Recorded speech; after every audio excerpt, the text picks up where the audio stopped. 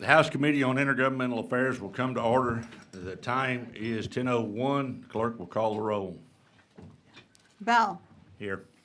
Sweener. Here. Cole. Cortez. Garcia Hernandez. Leah Wilson. Lowe. Here. Luther. Rosenthal. Here. Spiller. Here. Tepper. Here. Quorum is present. A quorum is present. Members, I'd like to continue the practice of reserving questions until the end of each testimony today. I'd also remind everyone in the room to please silence your cell phones. Lastly, we'll be calling authors according to seniority currently present in the committee room unless other accommodations have been made ahead of time. Members, any questions before we proceed? Okay. The chair lays out House Bill 26 and calls, the chair lays out the committee substitute to House Bill 26. The chair recognizes, the chair offers up a committee substitute to House Bill 26 and recognizes Representative Oliverson to present the bill. Thank you, Mr. Chairman and committee members. It's a pleasure to be with you and appreciate the opportunity to lay out House Bill 26. Formerly known as, during the regular session, House Bill 1862, which was voted out of this committee successfully, placed on a calendar, and we just didn't quite get to it.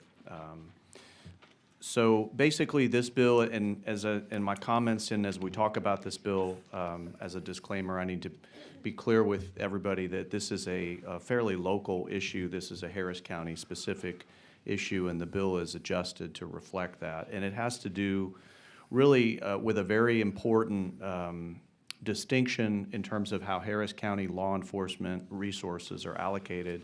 And that is that we are one of the only large urban counties where the sheriff's office and the constable's departments are co-equal partners in terms of actual primary policing responsibilities. And I believe, if I'm not mistaken, the majority of other urban counties don't do that.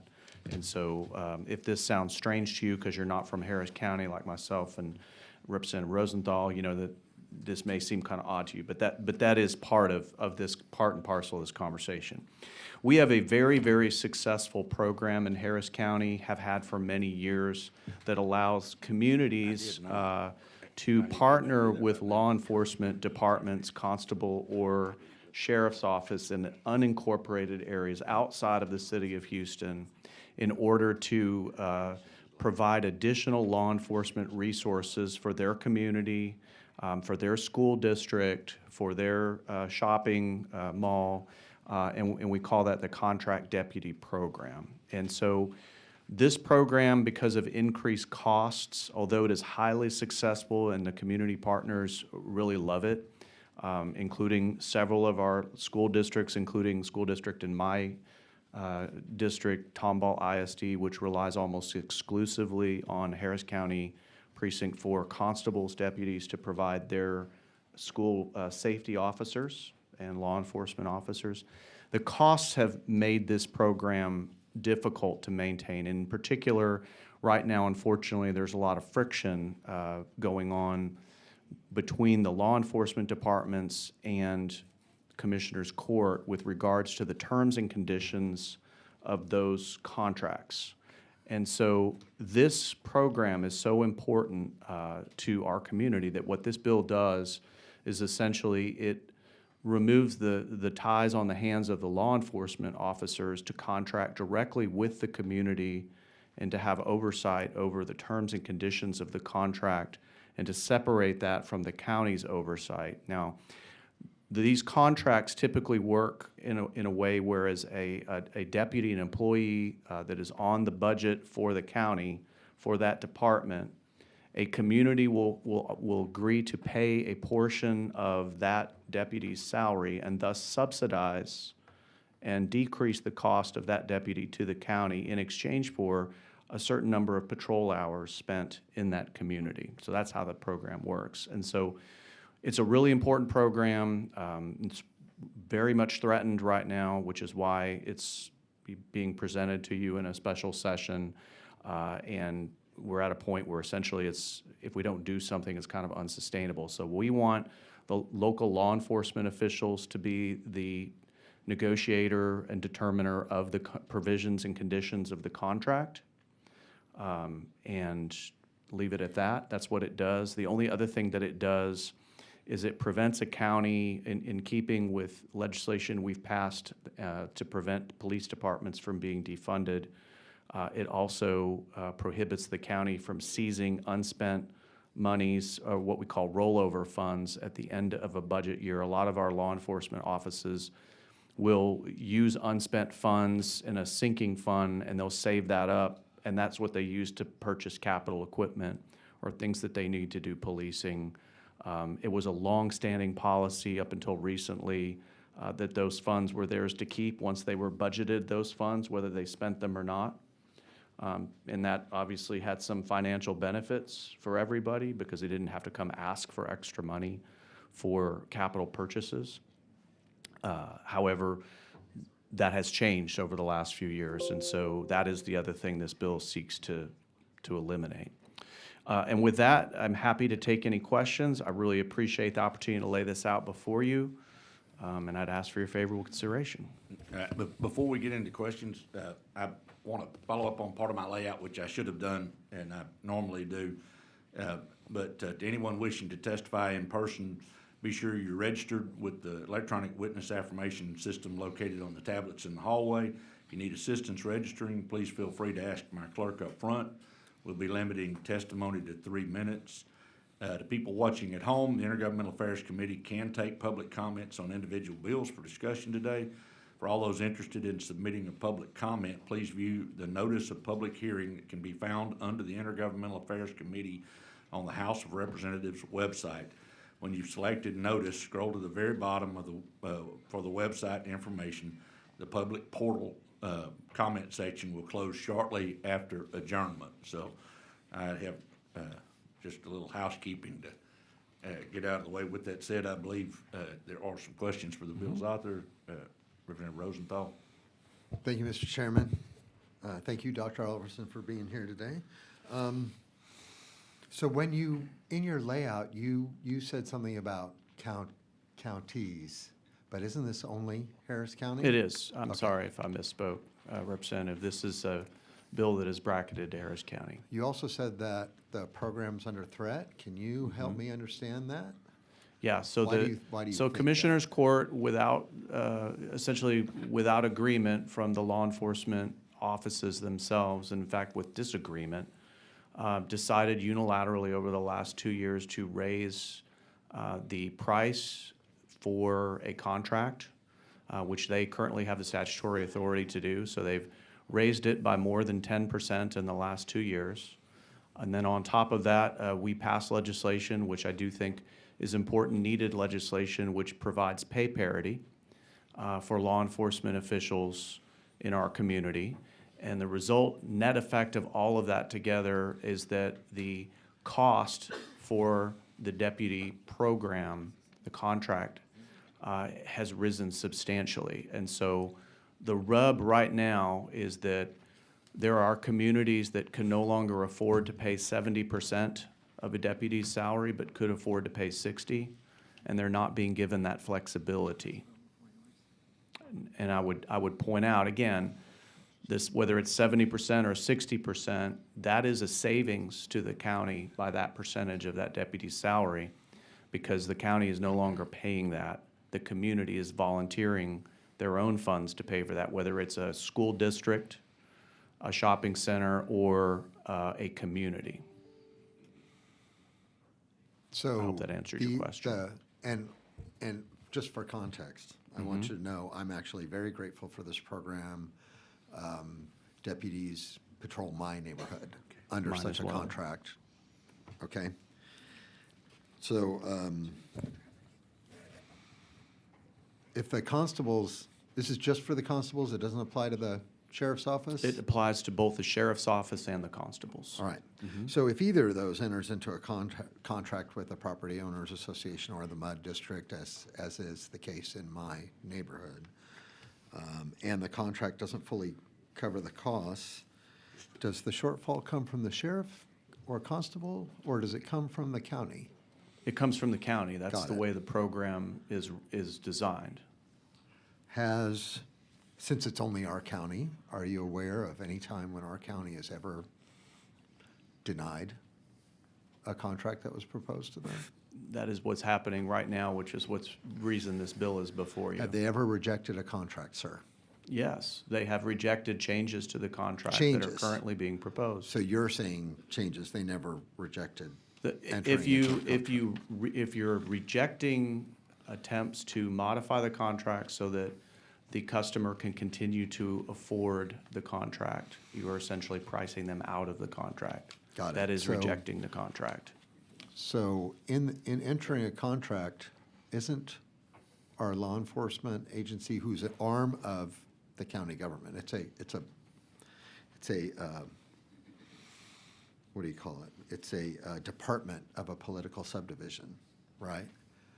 They enter the contract, they are obligating the political subdivision to those costs. Well, I think right? it's respectfully a little more complicated than that because all of these individual law enforcement departments are headed by officers who are also locally elected officials responsible to their communities. And that's one of the reasons why this program is so good and why it is so responsive and why it is so well cost contained is because all of these constables and our sheriff ultimately have to answer to the voters as well and separate from the county commissioner's court. Are you aware of any other circumstance in our lives where you can sign a contract that obligates me to pay, but I don't have to be a party of the contract? This is the way this program is set up. It's And currently not. You're trying to change it. I am trying to change it, Got you it. bet. I believe, Representative, that the local elected officials who are responsible for policing in these communities have a good chain of accountability with the voters to ensure that these costs are kept reasonable and manageable. And again, I don't, So would you also agree that the county commissioners, and I see my county commissioner sitting right here, aren't they also locally elected officials? to a certain extent, there's overlap, but there Tell are, me they're there are not what, locally 8, elected there are what, officials. 4 county commissioners and there are 8 constables? So I'm just it's a saying. little bit more local.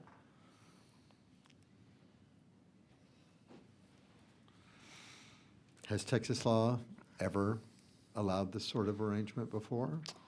I don't know. Thank you.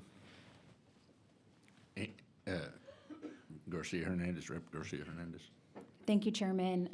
Thank you, Dr. Oliverson, for being here today.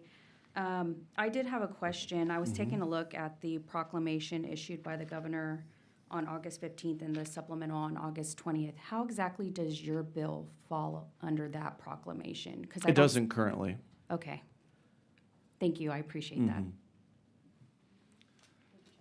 Any other questions of the bill's author? Okay. If not, the chair calls Mark Herman, Thank you, members. testifying self. And I'll reserve your right to close, Dr. Alderson. The chair calls Mark Herman, testifying self, Harris County Constable Precinct 4, for the bill. You can please proceed, state your name. Yeah, Mark Herman, elected constable, Harris County Precinct 4. Dr. Oliverson did a great job laying this out. We find ourselves in very troubled waters in Harris County. We have basically 3 commissioners that know little or nothing about the contract deputy program up in my area, in the Dr. Oliverson's area, and Commissioner Ramsey's area, who's here to testify today. They have basically turned our county over to a bunch of bureaucrats. And they're adding prices and things into these law enforcement contracts that are making them unsustainable.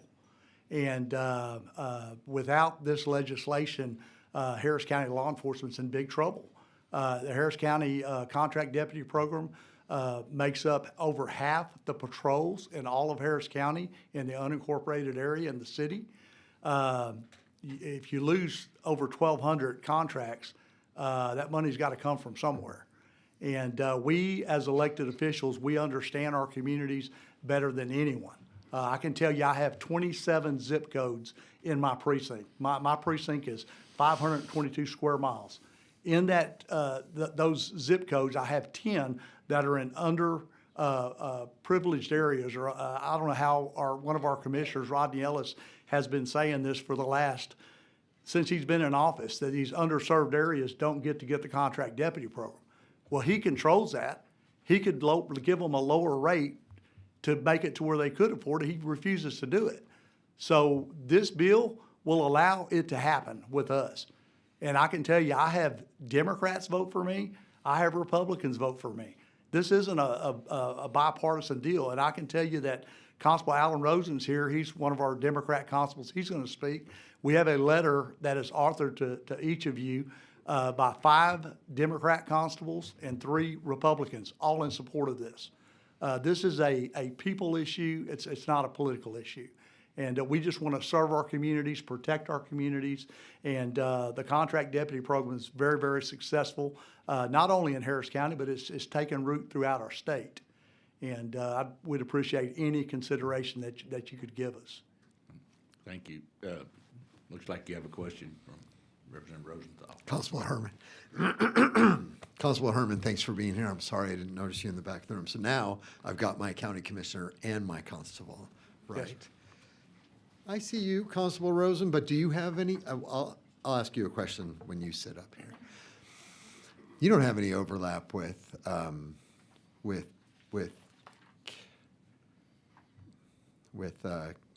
County Commissioner Precinct, is it 2? Is that Rodney Ellis? Rodney Ellis is precinct 1. All right. Adrian Garcia is precinct 2. Do you have any overlap with either of those? I do, Okay. yes. Do you know how much overlap you have with House District 135? What is 130? Is that yours? That's mine. Okay, I do have some in Jersey Village, in that area. So Jersey Village is not in House District 135, but I Okay. will let you know your constable precinct contains my entire district, so I'm Okay. grateful for your service. Okay. Okay. And actually, I think y'all do a really good job for Sure. us, and we appreciate it. And my whole area is unincorporated, so we rely heavily on constables and sheriff's department for most of the law enforcement. And besides the ISD police forces, I think y'all are it for us. Is that right? Yes. Has the Commissioners Court ever denied one of these contracts before? Yes. They denied a contract? Yes. So you tried to enter into one and they Yes. just said no? Yes. Was it based on terms? What was the It was basis based of on, the denial? it's kind of like our rollover monies, and our rollover monies are monies that I save throughout the year. At the end of every year, they take our money. And they have these bureaucrats that make it so difficult for us to use this money. At some part of the year, they say, we got rules that you can no longer spend that after a certain date. Same thing on contracts. We have contracts that want to come on with us and start a contract, and they say, no, we changed that. You can only do a contract at the beginning of the year. In other words, these HOAs, when they start having issues and problems and they want to enter into a contract, we're not allowed to do it unless it's at a specific time of the year. This bill would allow us to be able to engage and help the community then when it's needed, not wait for a year from now, then we can help you. You're saying that Harris County Commissioners Court has rejected a deputy patrol contract? Has it actually went before the court? No, it never would make it to that level, because they would never put it before the court, because they would say it's not in our guidelines and rules. I can tell you that. Is it associated with the from- budget process? Do you know if that has to do with the budget process for them? They say it has to do with the budget process. They say it has to do with just new rules that our county judge makes. And we understand rules, and we're okay with following rules and guidelines. We understand the business aspect of it. I mean, I manage a $85 million organization. I understand it, I get it. But when it pertains to our contracts, we understand our communities, and they make up these rules as we go along, and they change from day to day. You said the county judge makes up rules. Doesn't any county judge have to have a vote of a majority of Absolutely. the 4 Absolutely. commissioners? Yes. Yeah, so it's the whole court. Well, no, it's not the whole court. It's a majority of the Usually, usually Commissioner Ramsey's, it's a 4-to-1 vote. So, yeah. Sorry about that, sir. But he's still my commissioner, so he definitely gets my support.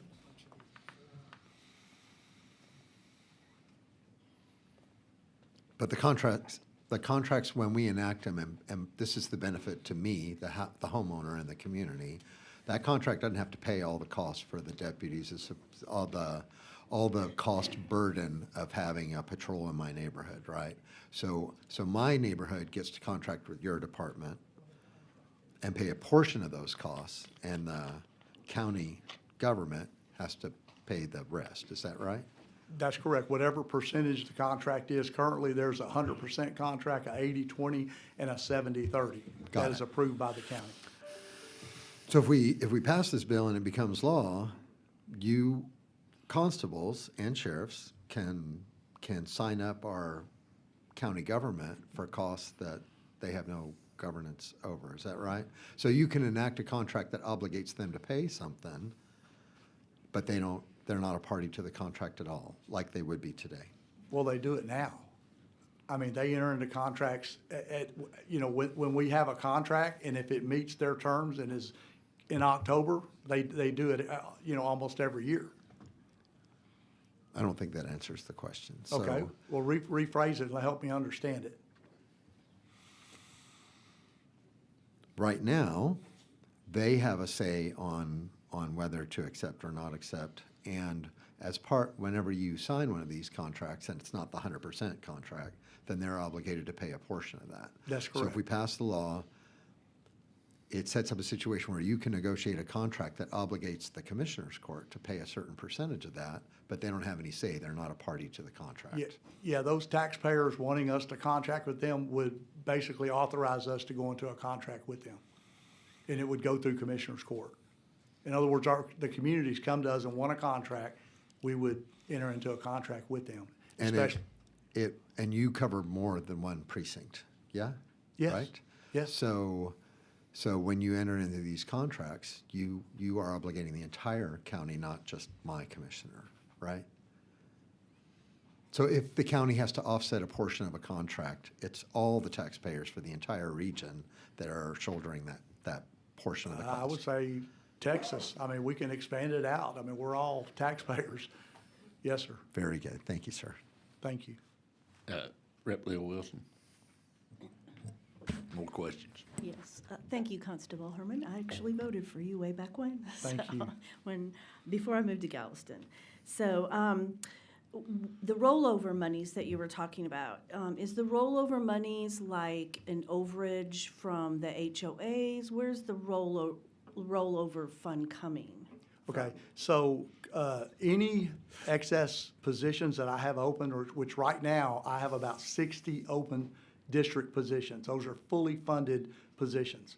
Those salaries roll into my budget. If no one's in those positions, that's money that I save through the year. Or if I save on gas, or if I save on vehicle maintenance, there's a certain budget they give me. And normally every year we save between $1 million to $2.5 million. Does the county though, who is initially paying for that? Is it coming from the county? It's coming from the contracts and the county, Okay. the budget they give me. If they give me $85 million. So it's the county's money in the end? It's the county's So money, they're yes. taking back what they already? Yes, ma'am. Okay, all right. And then the other thing, you both sign the contract, and then it goes to the Commissioner Court for approval when you do have a contract that's signed? So you're not obligating them without their willing consent or signing of a contract, and then it goes to the Commissioner's Court for final approval of the contract? That's correct. Okay, all right, thank you. Yes, ma'am. Yes, ma'am. Thank you. Any other questions? Thank you very much. Thank you, sir. for your testimony.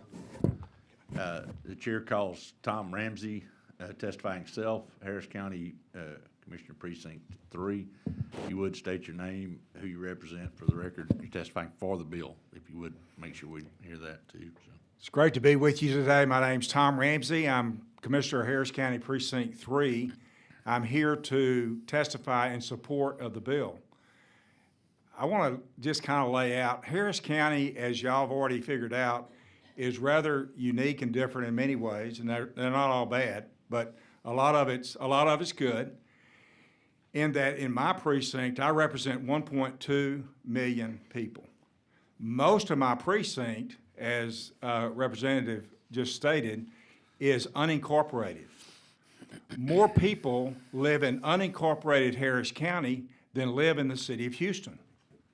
So when you think about services, when you think about what can we do related to probably the most unique situation in the entire state, when the population is not in incorporated city of Houston, you need to do something a little different. That's why the contract deputy program has been so successful. I know it's successful because it covers 95% of the unincorporated area of Harris County. Just keep that in mind. 95% of unincorporated Harris County is under a contract of one or the other. These are people volunteering to pay to have a service with the county. They contribute $75 million of roughly a $110 million program. I would define that as success. But let me define it another way. What does the crime data tell you? So, you know, you get information from the sheriff's office, you get information from HPD. They're doing their job, what they can. But I go to the coroner because he has real data. Kind of hard to argue with a murder. When there's someone murdered in Harris County, they have to go through the coroner's office.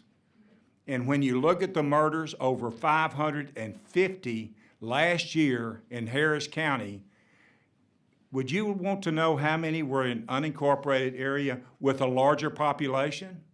95. And I totally credit the contract deputy program and the patrols in those neighborhoods for protecting it. So it sounds like it's a great program, as the representative had indicated. But it's been under attack since I got on court, even before then in 2019. It's the strangest thing I've ever seen. People are always looking for different reasons to, well, this is bad. The Chronicle has written at least 20 articles on how bad it is. But all I can tell you, you wake up every day to a safer neighborhood. Why are safe neighborhoods important? It's the only part of your largest county in Texas that's growing. The unincorporated area of Harris County is growing because, many reasons, but I think one of the primary is I got a 5 times less chance of getting murdered if I live in unincorporated Harris County, so people figure that out and it's growing. So I'm here simply to communicate the fact that I'm in support of the bill. The process is well defined, but believe me, it's under attack. And the unelected bureaucrats that Constable Herman referred to, that's real. And when they come through the details, so I'm here again, please pass the bill, keep our neighborhoods safe, and I think that'll allow growth to continue in your largest county in Texas. Now, I believe there are some questions for you, Commissioner. Rep. Rosenthal. Thank you, Mr. Chairman. Thank you, Commissioner Ramsey, for being here today. So before I even start framing this, can I ask you what your vocation is? What have you done for a living for most of your life? I'm a registered professional engineer. Are you now? Designing roads and bridges and such as that. So that makes 2 of us. I'm not an RPE, but I'm also an engineer. And would you say that Some days it's a curse, isn't it? it's a blessing and a curse, no Right. question about it. But would you say that engineers, by and large, make big decisions based on data? We So do. you brought a data-driven conversation into this room today, and I truly appreciate that. And your stewardship of our precinct. So you know that, oh, let me ask you this question. You talked about growth. What congressional district do you live in, if you don't mind me asking? Wesley Hunts. So it's 38, Right. congressional 38. And before 2021, how many congressional districts were there in Texas? Do you Well, know? If this is aesthetics, So I hadn't. why don't we keep our remarks I am. specific to how It many is. congressional It is. districts? Okay. I'm building on that. So there were 36 districts in this Okay. state before 2021. the reason that you and I both live in Congressional 38 is because it's one of the fastest growing areas in the entire state and actually in the entire country. And now you're in here talking about data about how it's also one of the safest parts in our region, the unincorporated area. Is that right? That's correct. And so you fully support this program. I do.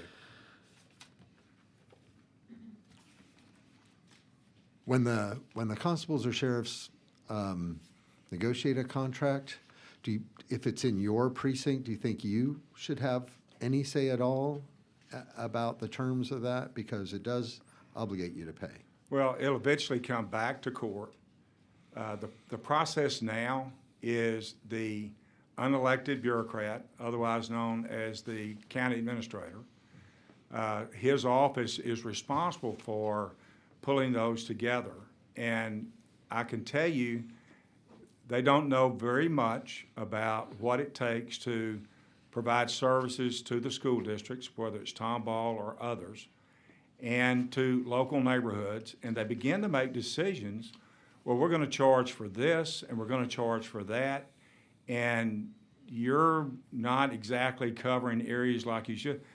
It's absolutely a complete misunderstanding of what it is. And Constable Herman and the others meet with them often, and they talk real slow and try to communicate what they're doing. But I wouldn't be sitting here today if we hadn't tried everything we know to do to try to get this thing resolved within the context of our world. But I'm telling you, it is at risk. It is under constant attack. And that's why, again, this bill was written, and we need to do something. So I hear you. And believe me, in my history, both as an engineer and as a legislator, dealing with bureaucrats that don't understand data and don't have to make stuff work in the real world can be very frustrating. I'm with you. But the complaint, so the assertion that you're making about the detriment of these unelected bureaucrats being part of the pricing and negotiating process, you kind of could make the flip side argument that if they're cut out, your office doesn't get any say in that, and if the constables or sheriffs decide to change the pricing structure, and actually it would be an advantage for me in my neighborhood if they could charge 50%, right? I would be able to elevate the amount of patrols without extending extra cost from my homeowner association fees. Comes out of my personal pocket. So I personally would prefer that, but it wouldn't that sign our county up for more cost than without them even having an opportunity to weigh in. So what I'm really asking you is there space to make this all work for everybody to where your office gets a say, but unelected bureaucrats should not be denying me the service for my neighborhood? I think having law enforcement lead in the negotiation, go work out the very best contract we can based on the circumstances that exist in each neighborhood. I'm very comfortable with that. I'm very comfortable with them bringing that back to court in terms of negotiating. But what is of concern to me, you're talking about 1,200 officers, 1,200 officers of the 2,400 officers that are in sheriff and constable's patrol. They're in the contract deputy program. And I don't think they figured that out, that this is a huge deal if you begin to constantly attack the program as not being of value, that you constantly attack the program that it's going to help some neighborhoods but not other neighborhoods. When you contract representative in your neighborhood, that helps out all the other neighborhoods that don't have the ability maybe even to pay because it frees up officers to work there. What I'm concerned about is people canceling contracts because of arbitrary expenses added on to the cost of the contract. And even though I see that very clearly, and I would not vote for that, I might get outvoted, as happens occasionally with me on the court. Yeah. So I think it is good. We need a different way to do this to protect probably the most important program we have in Harris County is this contract deputy program. So first, I agree with you, and I support the program, and I hope this line of questioning doesn't make it sound like I don't. It already covers 95% of the unincorporated area, so it is a dramatic success, yeah? Yes. And we want to keep it healthy. And if it was up to me, I would expand the program too, right? Okay. Thank you, sir. Yes, sir. Thank you. Rep. Leo Wilson. Commissioner Ramsey, how long is a contract for when you get a contract? Is it a year? And then expand on that and tell me that after, does it just continue on and they can just do a price increase or make the county eligible for more money without having to go back and renegotiate? Well, a very reasonable, almost unwritten policy was we would let the neighborhood or school district know a year in advance before we increase the rate. But because even as late as last week, there was discussions with, we're going to go ahead and move the contracts up. We might give them a year's grace, but you'd have a better deal if you cut a deal with us now rather than later. It really was very confusing. I asked people to explain more than once the motion that is made to your issue, your very issue. I asked 3 people and I got 3 different answers, but the simple process, the way it's worked successfully, we give a neighborhood a year's notice in advance. That way they can get their financial house in order and move forward with it. But even today, that is unknown. There's a lot of unknowns in terms of how it's currently being managed. I can't tell you for sure that they're not going to say next week, we need you to come with, and we're going to increase it 30%. And if you're in, you're in. If you're out, you're out. When the bureaucrat makes the decision, do they give you reasons why, or do they just say no? They do. I mean, Okay. they point to, for example, they may charge for vehicles. When they're charging for twice the number of vehicles than's actually being used because they don't understand what the constables are doing. And even though the constables tell them, we're only using half the cars that you're charging, they simply ignore real data and move forward with their assumption. The reason they do it, and if you've read and understand, we're going through budget, as we do every year. We've got a $2.9 billion budget. I've identified $500 million of that is discretionary spending. But they are really looking hard this year, in particularly, for money. And if they can take money Right. out of the constable program and put it in some other budget category, that's really the end game. Yeah, and I think I have a huge problem with a bureaucrat who is unelected making the decision to prohibit it from even coming before the electeds, for the electeds of that county to decide. Like you said, sometimes we lose, sometimes we win, but prohibiting, why should a bureaucrat prohibit that from being considered by the elected? And it's almost like a kingdom there where I'm in charge and I have a different set of priorities, and my priorities might not be safety. That might be number 10 on my list, where something else is above that. And that really should be a decision then made by the elected officials at Commissioner's Court, in my opinion, to say yes or no, this is a priority for my community, for my city. Because if it's the Commissioner's Court deciding it, the elected, the citizens, can get rid of that person if they're not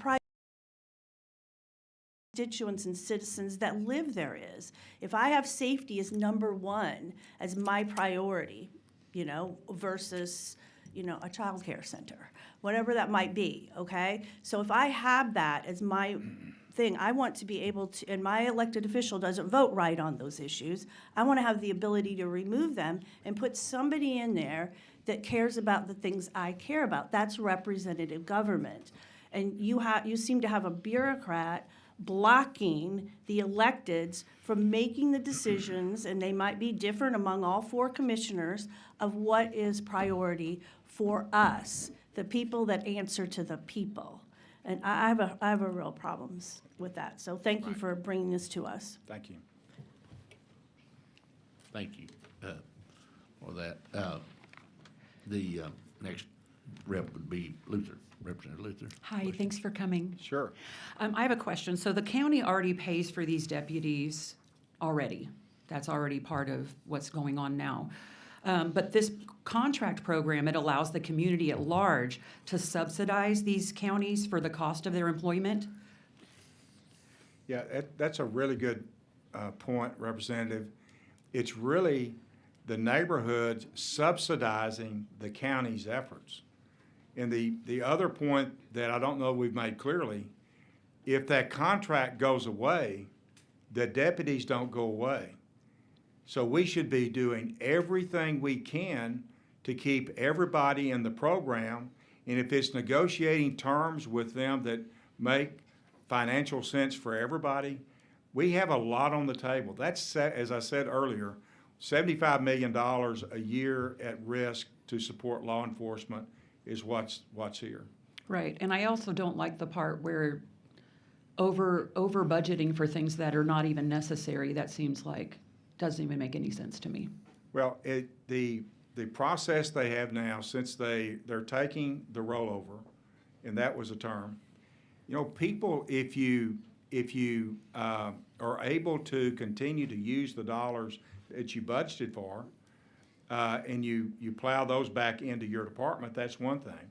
With what people are doing now, because they don't want to lose the money, rollover, it gets swapped at the end of every fiscal year, the money gets taken. Well, they're going to spend every nickel and dime they can so that they don't lose any in rollover. Yeah. Right, which makes sense for them to do that, but in the Bad meantime, system. that's not good That's for the right. taxpayers. You're right. Thank you, sir. Thank you. Another question from Representative Rosenthal. One last question. Do any other counties in the state have this type of program? They do not, and It's only us. as far as I know, it's only us, and for all the reasons we said earlier.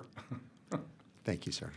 So I do have a question, and I really don't, not so much a question, it's just to go back and touch on something that was mentioned earlier. But if right now local communities are subsidizing the county's cost for law enforcement by paying costs associated with these constables, which keeps, in all likelihood, a higher percentage of deputies or constables on the streets, which I believe you mentioned earlier, patrolling, and the byproduct of that is a reduction in crime because of just the visible presence of law enforcement. So it's pretty safe to say that if we don't figure out a way to keep these programs available to the communities, that if you reduce the presence of law enforcement, the visible presence, then the antithesis of that could be expected to be that you would then make it more available for the criminal element to act more freely. If there's no law enforcement there, it's That's true, and I think Mayor Whitmire is doing a very good job working with HPD, trying to get them more folks on, but they will tell you they don't have enough boots on the ground patrolling neighborhoods, and that's the one contrasting specific comparison you can make between the patrols in the city of Houston and patrols in the unincorporated area. It's just night and day. Thank you. Thank you. The chair calls Adam Haynes, Conference of Urban Counties, testifying against the bill. Yeah, he's in another committee. Okay, then we will show him, we will show Adam Haynes, Conference of Urban Counties, registered against the bill. Chair calls Alan Rosen, Harris County Precinct 1, testifying for the bill.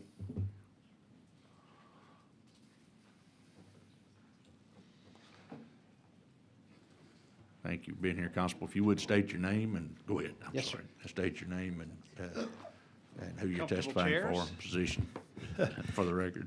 Alan Rosen, Harris County Constable, Precinct 1. And I have handouts that, 12 handouts that I would ask the secretary to give out to each member. I want to thank this committee for considering this bill. This bill is single-handedly the most important bill to us in local law enforcement in Harris County. This bill is supported by a bipartisan group of all the elected constables in Harris County, 5 of which are Democrats, 3 of which are Republicans. This bill, in my opinion, is going to finally open up the ability for some of our neighborhoods that historically have been underserved and have been neglected, to finally look at potentially allowing us to come into those neighborhoods and provide law enforcement services at a cheaper rate. I want to address a couple of things. Presently, right now in Harris County, if you call law enforcement in the unincorporated, and it depends on the severity of the call, you could wait a very long time before you get law enforcement to respond to that call, from a traffic accident to having your alarm answered. And that's because we are shorthanded. Not passing this bill would crush law enforcement in Harris County. It would. And it's being subsidized by everyday taxpayers. I want to address one thing, Representative Rosenthal, and I appreciate your service. I appreciate all the collaboration that we do. I have been denied a contract.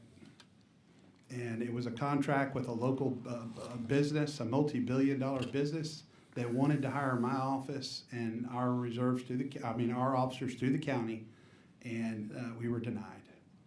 And I have rolled money over every year to this county. I'm fiscally, I manage my budget in a way that I am very judicious about the resources I have. And so us going and negotiating directly with some of those neighborhoods that have been sorely overlooked all these years is going to be a great thing if this bill passes. We're really just trying to take the politics out of it, and let's just do the service of what we are required to do to keep everybody safe. That's what's most important thing. I'm always going to be on the side of the people, not politics. And so I want to address one more thing. When you talk about the different funding mechanisms for a 70% contract and a 30% contract, there's been discussion that the county is somehow on the hook for that 30%. Well, I want to keep the committee's knowledge is that 30% paid by the county, those officers are doing a county function. They work traffic accidents. They check on registered sex offenders. They write tickets, unfortunately, have to write tickets. They do DWI initiatives. They do patrol initiatives. Whenever there's a big event that comes to town, those contract deputies are out there doing that county service so that the county gets that benefit of that percentage that the county pays. So this is being subsidized by everyday taxpayers who want more law enforcement in their neighborhoods when we have a massive shortage of law enforcement. This would take 1,200 officers off of the streets in Harris County. And I'm happy to answer any questions. Thank you. I believe you have a question from Representative Rosenthal. Yes, sir. Constable Rosen, thank you so much for being here. And I really, I cannot express how much I appreciate you and Mark Herman and the work that you do keeping us safe, and that includes my neighborhood. So to frame this, I would start out by saying I disagree with the premise of having our law enforcement professionals in partisan elections. I think y'all should be nonpartisan. I agree. Because the law should not care about red Totally team, blue agree. team stuff. Totally agree. That said, even though they are partisan elections, we've got a mix of Democrat and we have a mix. The constables in Harris County are a mix of political ideologies, and yet you all agree on this. We No do. matter what part of the spectrum our constables fall on, and hopefully by their daily actions, we can't really tell if they're way far left or way far right or somewhere around the middle. y'all all do a really good job for us in Harris County, right? Yes, But sir. you all agree on this. I do have a question, though. You couldn't get everybody to sign one piece of paper? So for those that don't know, there's like 8 pages like this because everybody signed one of the pages. Sorry So about that. It's okay. Some trees might have their feelings hurt, but not me.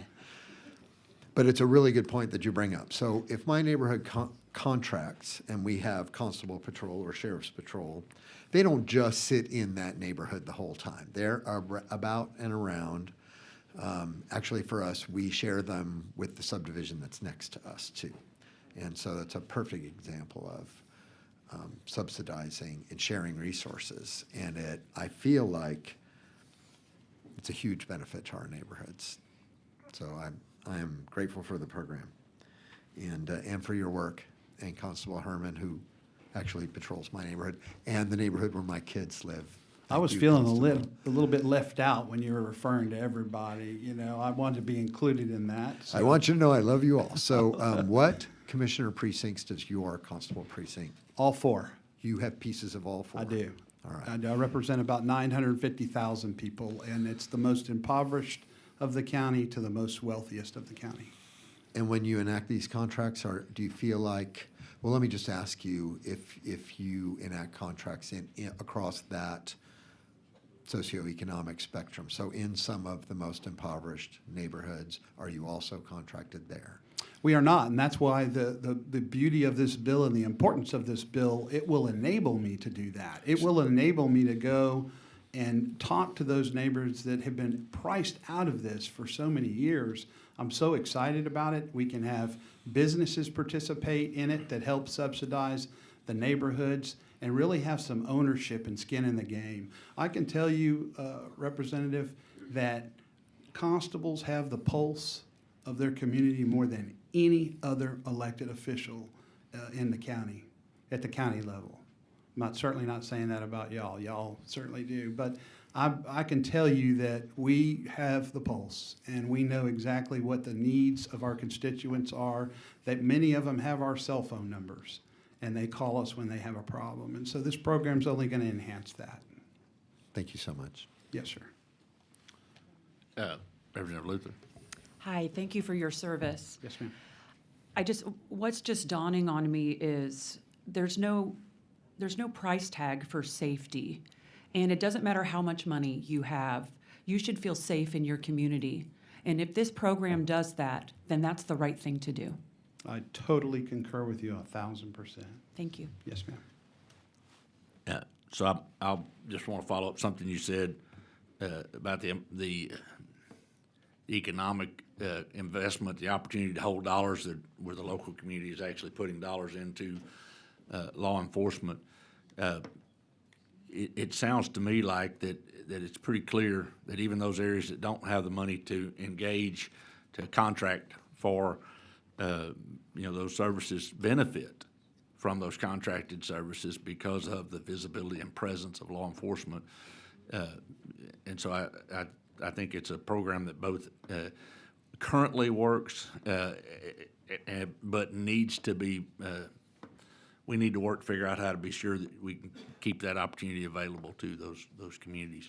So anyway, thank you for your Yeah, testimony. I believe that if we don't take action, it's in peril, deep peril. I do. Committee members, thank you so much for allowing me to testify before you, and I appreciate the work that each and every one of you do every day. Thank you. Susie said to come read them a second time at the end, so just. Okay, Mr. thank Chairman, you may I very have much. I'm excuse? getting feedback, I'm getting some directions from over here from my gunslinger. But, so, anyway, thank you for your testimony. Thank you, Mr. Chairman. So, yeah, she's a gunslinger, I tell everybody that, she's, So she said to read it one more time. okay, and so for the record, we're gonna show Adam Haynes, Conference of Urban Counties testifying, not testifying, but registered against the bill. And so, is there anyone else who wishes to testify on for or against this bill? If not, the chair recognizes Representative Oliverson, Dr. Oliverson, to close on the measure. Thank you, Mr. Chairman and committee members. And Mr. Chairman, I apologize. I know I said, it'll just be a quick little thing, but you know, I mean, sorry about that. I do want to say, just in closing, again, this isn't just about neighborhoods. This is also about school districts and other entities within our community. You heard Constable Herman talk about that. Tomball ISD in my school district relies exclusively on Precinct 4 constable through a neighborhood contract to provide all of their school resource officers. And so these are important functions in our county. We're talking about enhanced flexibility in terms of negotiating these contracts. These are county employees. The county already is responsible for paying 100% of their salaries anyway.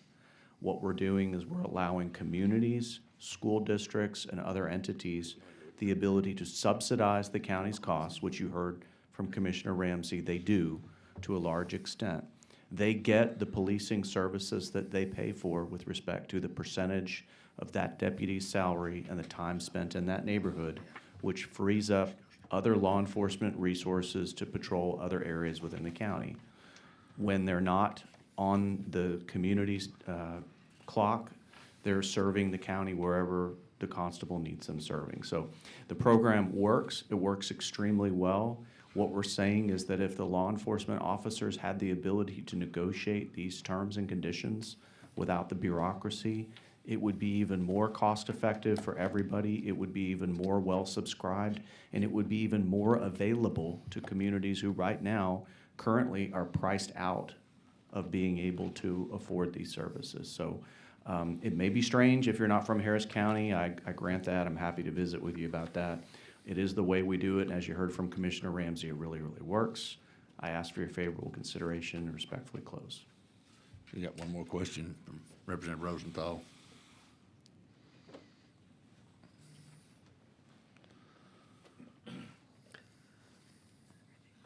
So actually, this is a really good program, and I have always supported it. Do you, just like me, and I already know the answer to this question, I don't usually ask questions I don't know the answer to. So do you also live in Congressional 38 just like I do? I do. So Yeah. one of the fastest growing areas in the entire state. And we enjoy, especially considering that growth, we enjoy remarkably low crime rates and remarkably fast response times. Do you know what the response time in your neighborhood is? Like the emergent response for law enforcement? So the nearest, Representative, our neighborhood has a contract that with Precinct 4 Constable's office, and there's an officer. In fact, the first person I met when I moved into my neighborhood was my neighborhood deputy, who came to my door, gave me his card, gave me his cell phone number, introduced himself, and said, I patrol this neighborhood. I'm here all the time. Anything you need, please do reach out to me. His substation, just luck of the draw, his substation is less than 1.5 miles from the entrance to my subdivision.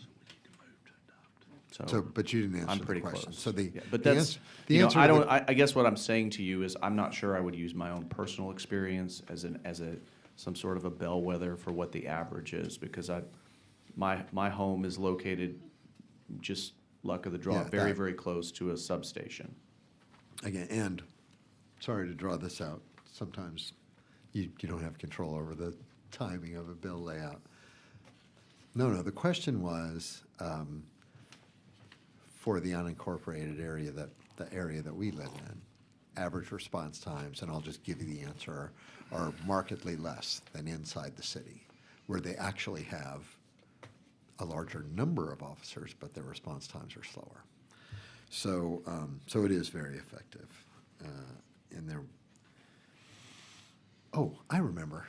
Last question. Do you know how I voted on this bill during the regular session? I do not. I know it was 6-3 in committee. That's what I remember. Yeah, I voted for the bill. I appreciate you, brother. It's not a personal favor. It's for the people that I serve. We're all unincorporated and we benefit from the program. So thank you very much. Thank you, Boy, Representative. do I have a deal for you, Representative Alderson. Thank you. Thank you, Chairman. Appreciate you. Thank you, Dr. Oliverson. Let's see here. The chair moves that substitute for House Bill 26 be adopted. Is there objection? There being no objection, substitute is adopted. We're gonna vote this bill out, is my intent, is the chair's intent. So, is there anyone? So, chair moves the House Bill 26 as substituted be reported to the full House with the recommendation that it do pass and be printed. Clerk will call the roll. Bell, Aye. Sweener, Cole, Cortez, Garcia Hernandez, Leo Wilson, Lowe, Luther, Rosenthal, Aye. Spiller, Tepper. 7 ayes and 2 nays. There being 7 ayes and 2 nays, the motion prevails. Okay, thank you. Chair lays out, Let's do this last. You do different. we'll do this one next, that'll be all our votes, that'd get everybody out of the, so if we do this one, it shouldn't have a lot of, All right. your thought, so. I was just thinking all of yours were last, but we can do this. If we do this one, so we got one other bill that,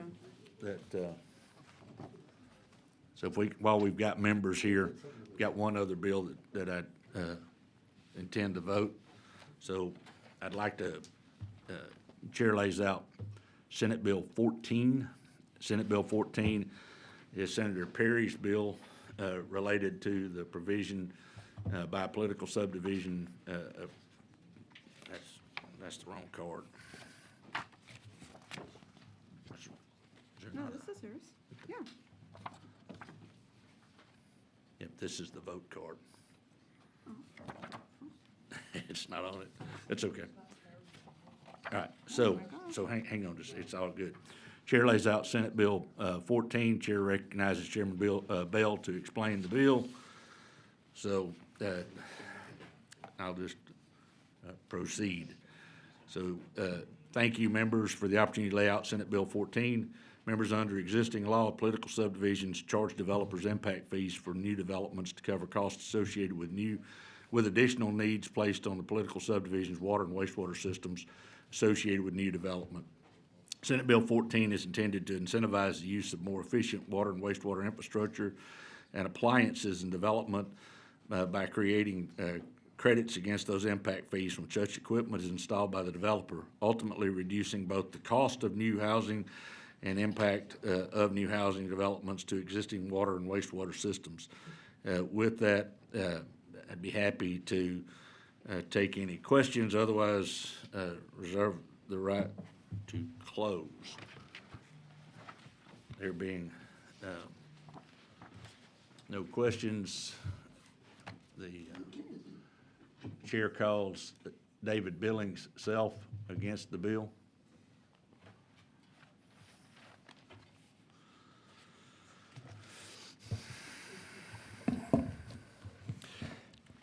Yeah, thank you for allowing me to testify today. I appreciate the time and efforts you put into this bill. I fully understand the need to conserve water in the state of Texas. My concern If you about would, the bill if you would, is several. state your name, for the record, state your name, who you represent, and your position on the bill, I'm please. David Billing, I represent myself, and I'm opposed to the bill as written. Just start again real quick is I do understand and appreciate the need for water in Texas to conserve water. My concern about the bill is the following concerns. One, the bill is very vague. It doesn't lay out which water saving measures you could take, where a developer could put in, let's say, water irrigation for a lawn, which already exists, and try to claim a credit against that. I think the bill should lay out specifically what measures are needed, such as drought tolerant plants or wastewater systems or gray water, where it's clear to the homeowners, the builders, the city council and county which credits that they get impact fee against. Second thing is water impact fees are used to pay off infrastructure for cities. If you reduce that impact fee, the impact fee should be at cost, and therefore you would hurt the city's long-term ability to repay their debts. The last thing is HOAs. The HOAs have the right to say no to this. If a person wants to put artificial turf in their backyard, which saves water, HOA can say no. They can override a state rule, so I suggest that the bill be amended to exclude the HOA's ability to unregulate or to deny water-saving measure as drought plants, artificial turf in backyards, or other measure the homeowners that want to take. Thank you for your time and effort on this bill. I do appreciate it. I'll take any questions if Any questions? Thank Okay, you thank you for so your much. testimony. Chair calls Cyrus Reed, Lone Star Chapter Sierra Club, for the bill. If you would, please come forward, state your name, who you're testifying on behalf of, and position on the bill for the record. Yes, for the record, Cyrus Reed, Lone Star Chapter of the Sierra Club, very much in support of SB 14. We believe that water conservation, water reuse are the lowest cost, most conservative approach to meeting our water needs. So we support this bill, which is an incentive bill. And what this bill basically says is cities come up with programs that encourage developers through lower impact fees to do stuff that goes beyond the existing law. And it's really intended to encourage new technology, things like purple pipes, and those things will not only lower water and wastewater costs, but will help those residences. And if we're smart about it, it will also help both with droughts and floods, because we'll be using that water more wisely and hopefully getting it back and reusing it in the system where it is and not off-site. I think during the regular session when this bill was heard, we did express the concern. We wanted to make sure that we're not giving incentives to developers for doing what's already in the law. I think it's clear from the author's intent that the intent is for those folks who go beyond, what the requirements are in the plumbing code or whatever the City of Austin code might be. This is for folks who go above and beyond those ordinances and those codes. And to the previous witness, the bill is not very specific, but the idea is to allow innovation and technology to proceed. If we need to come back in 2 or 4 years and really define what those things are, we can do that. But in the meantime, let's get this started and see what happens and let innovation go forward. And I'm Lone Star Chapter of the Sierra Club. Usually I'm here for more regulation. This is an incentive approach, but anything that is going to help us conserve water and lower costs, I think is good. Thank you. Any questions for this witness? Thank you very much for your testimony. I don't Thank hear you. any questions, so thank you for your testimony. Chair calls J.D. Hale, Texas Association of Business, for the, do what now? Builders. Texas Association of Builders, I'm sorry, for the bill. If you would, please come forward, state your name, who you represent, and position on the bill for the record, and then proceed. Good morning, Chairman, members. J.D. Hell here on behalf of the nearly 10,000 home builders, developers, remodelers, and associate members of the Texas Association of Builders. As you guys know, one of the biggest challenges our state faces is water, the lack thereof. And this bill goes a long way to incentivize developers and builders who are trying to help conserve water and address some of these challenges. It has been said that if every Texan in the state could save 1 gallon of water a day, that's 38 million gallons of water a day we would be saving. And so this legislation like this that rewards and incentivizes water conservation measures will help us save multiple millions of gallons of water a day once they get installed. And I'll be happy to answer any questions. Any questions for this witness? Thank you very much, and appreciate your testimony. Chair calls Adam Haynes, Conference of Urban Counties, testifying on the bill. I don't see him here, so we will show Adam Haynes, Conference of Urban Counties, not testifying, but registered on the bill.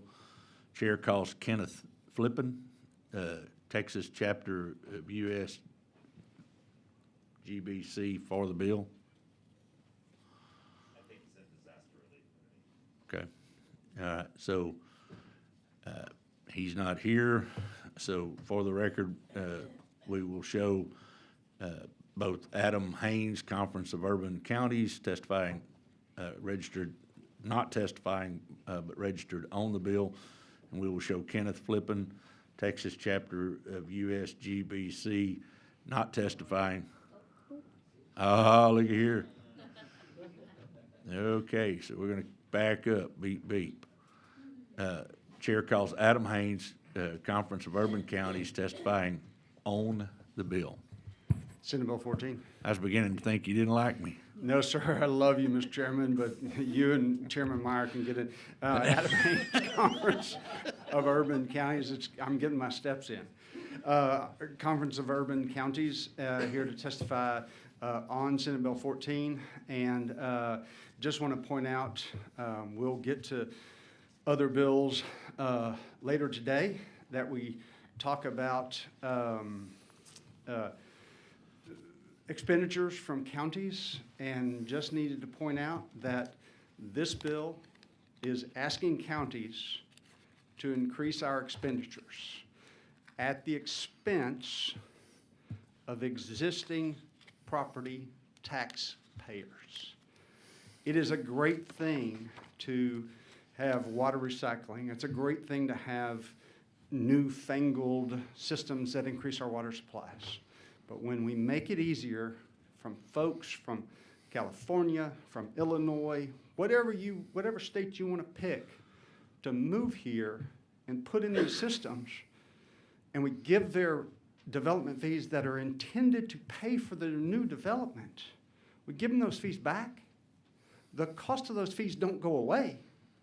They just get spread out to everybody else, including your constituents, and we're the ones that pay the freight. And that increases county expenditures, it increases other governments, but I'm here for the counties. Mr. Chairman, may I answer any questions? Any questions? We have a question. Representative Luther. Hello. No, catch your breath. Yes, ma'am, thank you. I was about to offer you some water, like I'm not, Bless- I might. You're always blessed. Okay. Yes, ma'am. Yeah, so, I really don't know. Do toilets that use less water, are they more or less expensive? Do you know? I don't know, but I've replaced a toilet. I believe that, price of toilets is up, and the price of, generally as you have technology improvements, prices go up. But my question is, why aren't these builders putting these toilets in the first place? Why aren't they already installing those just because it's the right thing to do? I'm sure my friends testified before me, and I love my home building friends. I'll let them Yes, testify. I do too. I'm just curious. Does it cost more money to put a low water toilet in compared to another one? I don't know the answer to that, but I'll ask someone that may know. One of the builders might know. I think the plumbing is probably, well, I'll tell you, the plumbing is very similar, almost exactly similar. Now, the porcelain object is more expensive than, say, the high flush. There's no such thing as a high flush toilet anymore, but Right. one that uses more water. Yes, ma'am. Right, okay, thank you. Any other questions? We got an engineer over here who wants to ask you a question. Rep. Rosenthal. Now I'm in trouble. I'm not going to ask you a question about toilets, although I might point out that if it uses less water, then you pay less for the water, and over time, at some point, that balances. I have no idea what that equation looks like. You are registered neutral. You Yes, are sir. registered on the bill, but your testimony didn't sound neutral. He said he loved it. Are you, I'm a student of this game, Mr. Rosenthal, and you know that. I'm waiting for a question.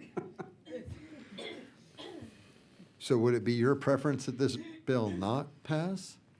It would be my preference that if the legislature, look, So I don't mean to be like that. no, sir, So I'm happy to answer that. The Conference of Urban Counties sees this as regulation and not incentive. Is that accurate? No, to sir, say? we see it as incentive. What I want to make clear in my testimony, and it's your call as to which incentives taxpayers pay for. And counties will implement what you have us implement. That's what we do. We do y'all's business at the local level. And so we will implement this bill if you pass it. That is your choice. But what I want to make sure my testimony is clear is that here really quickly, we're going to talk about county expenditures. and how counties pay for things and what we pay for things. And I want to point out that this bill will force counties to pay for things, even though it's spread like peanut butter across everybody.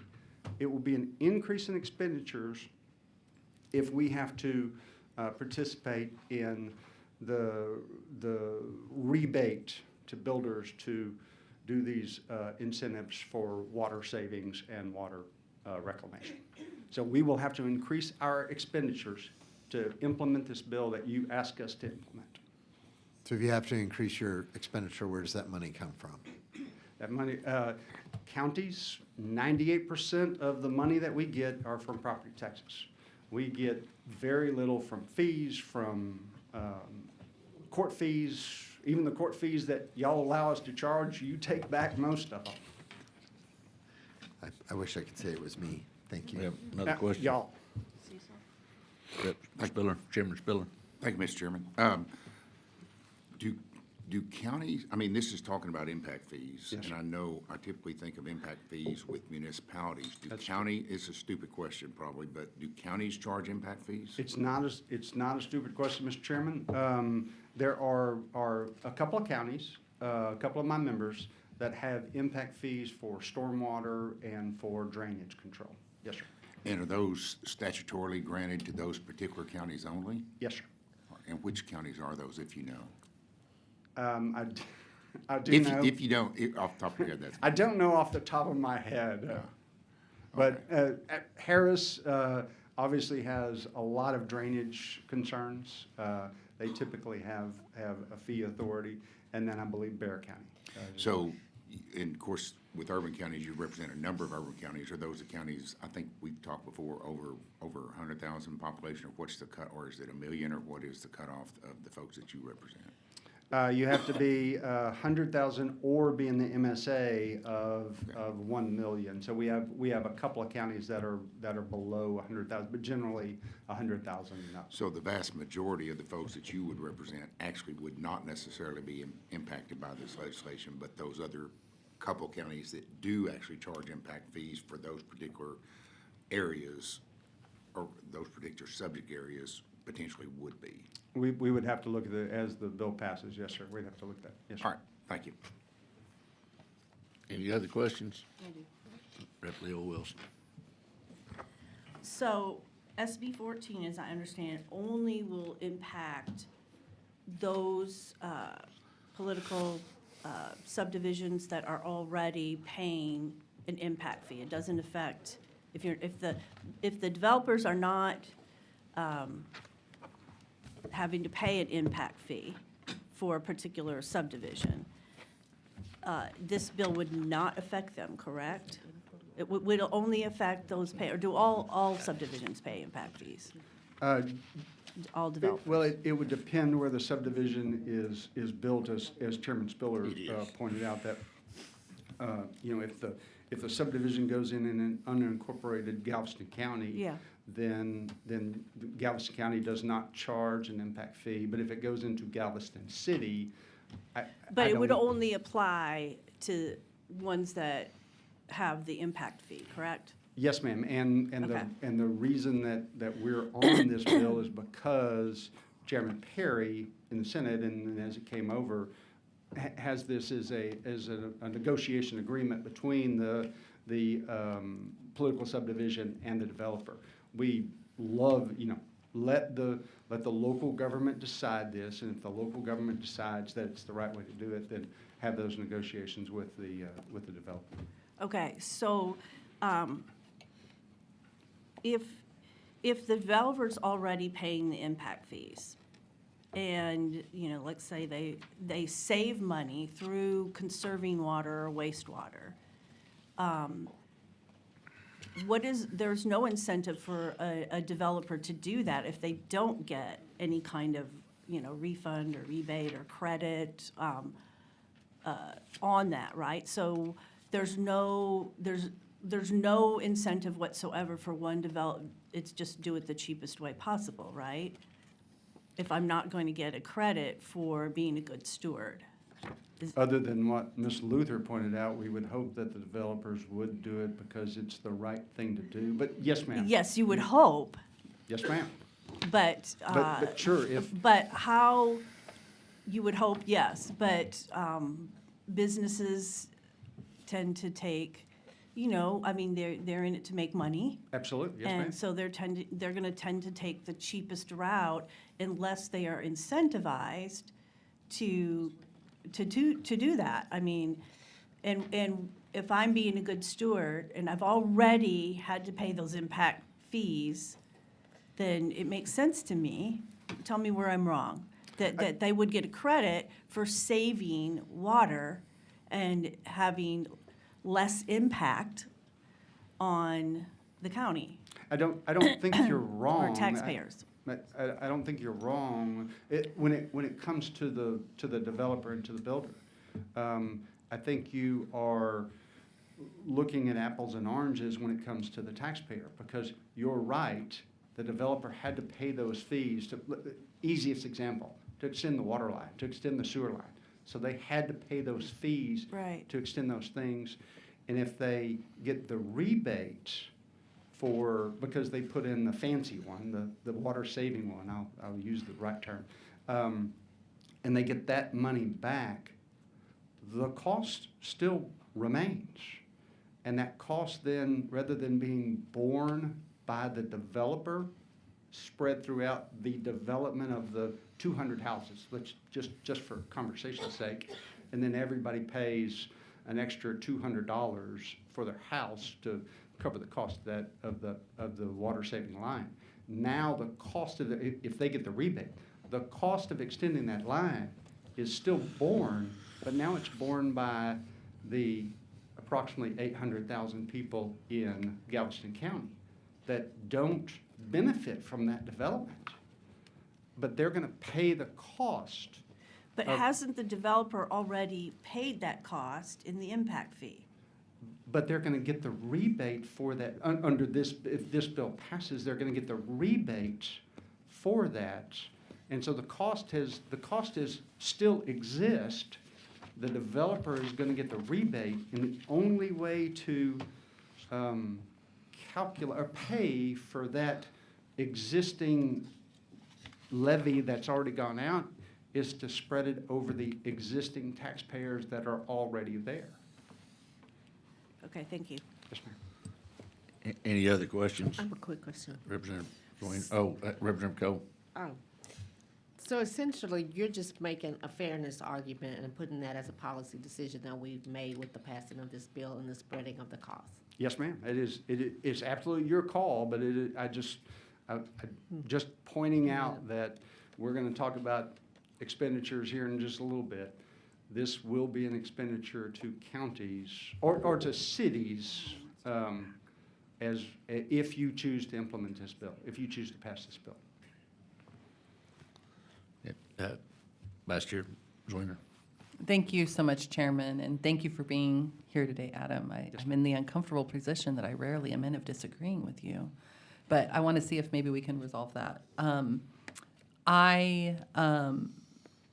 My understanding of this bill is it's only supposed to reduce the impact fee based on those actual reduced costs. Do you have a different understanding? I do.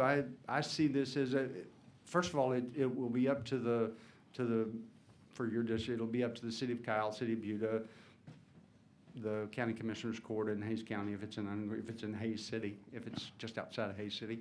And so it'll be a negotiation between the developer and the political entity, the political subdivision, to discuss and process those fees. And so if the developer says, I'm going to put in the water saving device and the cost of, again, the cost of that is $100,000.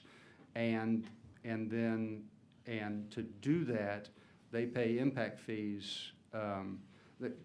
First of all, the impact fees probably are not $100,000 because it's, there is statutory requirements that says the impact fee can only pay for the processing and all of that for the processing of of the application and the processing of the permit. And so those impact fees, if the developer then negotiates to get those impact fees paid, there's still an outlay of government resources. That water line was extended, and the cost of extending that water line, the cost of extending that sewer, the cost of building the roadway is not going to be paid by property taxes for 10, 12, 15 years. And so that outlay is already gone, and it's already gone forward. And if the developer gets those fees back, it will be a cost to the public entity. Yeah, I think, and I may ask the author a little bit more about this to see kind of which of our understandings is correct here, but sort of my understanding of this bill, that persuaded me to be supportive of it during the regular session was that this bill, if somebody needed, let's say, 500,000 gallons of water a day, and instead, or if it was built to, normal industry standards, but then instead they built the property in a way where it only used 300,000 gallons of water, and therefore the line that extended only had to provide 300,000 gallons of water and would be less expensive to build, that would reduce the impact fee because of the reduced outlay from the local government entity. But it sounds like you're reading the bill to be more based around the developer's costs than the city's savings? I think your example holds, especially in the areas of Hays County where you're familiar with, when there are multiple times where a line or a cable line, whatever it is extended to one or two households. Where it really gets complicated, though, is when that line is extended to serve the 200 home, and you're familiar with those, the 200 home subdivision that's going in. That line, even if the developer puts in your area, the rainwater harvesting system that then reduces the amount of water, of raw water that they have to pull through that line is already right-sized for the 200 homes. And sure, there will be water savings because there is a rainwater system, or they put in low-flush toilets, or birds that don't rinse us off. Lots of those things can happen. But the cost of extending that line is largely a fixed cost. It doesn't matter if it's a 4-inch line or a 6-inch line. They're digging a trench through limestone. They're digging, and that line is going in. And so the cost, the government outlay in this instance, is already fixed and there. If the developer gets the impact fees back, then that cost is now spread out amongst more people, Yeah, your existing homeowners. I think the question that's come up is whether or not that cost is truly fixed, or whether or not communities are so committed to, a certain number of gallons per day per household that they're not willing to consider scaling back that infrastructure, even if there are conservation measures being put into place on the property. And I don't know, I've found this bill a very challenging bill during the regular session because I'll be frank, I don't think my community needs it. My community is invested in water conservation, period. All of my cities, my county are all working on that all the time. But I think what we're struggling with, and let me know if you have any ideas, is how we get communities where the water issues aren't as in their face to be as invested in water conservation and always trying to find ways to do a little bit better. Again, I think the nature, the focus of Senate Bill 14 is laudable, and it's a decision that y'all, should we incentivize the savings of water? Personally, I think yes. Even my organization, CUC, would say yes. There is a cost to that. I just want to make sure we all understand that the things that you do directly impact the expenditures that counties, other government, I only speak for county, that counties have to outlay to match those programs. Thank you so much, Adam. Representative Garcia Hernandez. Thank you, Chairman, and thank you for being here today. Would you say that probably the better position would be that to allow like our counties and municipalities to make the decision if whether they wanted to provide that rebate or not, just so at least that way they have they're in the best position to determine if whether they can take on that cost burden or not. I think that's right, and unless it is changed, unless there was a committee sub that was laid out, that's the way it left the It's the way it Senate. is. So it is a negotiation between Dallas County and the developer in this instance to see how much, what if, of the impact fee would be returned, and that would be a negotiation. And that's a bright standard for my organization, is let the local policymakers make that decision. Gotcha. And so then, if I understand you, Senate Bill 14 does not do that, does not allow them to do that on the local level. No, it does. That's why, Okay. that's why I'm on, rather than oppose, I do Opposed. not oppose this bill. Make Okay. that very clear. Yeah. I do not I oppose know. this bill. We're just- And that is the decision that Dallas County or City of Dallas would make in those instances. Okay, great. Thank you so much. Any other questions for this witness? Thank you. At the request of a member to be able to answer specific questions that were asked, Chair's gonna call J.D. Hill, Texas Association of Builders, registered for the bill, to come forward and kind of be answer some questions that are specifically needed answering. State your name and. Thank you, Chairman. J.D. Hill, Texas Association of Builders. So, I Representative thought of Luther? I'm sorry, I thought of my questions after you left, and I think Representative Garcia Hernandez has the same thing. So they call me Simple Shelley for a reason, because I'm just common sense, and I just want it to be like the simple idea of what's going on. So these incentives, obviously, we all want to conserve water. Everybody should be conserving water in Texas. What does, on a particular house, or I know it varies because of the size of the house, but how expensive is it to make it more conservative, basically, compared to not? And why aren't builders already doing this? Because it's what's good to do. Thank you so much, Representative. I will say some builders are using it, are doing this, because technology is improving and it's getting cheaper. As you know, the cost to do anything, everything has a cost. So, and all those costs get passed on to the consumer.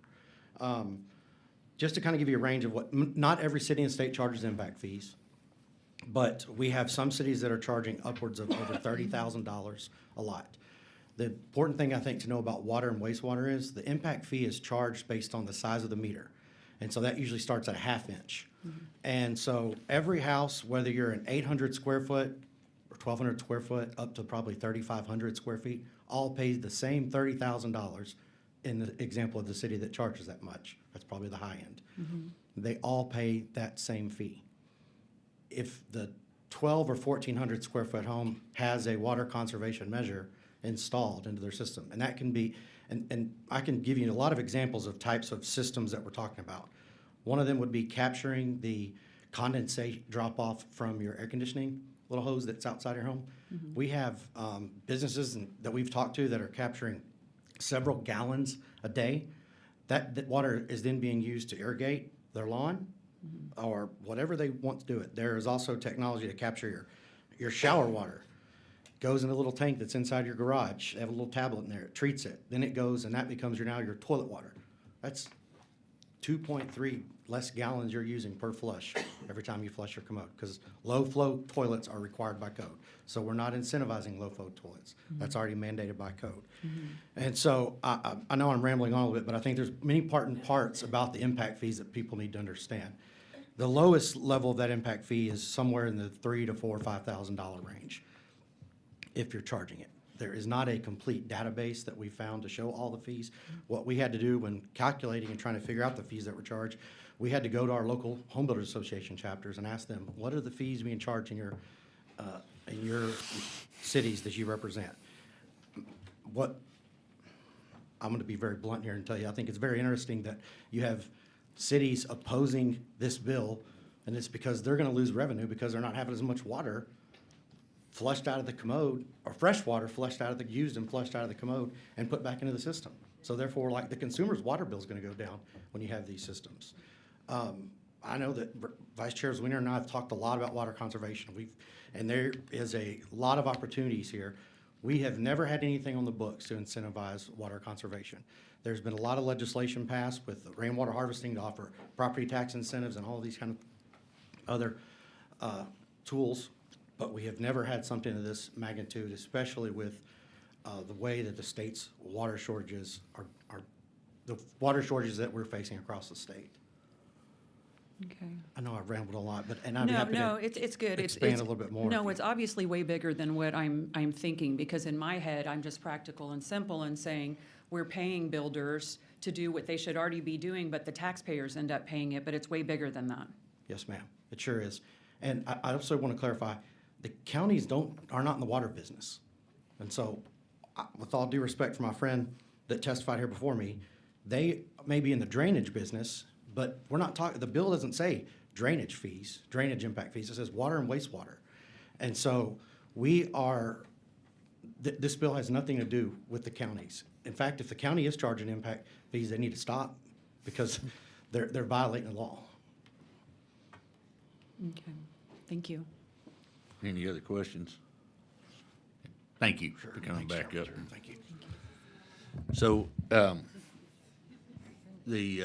we're gonna show, the chair's gonna show Kenneth Flippin, Texas chapter USGBC, registered for the bill, choosing not to testify. Is there anyone else who wishes to testify on, for, or against this measure? If not, I'll close. I think there's been a lot of conversation about this project. I think at the end, or this bill, at the end of the day, it's an opportunity for local entities to work together with developers to come up with a basis by which there's a reduction of cost for impact fees if there is a reduction of water consumption or wastewater dependency and a cost savings. And that's the intent and purpose of the bill. And if that's not there, then my expectation is that the local entities would not act as if it were. So with that said, for any questions, I'd be happy to do my best to answer them. Representative Bill Wilson. Cecil, so this bill would still make that whole thing optional and an agreement between the developer, and it's not a mandate? It is not a mandate Okay. at all. Thank you. So, any other questions? Okay.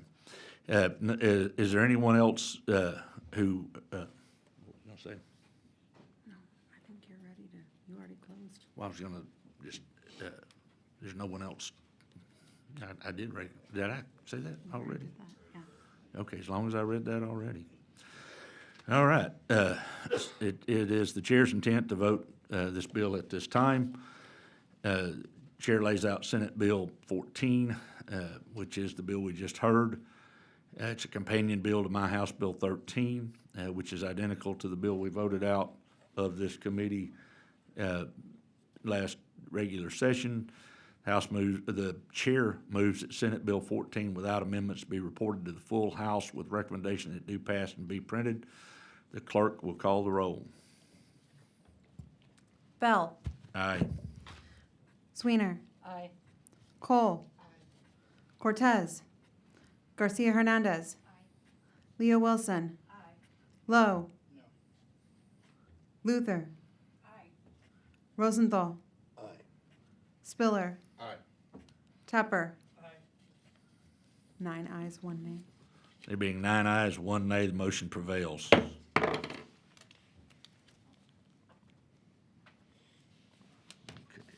where's 46? 46 is right there. Right there, okay. Thank you, members. The chair lays out House Bill 46 and recognizes Chairman Tepper to explain the bill. Oh, and do you want to tell them that there's lunch too? Lunch is ready. Oh, okay, yeah. So just for the members' knowledge, members only, there is lunch. So, yeah, it is not for but Anyway, there is lunch back there for anyone signing. You're not going to want lunch because this is going to be very interesting. Very popular bill. Chairman Bell and members, thank you for allowing me to lay out House Bill 46. Although the Texas Constitution imposes constitutional spending limits on the Texas legislature, current law does not expressly prescribe such a limit on political subdivisions. House Bill 46 imposes expenditure limits on any political subdivision that is authorized by law to impose an ad valorem tax or issue bonds. This bill imposes an expenditure limit, that is the amount the political subdivision spent in the previous fiscal year, or that amount adjusted for population growth and inflation, whichever is greater. The bill exempts a grant, donation, or gift from being considered an available source of revenue. The bill also exempts a disaster relief cost from being considered an expenditure.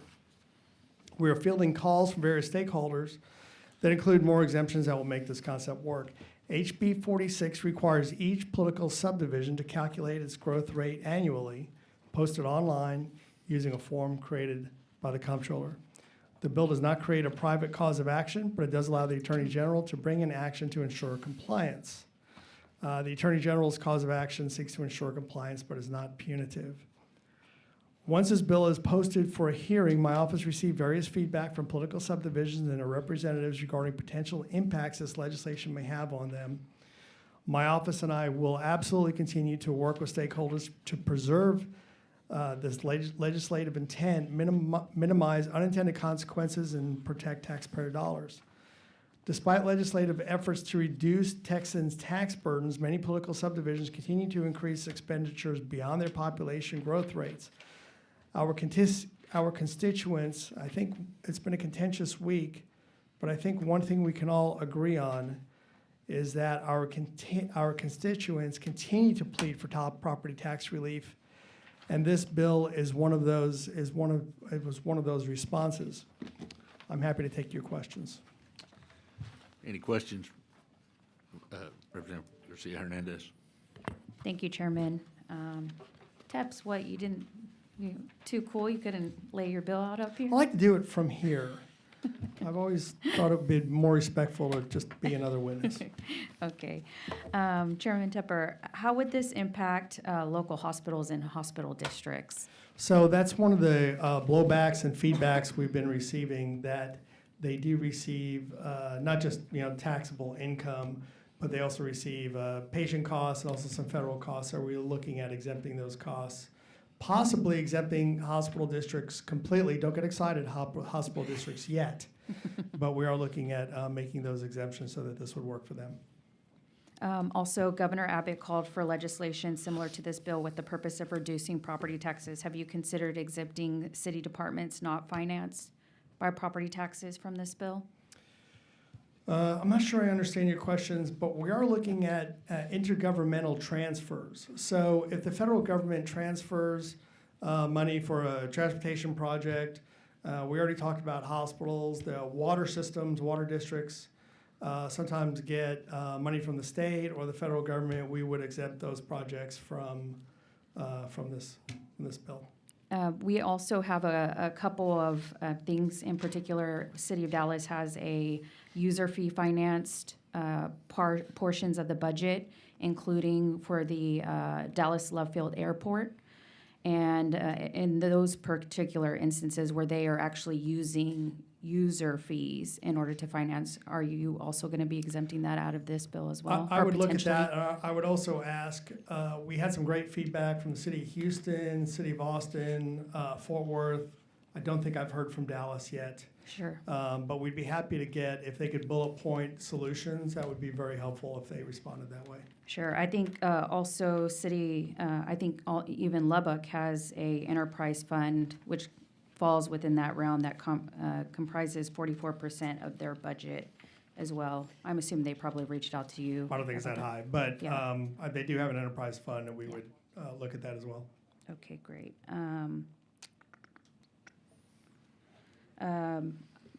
I represent several cities, but one of my cities was very concerned in regards to this bill.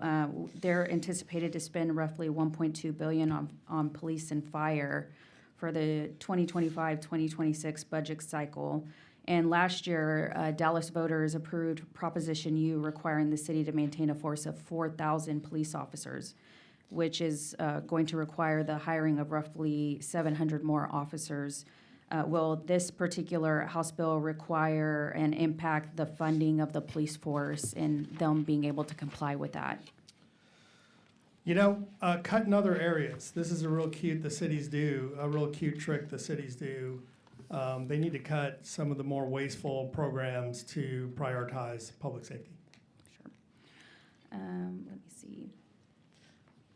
As far as the actual population and inflation formula, I had a couple questions regarding that. How will decreases in population and inflation be handled? And if the expenditures must decrease, could this result in police and fire pay cuts? And how does this interact with Chapter 26 of the tax code regarding defunding public safety? I'm not, familiar with the 26. I know it in general that this allows the cuts in public safety, but you would just not be, held to these the matrix of just the increases alone. By the way, I've never seen a decrease. It's always been an increase. Maybe not population, but certainly inflation. Sure. And by the way, the original cap of the 3.5 would remain. So they can still increase their budgets 3.5% from that point without being struck by this bill. Gotcha. Now, this particular House bill ties expenditure growth to statewide population and inflation, and it uses House Bill 46 uses similar formula as well. But I represent a couple of cities that are built out and do not receive new growth revenue. And at the same time, their costs still rise as infrastructure ages and utilities are increasing. So why should those particular cities be held to a formula based on statewide growth when they do not receive the revenues that come with the growth and are more vulnerable to rising costs without flexibility? I think I'm going to need that one in writing. Again, my initial reaction would be they would have to prioritize where their priorities are in their funding. Right now, they're limited to 3.5% growth already. Mm-hmm. So I can't imagine this would be a bigger effect on them. And what particular analysis has been done on the effect of this bill on fast-growing cities? I've got a couple of cities as well, Irving being one of them. And I know we've got some representatives here from Irving. What, as far as the analysis has been done on how that will impact them and being compared to a more stable or declining population of communities? Because you are setting it based off what the state level is, but we've got areas in Texas that are seeing high levels of growth in those areas. So they should be happy with the bill. It's based on, the inflation rate is based on CPI. Consumer Price Index. When you put the Consumer Price Index together, and the last year's population, New Year's population minus last year's population, the growth would allow you to increase your budget numbers, still not beyond the 3.5% that they're limited to right now. And by the way, we're looking at, I'm glad you brought up, I want to talk about CPI index. I use them for leases and such. There are some other indexes we're also looking at. I'm trying to remember which city. It might have been Houston that recommended that we look at a couple of other indexes that probably reflects their type of spending better than the Consumer Price Index, because they're not buying toothpaste and things that the CPI might look at. They're buying concrete, steel, things like that, motors, and I thought that was a really good recommendation. We'll be looking at that as well. Got it. Will House Bill 46 exempt disaster recovery expenditures? For example, I've got Yes. one. It will. Okay.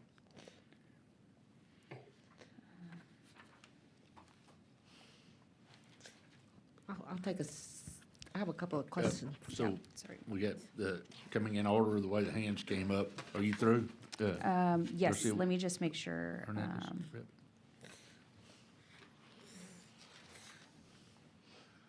It come right down you line of ladies. For House Bill 46, why does it require a 2/3 voter majority to exceed the cap when nearly all other elections in Texas require only a simple majority? We're starting to ratchet down more on the local spending. And look, it's been a tug of war in the state on property tax spending.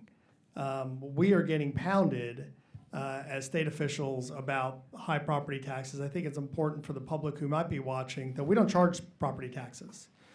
The counties, the cities, school districts do, some of your community colleges, that sort of thing. But we are responsible for the rules. And so the voters keep coming to us, and certainly the property taxpayers keep coming to us for some solutions to their skyrocketing property taxes. And they're frustrated with their local taxing districts. So I would argue here that we do have some responsibility for the rules, but I would also like to say to the public, you get to vote for your school boards, your city councils, and your county commissioners' courts, and you might want to visit with them as well as just, beating up on us during election season. Now, House Bill 46 empowers the Attorney General to sue local governments for budget decisions. How does this align with local control, and what would the litigation cost be for our taxpayers? This did not come with a fiscal note for the state. I would recommend that if this bill had passed, and if it does pass, that they comply with the law. Okay. Let me see. I think that might be it for now. I may have some. Are you sure you don't have any more? I don't know. No, let me have 5 more. That would be just great. Thank you. I'm thinking about it. I might get you in your closing. So thank you, Chairman. All right. Thanks, Debs. Representative, all right, Representative Cole. Thank you. Have you visited with my city about this? We have fielded calls, but I did not visit with them this morning. And just for the record, we filed this last special session. We filed it again, I think, a week or more ago. And I think it's funny that when it gets scheduled for hearings, suddenly everybody wants to meet with us within 12 hours. Okay. Well, our CFO is going to testify, and I think I'll listen to his testimony and then hit you up a little bit in closing. Good. I like your CFO. He's very professional. Thank you. Very good. Yeah. All right, thank you. Representative Leo Wilson. I was glad to hear you say that about the disaster exemption, because in my area now we've known, in the hill country and other areas that have been completely devastated, where there is no longer a house on that property to, collect property taxes from. You may still have to go above it, but the 2/3 exemption also would give that local community that entity or that trigger that they could still go above it if they got 2/3 vote, right? Right. Okay, and so I guess It's also important, I guess while you're on emergencies, it's important that, I'm not sure it's clear in the bill just yet, we're looking at making sure that any reimbursement you get, again, intergovernmental transfers, particularly in the case of emergency, would not be relevant to the calculations here. right, because Galveston does a good job about keeping a solid reserve for emergencies, but nothing can reserve for a Category 5 hit, or nothing can reserve for a flood that's, wouldn't happen in 1,000 years, or, so there are things that happen where truly our local officials need some kind of tool that doesn't cap that. So, and that will be also, if you consider that amendment for the colleges, that would also remain in there, correct? That, they have like a fluctuating enrollment. How will that, how will that happen in your proposed, you said you may exempt community colleges and? I didn't get to the community colleges yet. Okay, We are discussing enrollment figures and how. for that- higher ed? Yes. Okay. And, depending on that language that I'd like to see, that probably, will you amend it on the floor or substitute? What are you thinking? We would do a If committee you do. substitute. Okay, I don't want to commit you to it, but if you do, if you're looking at that. One of the things that we are, as a legislature, at least in my district, being hammered over property taxes daily, every single day. I get emails, letters, phone calls.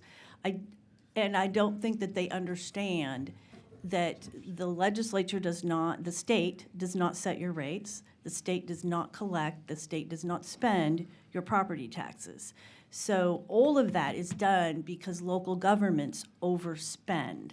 And I don't think that the average person understands that. They blame us for local government spending that is, they don't prioritize, like you said, safety in their budgets or whatever. They have other things in their budget that maybe they need different set of priorities with the set amount of tax revenue that they have, and they need to seriously look to that, rather than always looking to the voters to constantly approve more, which they don't understand that does increase your property taxes.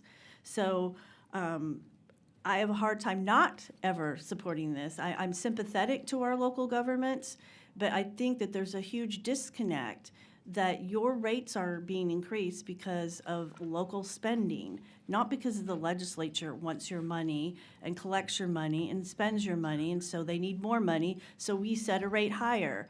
And I hope that in this proposal that hits home. And we are being increasingly asked to help them with property tax relief. And we can help them all we want, but if local governments are out of control, there's not much we can do. We could continue to spend, we could put the whole entire surplus that we have to nothing else but property tax relief, and we'd still have the problem if they keep spending. So I guess that's. Well, we've brought down the school rate in the appropriations bill, and it's still not having the impact we were looking for. And we're still getting testimony. I think all of us are probably getting the same testimony from our constituency that they're not seeing as large of an effect as we were hoping. Yes. So we need to look at it from the local spending side as well and continue to ratchet down. I think it's important to note here that this bill reflects the state spending limits. This is what we are under essentially. Yes. And I'm just spreading it to the taxing districts. It's also important to note this special session, I understand. We've been working on this some time, but this has been a good exercise in working on this bill further, and you will be seeing it again. Okay, thank you. Chairman Spiller. Thank you, Mr. Chairman. Chairman Tepper, first of all, I appreciate the attempt. I appreciate what you're trying to do here.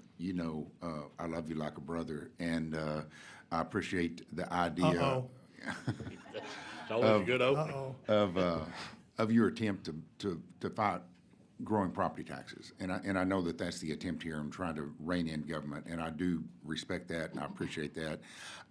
It's a different approach because most of what we've seen lately, and I know that there's another bill in the last special and one this special that talked about lowering the 3.5% down to 2.5%. So when you're talking here about 2.5%, that assumes that bill wouldn't go through and pass, lowering it to 2.5% cap, and the other things associated with that bill, which we're not going to talk about here today.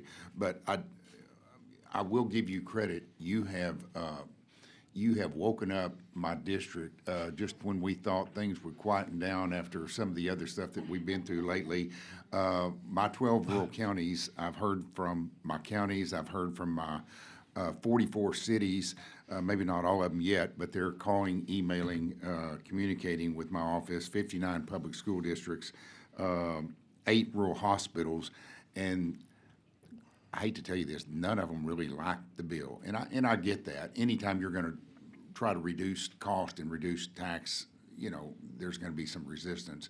But there are some concerns, and we've talked about several components. One of those that I talked to you about yesterday, and I appreciate your willingness to try to work with me and some others that were concerned at the time when I was first reading the bill, talking about hospitals and rural hospitals, and to the extent that they're struggling anyway to try to make ends meet. And then when we put limitations, because there are other things, like we say, IGTs and other things that rural hospitals do to try to generate income to keep the doors open.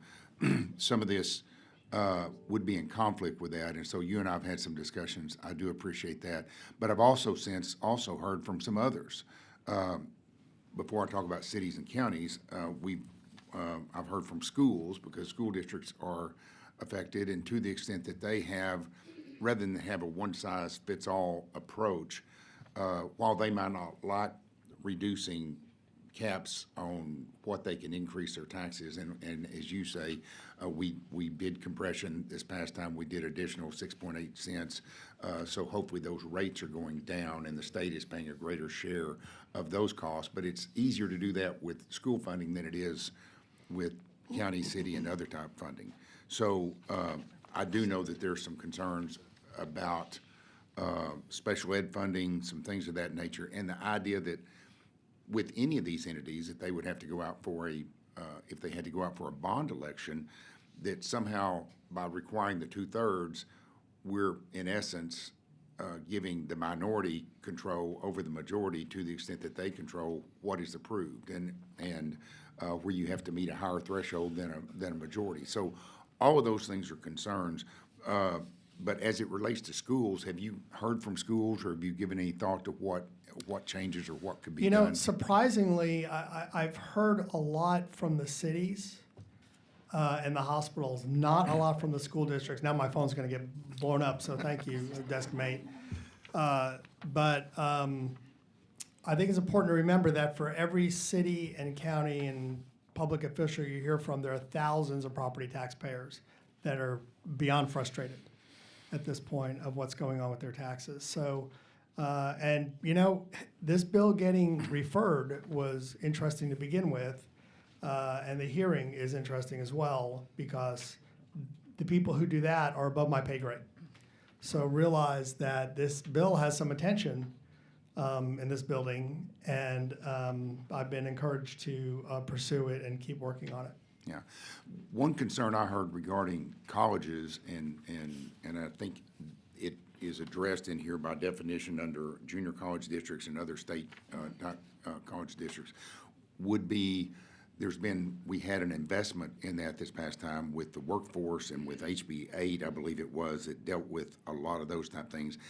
Their concern is that we're going to undo some of that, because they invest quite a bit in workforce, and a lot of yours is tied to growth and inflation and growth, and that doesn't really fit. I think it's important to remember the growth helps you in your budgeting. Right. I mean, the higher the growth and the higher inflation, unfortunately, in this case, actually helps you to increase your budget. Yeah. So.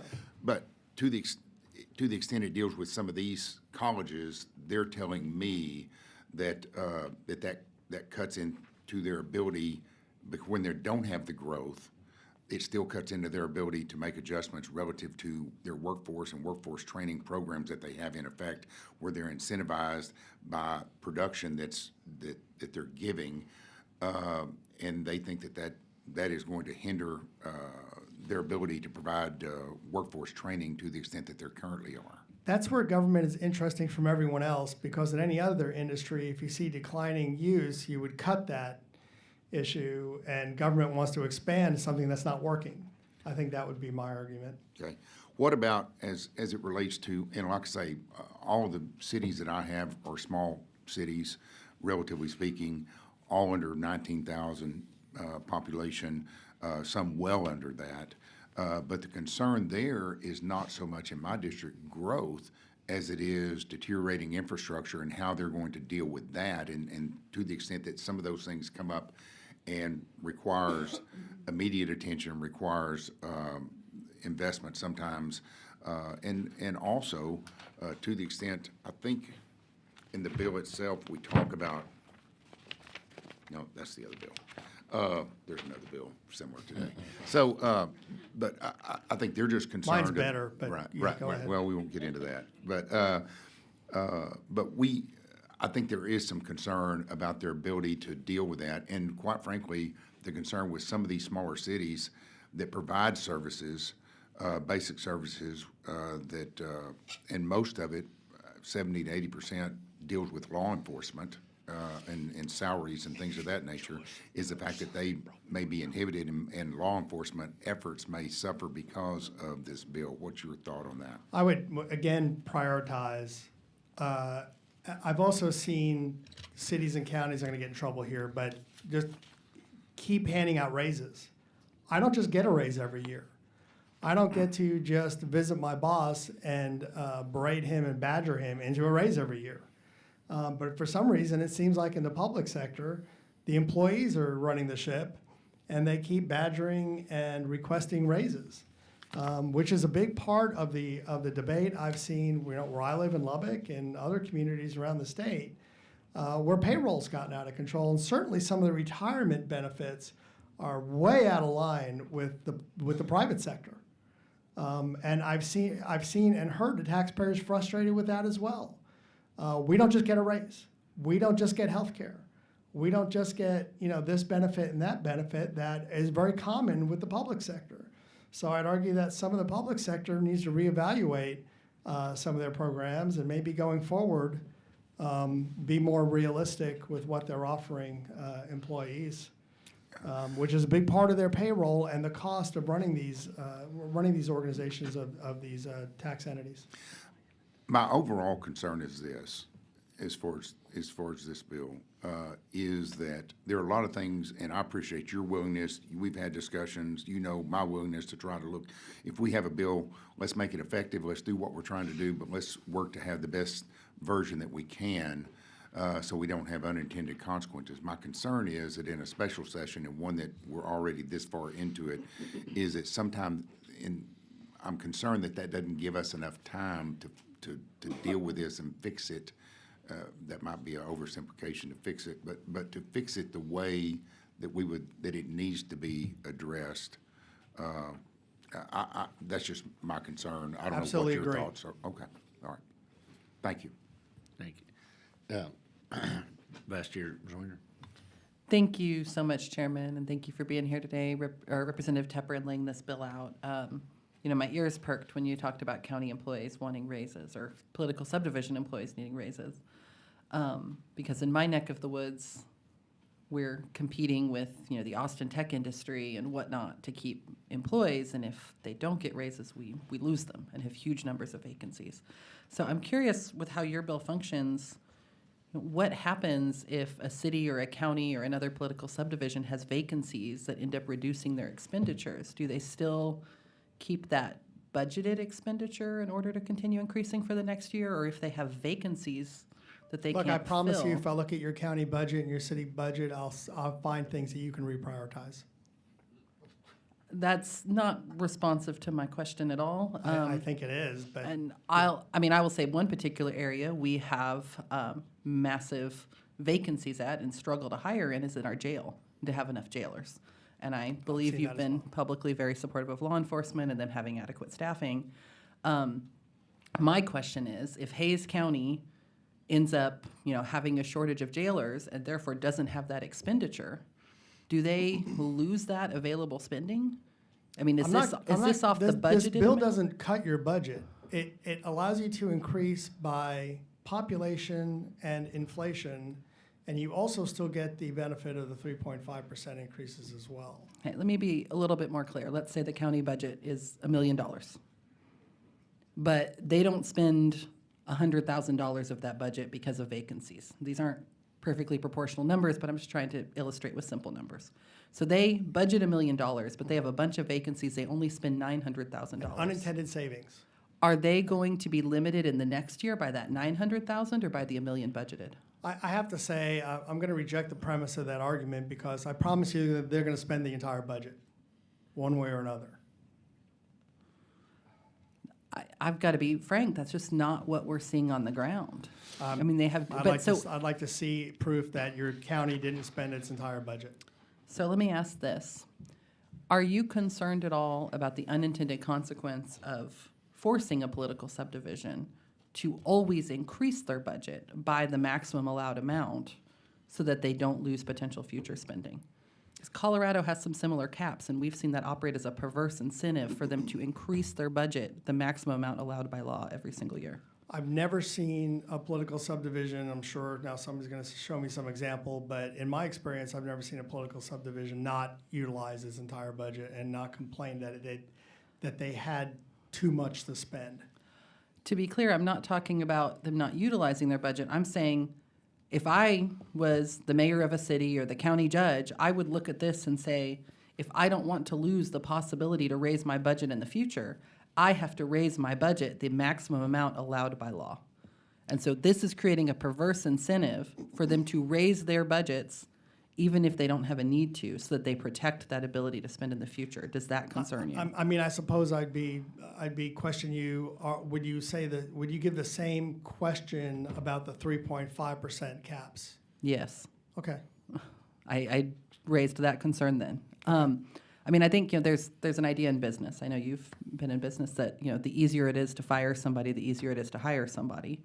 I think a similar premise might apply here, that the easier it is to raise your budget, the easier it also is to lower it, because you can return if you need to in a short term.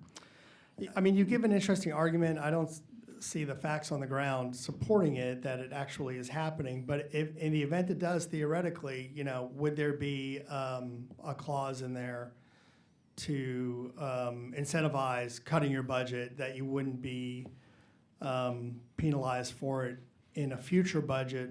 I'd look at that if you had an idea. Well, I appreciate that. Does this bill apply to emergency service districts? I believe it does, yes. Okay, yeah, that's how I read it as well. If they are taxing entities, yes.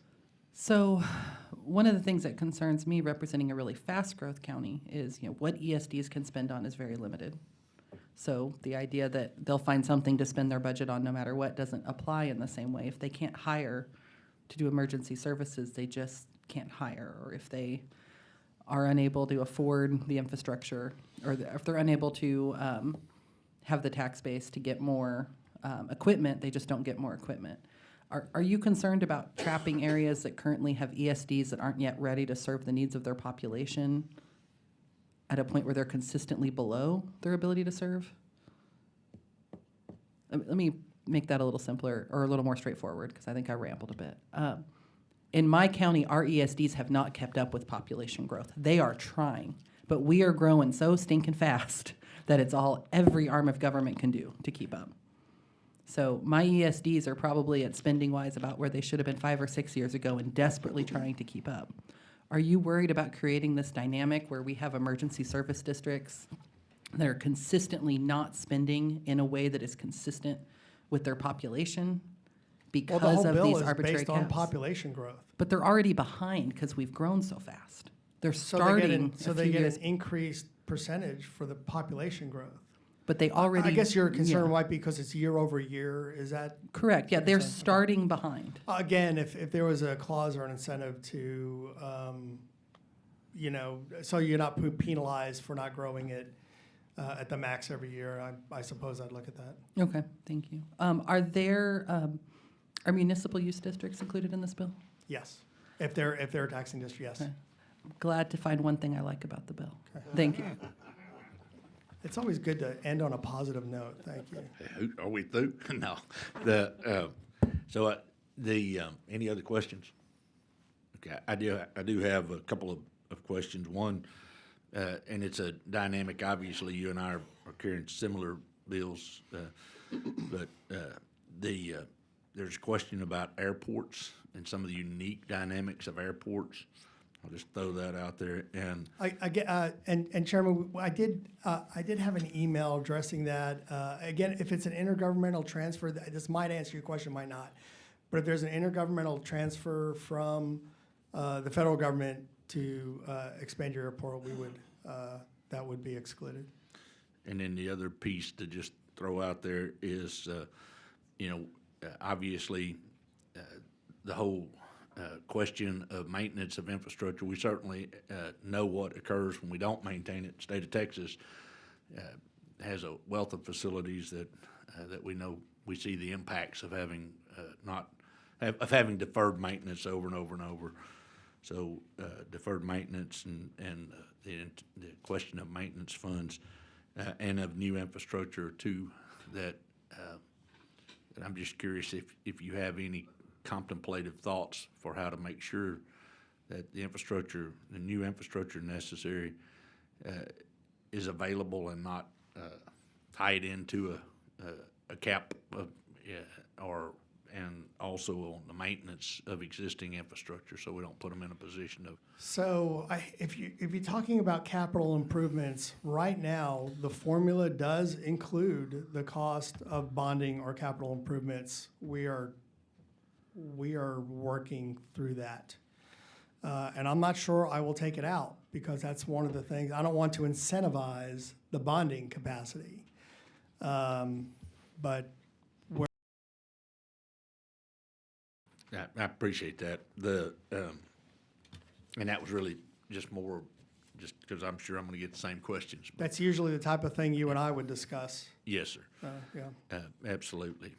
Is there anyone else has any questions? Okay. Thank you, and the chair will reserve your right to close. The chair will now call Lisa Healy, testifying self for the bill. If you would, please come forward, state your name, position on the bill. Do not show Ms. Healy here, so we will show Ms. Healy, Lisa Healy, testifying self for the bill, or not choosing not to testify, but registered for the bill. Chair calls Fred Carice, Parkland Health. If you would, come forward, state your name and who you represent and your position on the bill. We show you registered against it. Thank you, Chair Bell and Vice Chair Zwiener. My name is Fred Cerise. I'm the CEO of Parkland, the county hospital in Dallas, and I'm testifying respectively against HB 46. I do acknowledge that our office has been in contact with Representative Tepper's office and appreciate you working with us on that. Parkland is a safety net health system in Dallas County. We have the busiest single emergency department in the country. In the last 24 hours, we had over 700 people we treated in the emergency department. This morning, we had 59 people in the emergency department who were admitted to the hospital waiting for a bed because the hospital is full and we didn't have a bed upstairs for them. And as busy as that sounds, it all pales in comparison to the amount of outpatient work we do, where we're doing over 1 million outpatient visits, taking care of people with cancer, heart disease, diabetes, chronic disease, and whatnot. We are this busy, for one reason being Texas has a lot of uninsured people. That's most of what we take care of. We have the highest uninsured rate in the country. As you probably know, 1 in 4 non-elderly adults uninsured.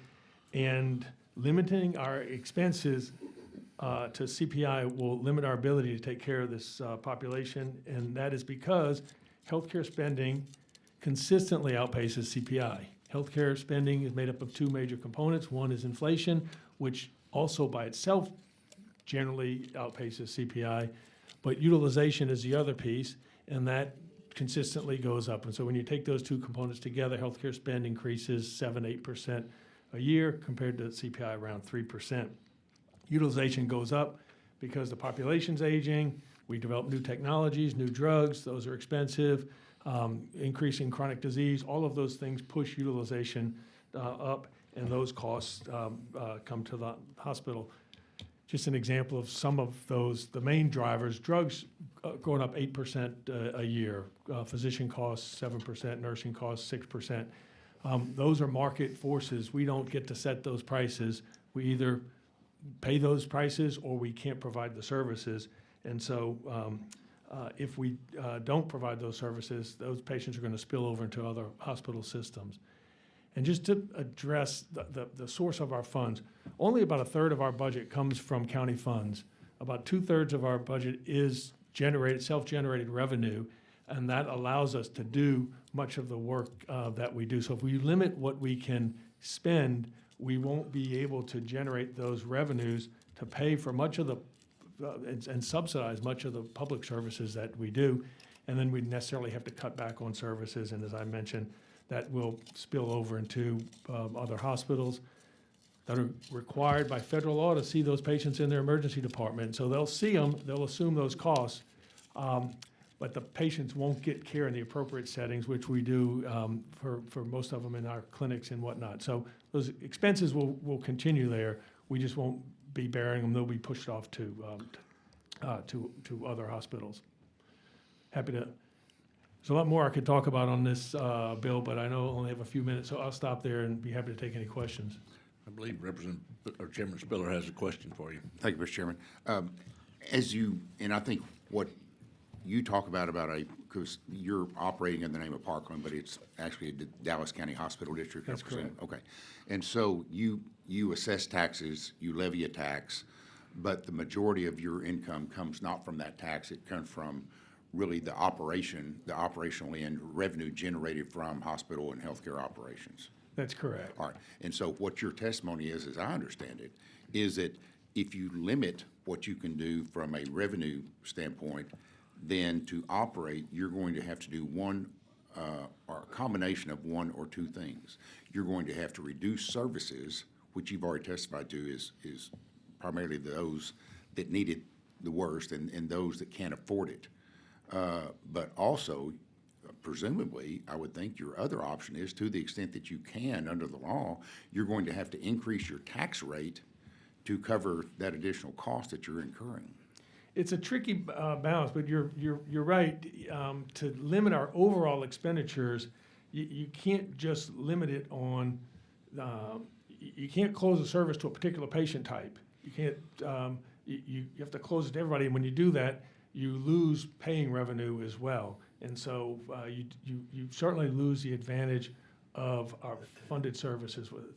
But one of the other way that you're either going, because those other costs continue to increase, and one of those, if you're not going to be able to generate the revenue that you're wanting to offset that and to be able to operate, keep the doors open to an extent, you're going to have to increase your tax rate, which is kind of productive of what we're trying to do here. You do shift more of the burden. I mean, I'll give you an example. I told you I had 59 patients in the ED this morning waiting for a bed. We're in the process of building out another 112 beds in sheltered space in our hospital today, as a way to try to relieve some of that pressure in the emergency department. Now, much of that cost is going to be paid for by patients who come in and use the services, and we get reimbursed by Medicare, Medicaid, commercial payers, and that will help pay for those that expansion. Absent that, we would continue to be compressed in the ED, backed up more, spilling over into other systems. So we're not able to limit what is coming to us, but by capping our expenditures, we're not able to take advantage of some of the business operations that we try to do to relieve the overall relative burden on the taxpayers. Right. All right. Thank you. Any other, Rep. Garcia Hernandez? Yep. Thank you so much for being here, Doctor. I think I'm the only one up here who hails from Dallas County, so thank you for making the trip to come and educate us all about how this bill would impact Parkland. I just had a couple questions. One, I know you were just talking to Chairman Spiller about the beds in particular, and I know Parkland also has been working and making sure that Dallas County, our jails, are able to meet the requirements that our state dictates to them for individuals who are dealing with mental health issues in the jails as well, correct? That's right. I had the honor to go and tour the facility and see what the new build-out that you are doing over in Parkland. And so that would also impact making sure that Dallas County, our Parkland hospital, has the ability to make sure that we are also, as a county, meeting our requirements that are dictated by the legislature to our county as well, correct? That's right. That's right. Yeah, and the jail population, it fluctuates, but right now it's growing. Yes. And that means we need to assume additional costs in that to maintain. It's not the kind of thing where you can, reduce your ratios and cut your standards when you're talking about providing health care in the jails. Sure, absolutely. And I know in particular Harris County and Dallas County has a huge bed shortage when it comes to mental health individuals that are currently in our jail population, correct? That's right. Yeah. In addition to that, I know that Parkland also uses a substantial amount of the money that they have, their funds, to draw down federal funds. And this particular bill would impact y'all's ability to make sure that y'all are maximizing as much money and getting as much as our taxpayer money, not just on the state level, but on the federal level, to make sure that we are helping, especially our underserved areas as well, correct? That's a great point. I mean, Representative Tepper talked about the IGTs, and that's, You know, the IGT in that case is a transfer from the county to the state, which then the state uses to draw down significant amount of federal funds, not only for Parkland, in fact, predominantly for hospitals across the state. Parkland gets a share of that, but it is spread across the state, all hospitals. And so when the state has the opportunity to draw federal funds and needs that match, that doesn't come from state funds, the counties, the big county public hospitals put up that match.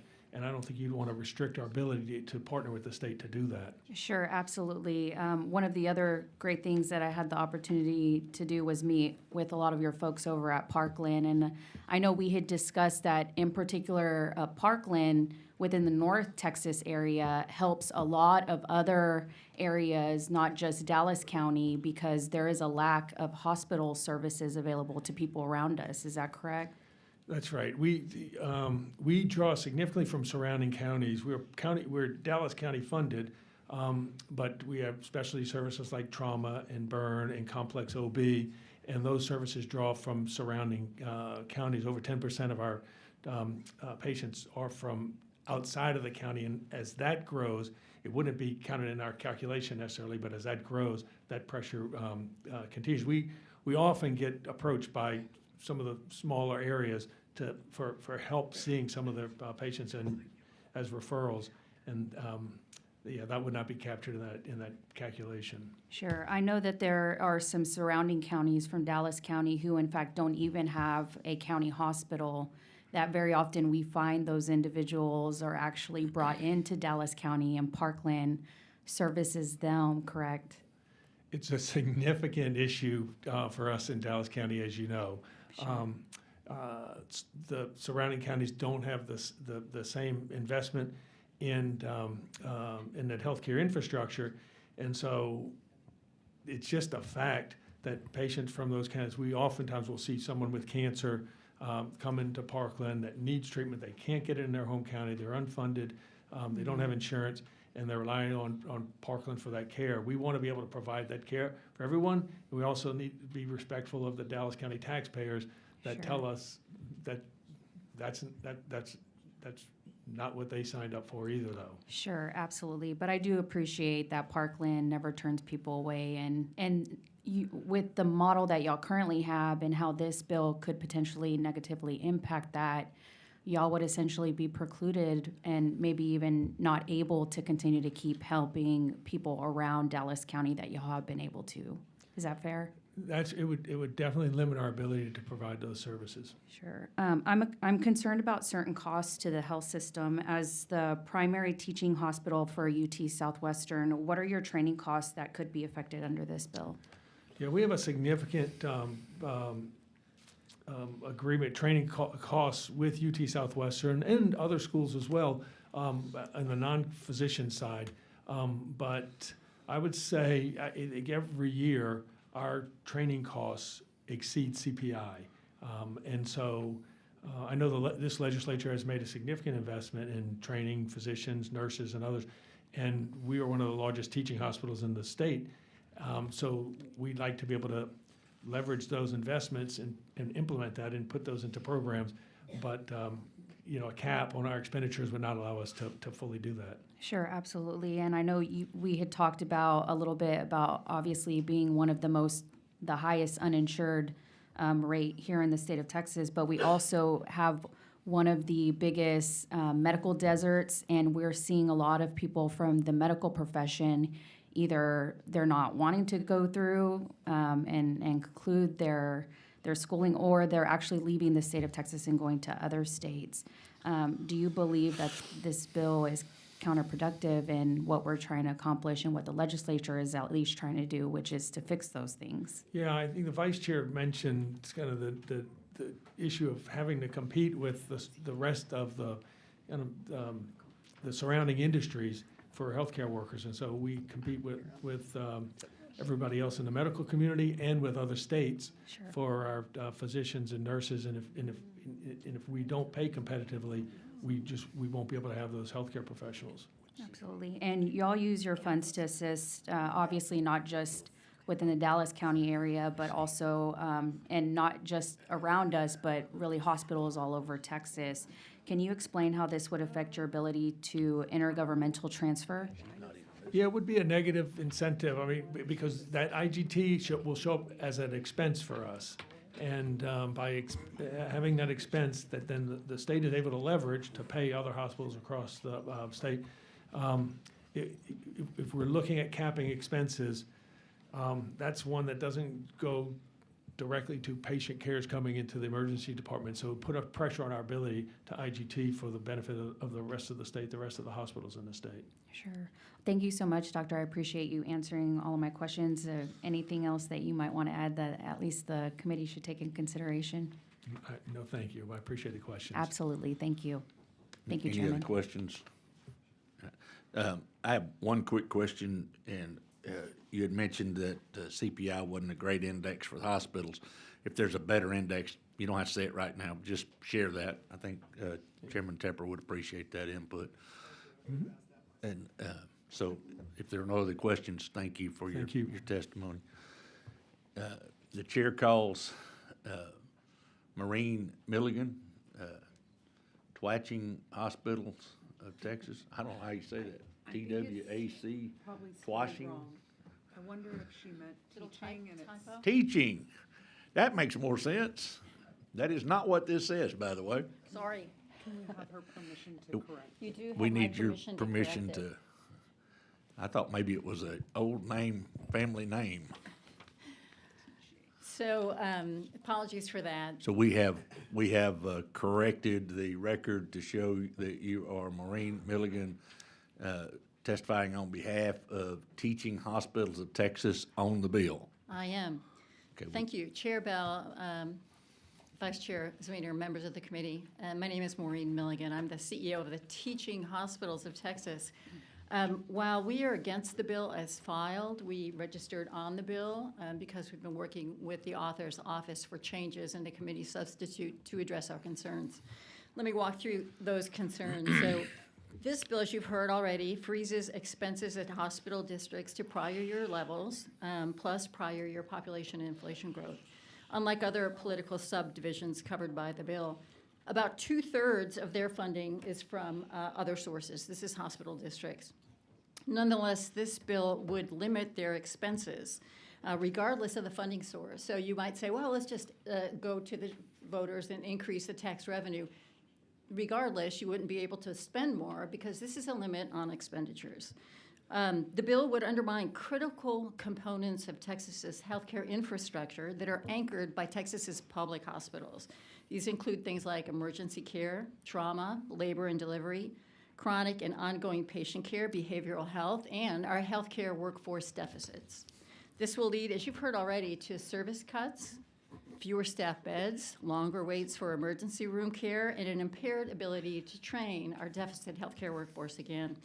At the same time, we have concurrent federal healthcare policy changes that will compound the effect, the negative effect. These will result in increased uninsured levels of care in Texas and put additional pressure, but those pressures won't be able to be met with increased expenditures. Hospital districts, as you've already heard, can't control and don't control a lot of the cost factors that affect this, the stress on expenses. So tariffs on drugs and medical expenses, market closures of labor and delivery units that shift patient care to public hospitals, federal changes to the 340B discount program for safety net hospitals, and chronic labor shortages increase costs and expenses above population and inflation. There's also areas that the legislature has taken commitments and initiatives to improve the health of Texas, and hospital districts partner with the legislature and the state to achieve those. So think about Texas's critical undersupply of healthcare workforce. That undersupply requires increased expenditures to meet the state's growing needs. Also, this would limit their ability to partner with medical schools, nursing schools, allied health schools, and so we'll see impacts, negative impacts to their ability to do the training that they're doing. Finally, in this regard, in healthcare research, hospital districts also have partnerships with academic health science centers to support that kind of academic research and innovation in Texas. So those wouldn't be able to happen. It could impede hospital districts' constitutional requirement to take care of indigent Texans. Quick point on the constitutional limits in Texas on funding that you mentioned. That constitutional limit does exempt constitutionally required expenditures. Hospital districts are required under the Constitution to provide indigent care. So that would be an example of something that would be excluded under that constitutional limit.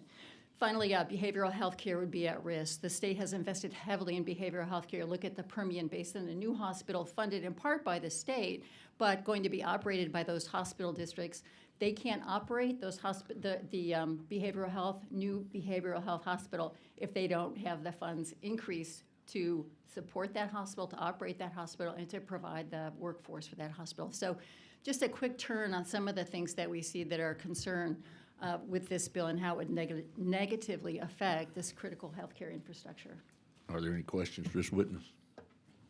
Chairman Spiller. Thank you, Mr. Chairman.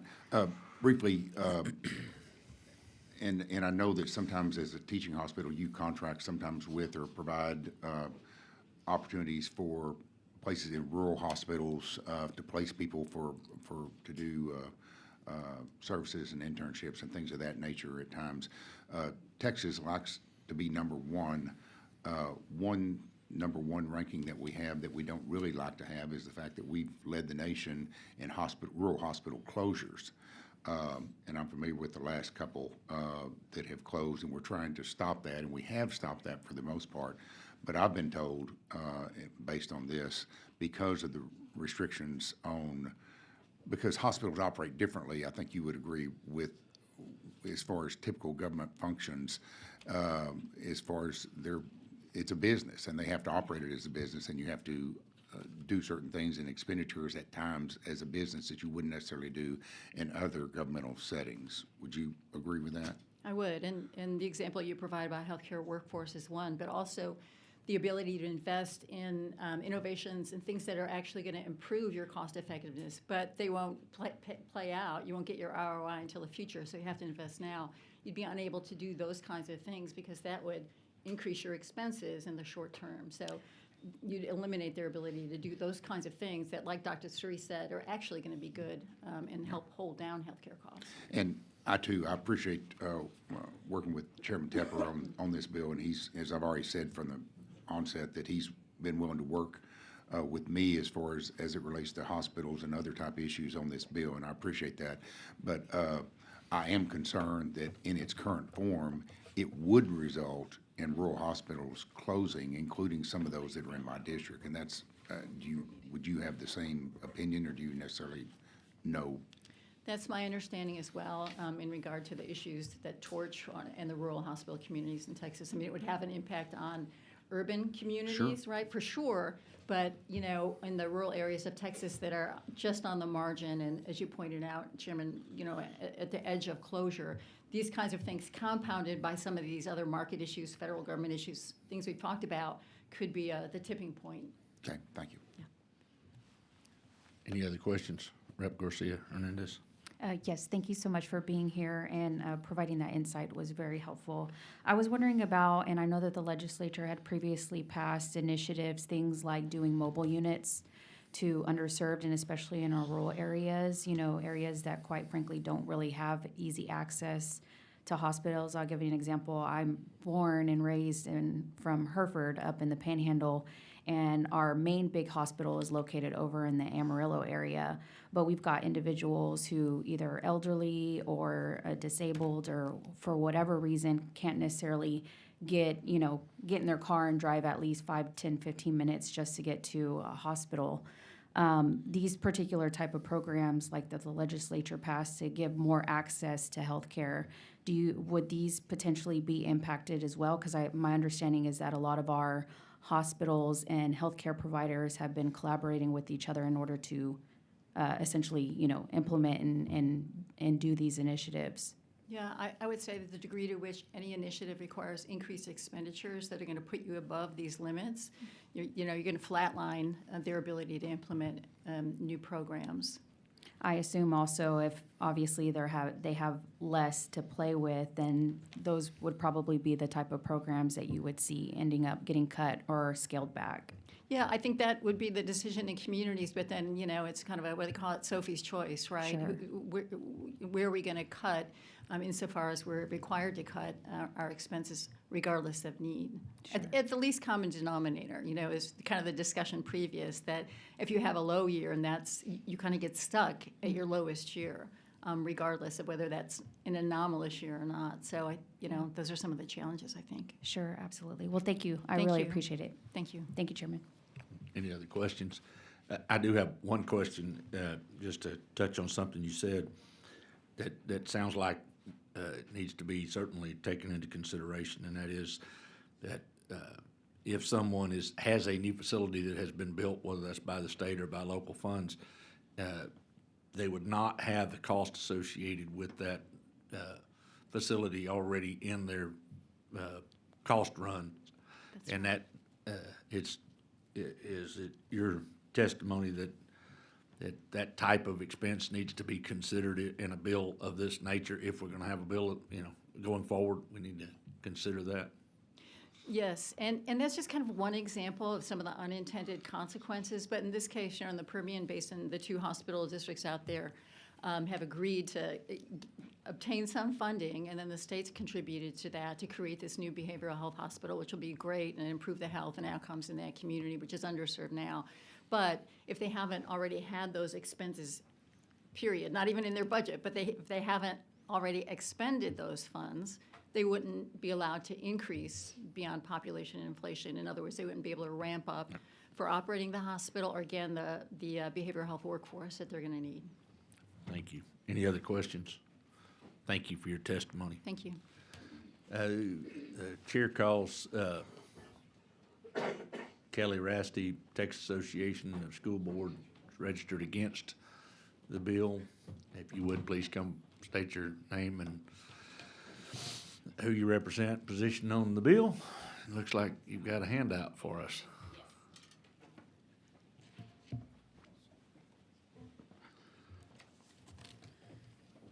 You ready for me? I am. Go ahead and proceed. Thank you.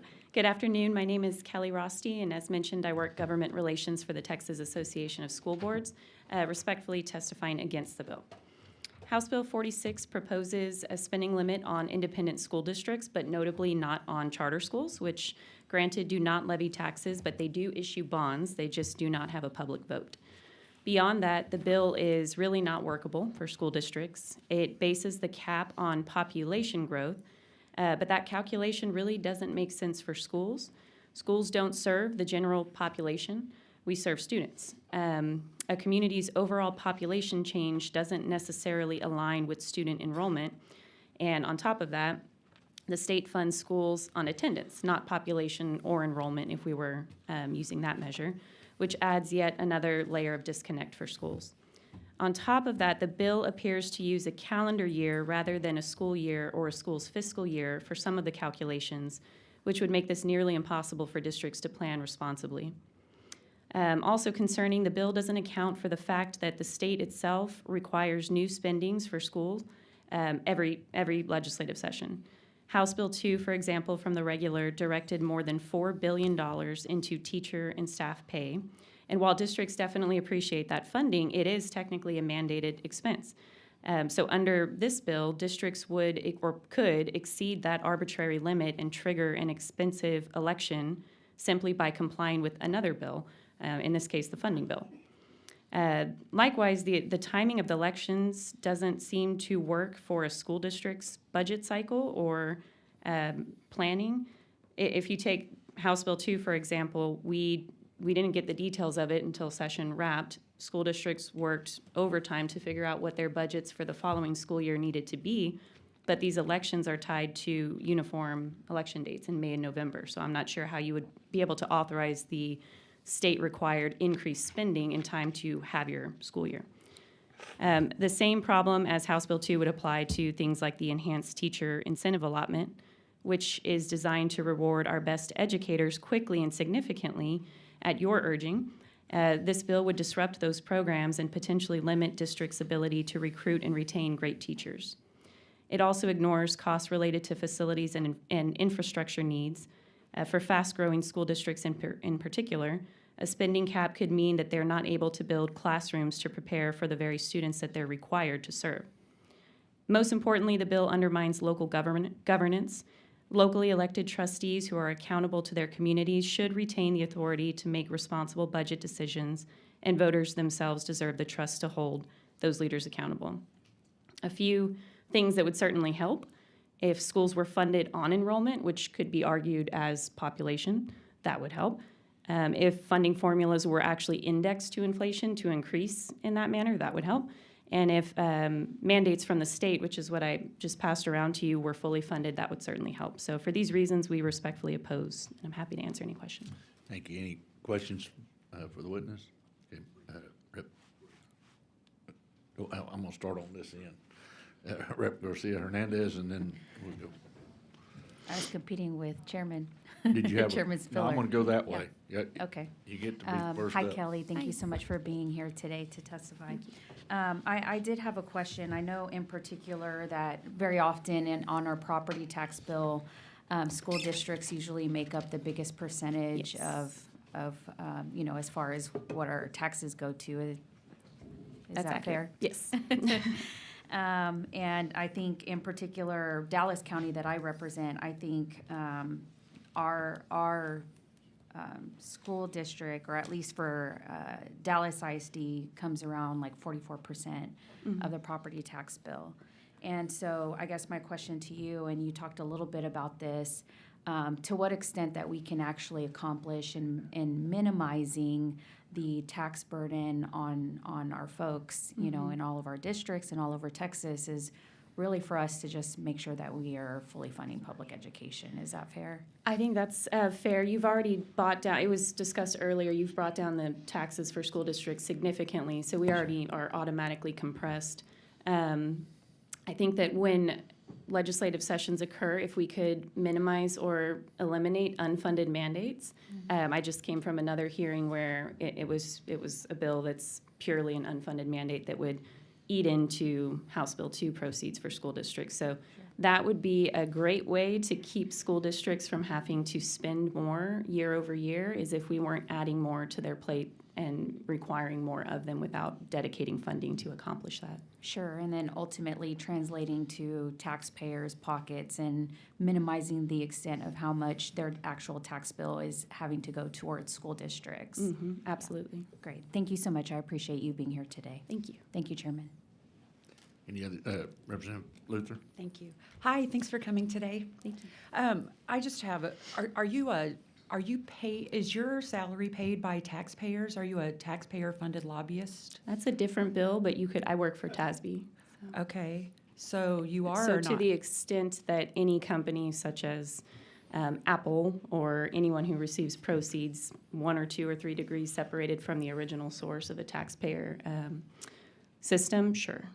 So you are, so what I'm seeing is you are paid by taxpayers, and then you're coming here to limit regulations on spending, so taxpayers are paying more. I don't think that's accurate. How is it different? Can you repeat your question? Because it Sure. sounded like a statement. Yeah, no. So what I'm asking is, you're paid by taxpayers? I'm paid by a private association. Is it with taxpayer dollars? Parts of it, like many organizations that are Okay. private. Great. So you're being paid by taxpayers to come and lobby against spending regulations? I don't think that's an accurate statement. I'm not paid by taxpayers to come and lobby against spending regulations. But are you lobbying against spending regulations? I proposed multiple solutions and pointed out in issues with a particular bill. That's what I just did. So this bill wants to cap spending? For correct? public schools, not public charter schools, for one example of an issue No, I'm just that we have. asking capping spending in general. Sure. Yes, so you're paid by taxpayers to come in and to speak against capping funding. I am paid by a private association that is member-driven to represent their interests as school board members. This bill impedes their ability to have local control and to exercise their authority over their local school districts. Got That's it. what I'm doing. Thanks. You're welcome.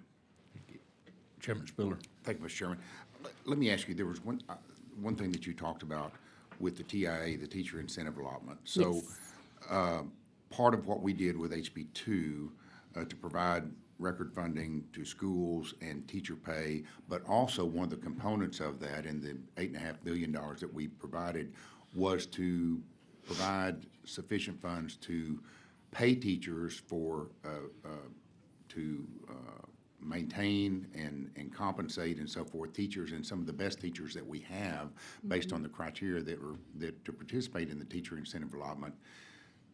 Those funds that those teachers would receive based on your testimony would somehow be at risk or in jeopardy of those teachers receiving that funding under this bill. Is that correct? It's unclear to me how that would work because the bill that you mentioned dedicated a lot of funding directly to teacher pay separate from the incentive allotment, but it also created an enhanced incentive allotment. So it jumps up those categories of additional pay for certain teachers pretty significantly.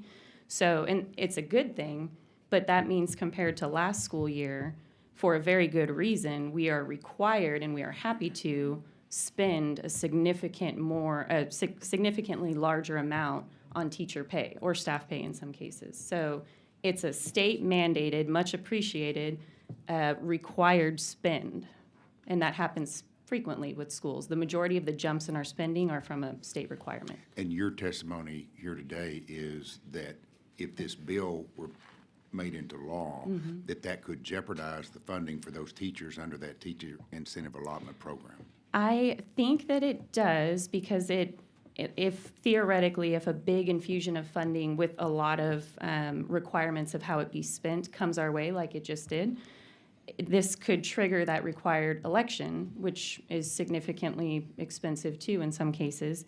And if that, forgetting the timing issue of the uniform election dates, if that election fails, I don't know what then happens. I guess I think there were some penalties. I don't know exactly how that works. If you abide by House Bill 2 or if you abide by this.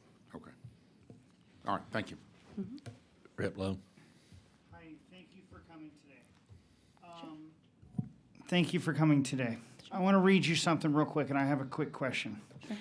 Barbers Hill ISD superintendent makes $489,000 a year.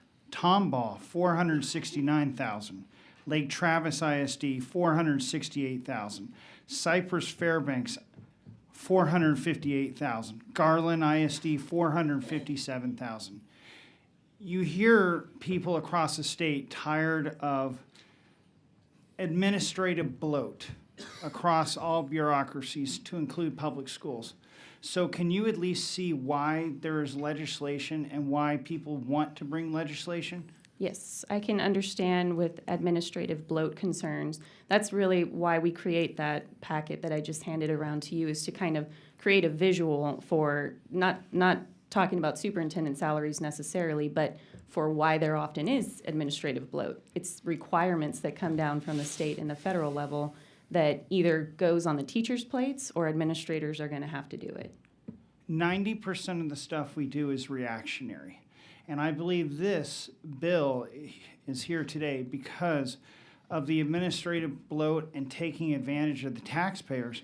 So if you don't want this cap, then what needs to change? How can we be better stewards of tax dollars and not have the cap? Absolutely. We can start by working together to reduce education code provisions that are outdated and don't move the needle for students. I would save the state and the locals money. You could welcome our comments during legislative sessions when we point out that something is an unfunded mandate, and this is going to have to go somewhere. This is going to have to go on someone's plate, and it might require hiring someone additional to do the work or contracting with somebody additionally to do the work. So I think those would be really good starts, is really being thoughtful about what new requirements we put onto schools. Okay, thank you very much. Mm-hmm. Did you have another question, Representative Luther? Hi. So is it one of the unfunded mandates to pay a superintendent $500,000? That's not a mandate, no. Okay, thank you. You're welcome. Representative Cole, did you have a question? What is the relationship? Thank you for coming, and we know it's not easy, and we understand that the laws that we pass are complex.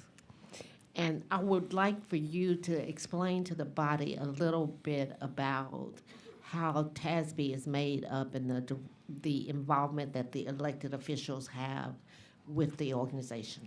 Sure. We have, well, TASB is member-driven, so we have an extensive, with regard to our advocacy process, we have a very lengthy process to develop our legislative agenda. I should add, I'm fairly new to the association. I was a teacher before. I came from a school district, so I'm seeing it all through for the first time myself from this side of things. The positions that we take and the agenda that we follow for my world, for advocacy, is based on what the members have expressed as their priorities. And your members are elected officials? Yes, trustees. We have a number of different departments that provide services for school districts. Two of them, our legal and policy teams, have been in overdrive and produced this, which I'm in the process of trying to get some for each of you. These are just not easy to print, so it's going to take me a little bit. But this runs through all the bills that were just passed that school districts were frantically trying to decipher and work through over the summer to prepare for school, which for most folks has started now. It's not easy as a volunteer trustee that's often working a full-time job to track everything that's going on up here and to respond quickly and develop local policy that's compliant with the law. So we help them with that to make sure they have all of the information that they need. And sometimes the turnaround time is a really heavy lift, so especially in legislative years. So we offer a number of services, but our goal is to serve the members, which are elected school board members. Thank you. Representative Rosenthal. Thank you, Mr. Chairman. And thank you, Ms. Rossi, for being here today. So first, I want to clear up something. Texas Association of School Boards is a private organization. That's correct. That means my tax dollars do not directly pay for your service. Is that That's correct? Okay. So do you happen to know off the top of your head where Texas ranks in per pupil spending for public education in this country? To be honest, I don't know post House Bill 2, but we were in the 42nd-ish range before that. Yeah, it moved us up to 46. Sorry, 42. 46. It moved us up a couple of spots. All right, so it was 46 and moved us up to 42, I No, think. what I understood is that we were 42nd prior to this Okay. session, so I'm not sure if we brought ourselves lower on that list now. It didn't make up for inflation over the last 6 years since I first came in was the last bump. So I don't think it moved the needle in terms of our ranking. But I want to get at, you know, if we want to cap expenditure in an already underfunded institution, public education. I represent the largest single piece of the Cypher Independent School District, which my colleague pointed out, our superintendent makes over $400,000 a year. Do you know how much that is per student to have one of the finest superintendents in the country? In a district that size, it's probably something pretty low. $4 a student per year. So from what I've seen from our students and from my kids going through that school district, they get a tremendous value for our superintendents, and that's the last three. You talked about the impact that this will have on the services, on the quality. Can you talk a little bit about the quality, the impact this could have on the quality of education that our children get? Like in my mind, I'm a big public education advocate, and that's one of the things the state should spend money on is the children of our state. They're the future of our society. Given that we're already seeing campuses close, release vital staff like librarians, curtail bus service in some areas and even shorten academic weeks. If we further limit what you can spend with, how is that going to impact the quality of education for our children? It has the potential to significantly impact it in a negative way, particularly if the state or the federal government continues to impose new required spending. So I don't think you would see such an increase in, as mentioned before, administrative costs or expenditures if there were not as many new items to comply with from usually the state. But we also have quite a few unfunded mandates from the federal government as well, special education being the largest one. And you come to this from an experience as an in-classroom teacher. Yes, sir.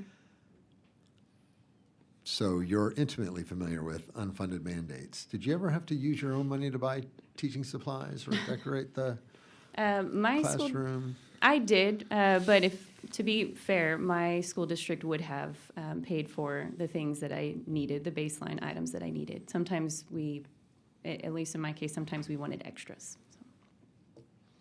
That's fair. So I know it's not your particular area, but it seems to me what I'm hearing over and over again is if we do this, we're going to impact healthcare, we're going to impact public education, we're going to impact public safety. And that's why it's such a popular bill. And we really would like to work over the interim. If we have an interim at some point, we would very much like to work with everyone on the document that I just handed around. What we don't have in that document are dollar amounts. So what I've been hearing from offices is a frustration that I think is fair, a criticism of us that we have presented you all in that packet information, but we haven't assigned an opinion to it. We're just kind of giving it to you and letting you know this is where we are, and do what you will with that info. But I think that we can take a more proactive position and devote some time to showing you dollar amounts that are generated by those mandates so that you have a better picture of where some of the the required spending increases at your local school districts are coming from. So would it be fair to say that your position is where we work together on improving efficiencies, we could get more bang for our buck, probably even lower the bottom line, but better serve our students? We can find state savings in reducing some of those provisions that are either burdensome or that are both burdensome and do not move the needle for students. And we would love to do that. There was a bill by Representative Oliverson that would have helped in that regard that was vetoed. But the governor did say in his veto statement that he will ask the chairs of both education committees to take that up as an interim charge. And it was things related to teacher job satisfaction and their workload. And we think a lot of that comes from mandates that are unnecessary. So we would very much like to work on that in the interim. Last question. Would you be willing to estimate what percentage of a typical school district's budget goes to administrative cost versus paying all the teachers and services and everything else? Oh, gosh, my colleagues are going to be upset that I don't know this off the top of my head. We have a document that shows that. And so I don't want to misspeak and tell you a number, but I can, when I leave here, I can email each of you what that number is. It's significantly lower than what I think folks are imagining. So in Cypress Fairbanks, I'll just say that number is single digits. Mm-hmm. It's like less than 10% of the budget for overall administrative cost. Mm-hmm. 80+% of the budget is teacher and employee salaries. Yep, that's true across the board. I think our statewide might have been about 12%, but I'll confirm. So it's fair to say the rhetoric criticizes is inflated. I would say so. I understand the concern, but I would say that it does seem to take more oxygen than maybe is what is merited. Thank you. Thank you. Representative Luther. It's okay, Chairman, don't be so grouchy. I'm good. We're here I'm just- anyway. It's just bad. No, it's good. It's fun. good. This is It's good. a good conversation. I love it. So going back to the superintendent pay, do you know how much our governor makes? I don't. Anybody up in here know how much our governor makes? 100 and something thousand or so? Do you know how much I make? Maybe 200. Yeah, no, I'm not worried about you. So what I'm wondering is, we have 30 million people in Texas, something like that. So how much does he spend per constituent? And how hard is his job compared to a superintendent? And when you hear stuff like people laying off librarians, if I was a superintendent, and I'm glad I'm not, I was a former teacher of 13 years, but if a superintendent chooses to lay off a teacher or a librarian and still continue to take $500,000, $500,000, they are the problem. Not on you, though. I appreciate you. Representative Garcia Hernandez. Thank you, Chairman. Kelly, first, thank you for your service, and Shelley as well for being teachers. I know it's a very tough job. Yeah, yes. Oh, you too? Yep. We've got teachers up here. Thank all of y'all. And former trustees.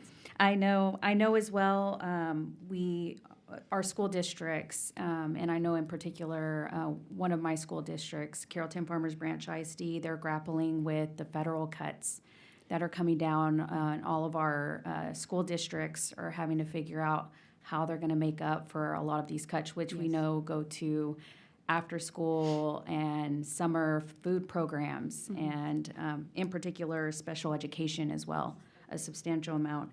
And so I know that obviously this plays into that, because to what level that we're not going to be seeing those federal monies going into our school districts, the fact that we are hindering our school districts from making sure that they can pick up the slack for that is going to impact our most underserved communities, our most vulnerable, our special needs children.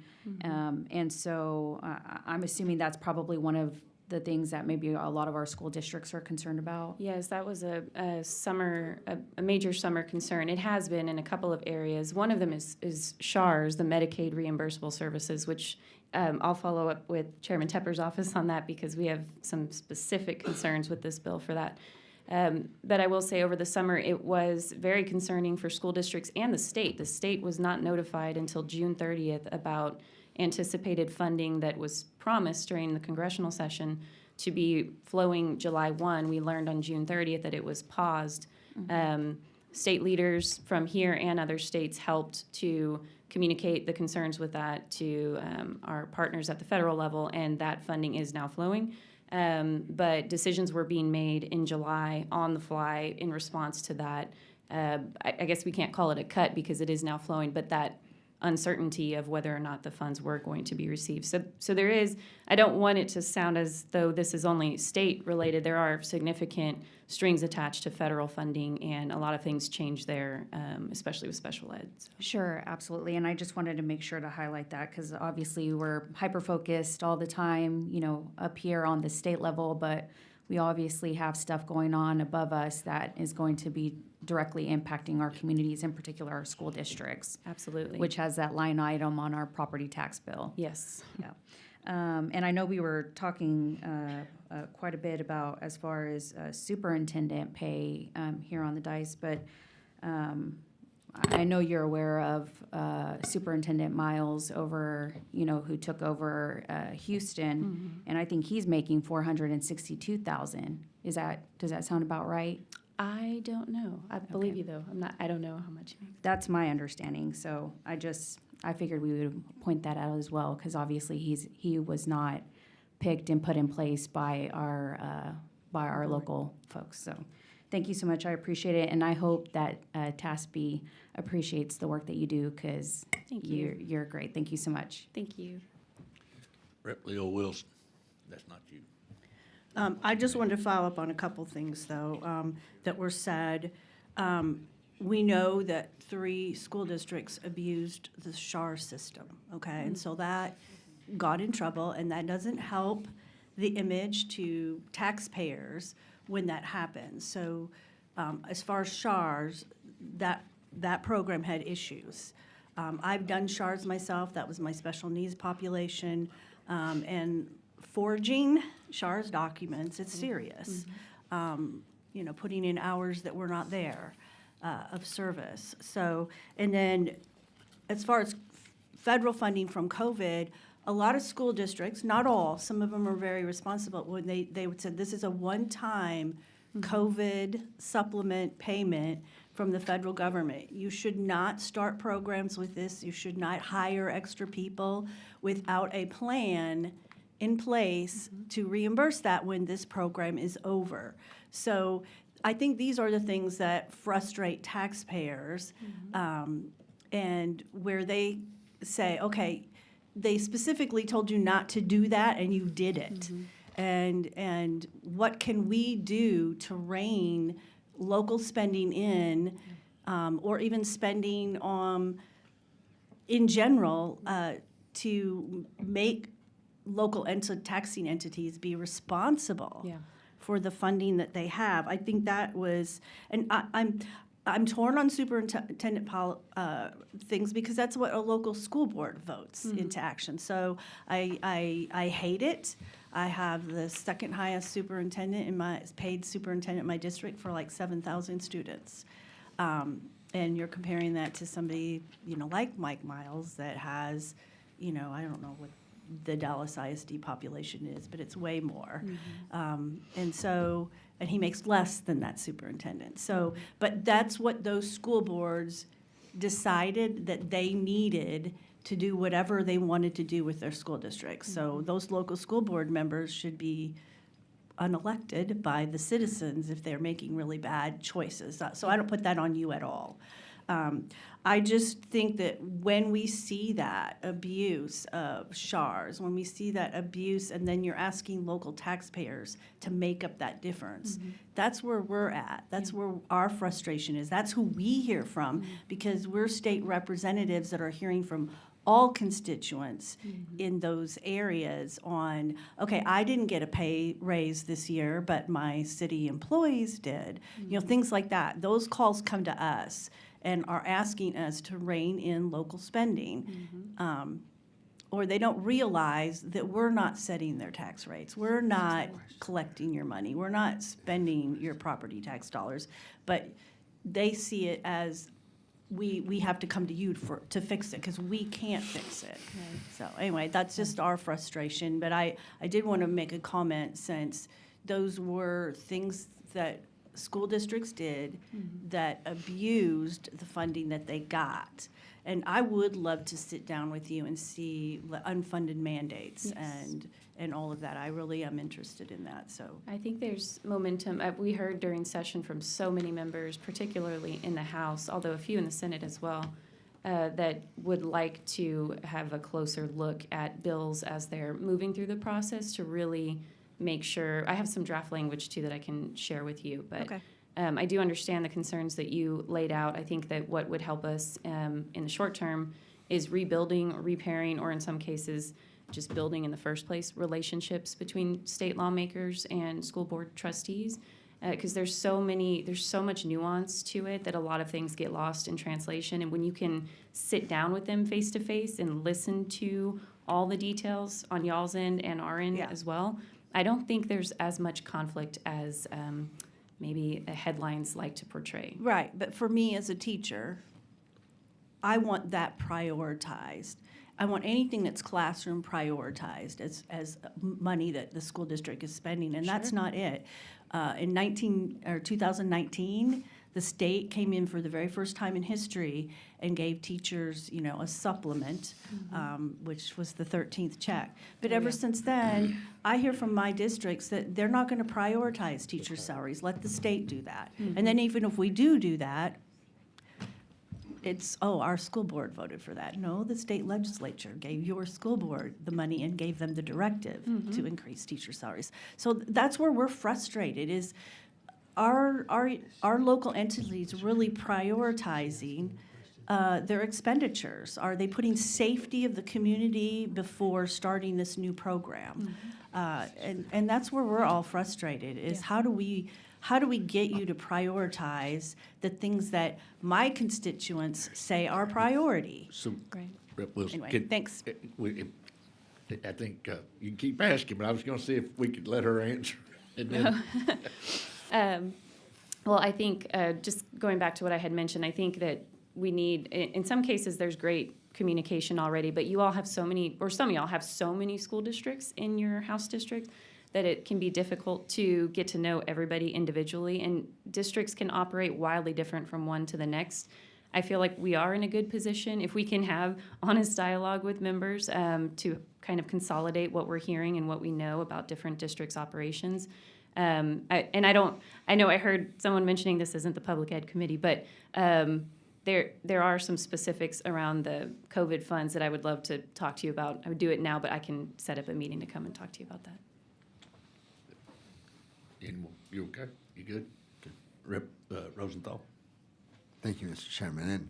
And I kind of want to get back a little bit to school boards and the function of our elected school board members. So it's,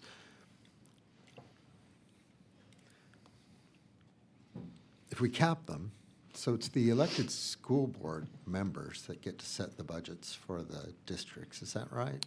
We do set the budgets. You have removed a lot of the ability to set the actual tax rate with compression at this point, but yes, we do set the budget. Right, tax rate, but they do have to decide how to spend those dollars that they have. So they're the ones that get to do that, the elected school board members. Yes, sir. Except in HISD, where our governor installed a board of managers who are not elected, but they did hire a superintendent that makes $462,000 a year and just got an $82,000 a year raise. And my colleague complained about superintendents making $500,000 and firing even one librarian. What if you closed half the libraries and fired more than half the librarians in the largest school district in the state? So my question is, shouldn't we allow our elected school boards to make those financial decisions because they are accountable to the taxpayers that elect them? I would That's just- agree. I would agree with that, and I heard, I think it was a teacher recently talking about issues with local control. It's always the struggle. But I thought it was a really great comment that he made. He said that, I can't remember which community he was from now, but he said, we have our own local problems. That's fair. It's fair to criticize, but they're our problems, and they're ours to figure out, and we don't need Austin to come in and resolve all of our issues. Local control is important. So actually, I would ask you this last question. In the best of all worlds, wouldn't we be working in a collaborative process between the state and the local elected officials to come up with, again, efficiencies of scale and process to best serve our constituents and their children in this case? For the sake of the students, that is ideal. Thank you. Any other questions? Yes. Rep Lowe. Hi, so another question, just clarifying question. The bonds and the bond interests are paid out of the budget, correct? Well, INS, yes. Mm-hmm. So Texas public schools owe over $200 billion in bond debt, including interest. So do you think that bonds are a part of the problem? And if we could reduce some of our debt, that we would be able to have better budgets to work with? Yes, we hear that concern loud and clear. In some cases, sure, it might be a problem. In other cases, school districts go out for those to comply with things like safety mandates. And I will go back to the fact that those are, well, in the case of public schools, not charter, those are voter-approved bonds. But a lot of times what they're seeking that funding for is to address mandates that have come down from either the state or federal level, or just, a natural progression if you're a growing area to build out your campuses. It's interesting you say voter-approved bonds. It seems to me, and tell me if I'm wrong, but pretty much everything that you put on the ballot is an automatic yes vote for most bonds. Not based on the numbers that I've seen from, I think, Bond Review Board, or I can go back and look at some documents, but I don't believe that is the case. Do they pass by overwhelming majority? I think it varies wildly by what the proposition is and which subdivision you're looking at. Okay, and then also, because you are an expert with schools, Do you believe that the current spending in public schools is sustainable long-term? The spending, I mean, I would sure hope so. It gets a little bit harder when we're spending $50 billion, I think, at this point at the state level to buy down and compress taxes. I don't know that that is sustainable long-term as a solution for tax relief. I think at some point the dog's going to catch the car and we're not going to be able to keep up with the commitments we've made to tax relief. Thank you. Any other questions? I do have I want to bring us back to somewhere, at least from my perspective.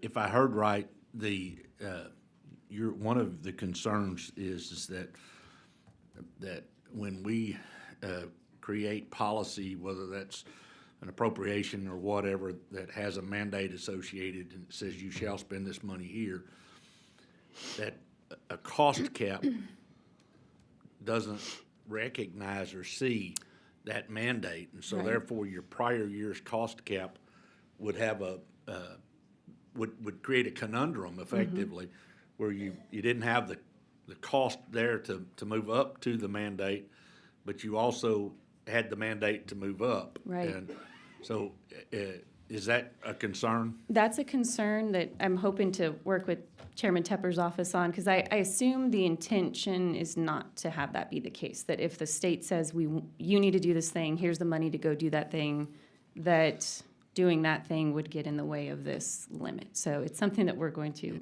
follow. And I just wanted to be certain that, because that's what I heard you say, Yes. was basically these types of funds, if they're gonna come through, somehow they have to fit within the confines of a bill like this, or we've sent two messages. One,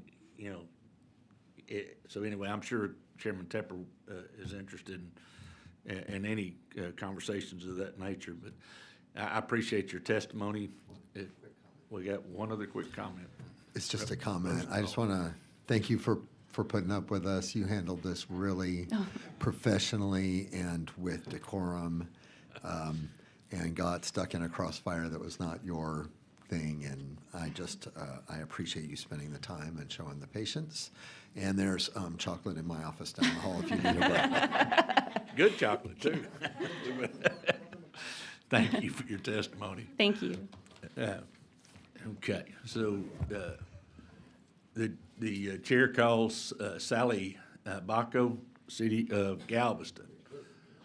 Registered against the bill. Please come forward, state your name, who you represent, position on the bill for the record, and then proceed, please.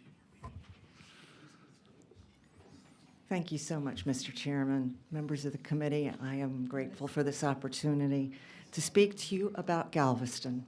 I am here to respectfully... Your name? Oh, Sally Bacco. I'm the Director of Policy and Governmental Relations for the City of Galveston, and I'm here to respectfully express our opposition and concerns for this bill, HB 46. The City of Galveston is a coastal island community that has many unique local concerns. We have a city population, full-time resident population of 53,000 people. Our annual growth is maybe 1%, 1.5%, if we're lucky. We have a budget, a city budget, that provides public safety, water, sewer, drainage, and sanitation staff and services for a city of 53,000 people. However, these services are affected when Galveston hosts over 9 million tourists a year.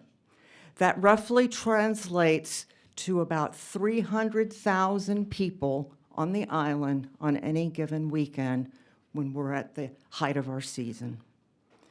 This is 167 tourists per full-time city resident. Public safety costs are 62% of our general fund, and those expenses are driven mainly by the large tourist population and the ancillary business activities directed at those tourists. Galveston is home to the 4th busiest cruise line port in the nation, soon to be the 3rd once our 4th cruise terminal is completed. Often, when a cruise ship comes into port, EMS service is waiting to address the needs of disembarking passengers. Currently, the city of Galveston faces a 20% increase in our EMS services. We are very grateful for the recognition in this bill for disaster expenses. That is huge for Galveston, as Representative Leo Wilson has mentioned. However, disaster recovery can take years, and rebuilding costs can be substantial. Community size, revenue source, and the severity of the storms have a profound effect on that recovery timeframe.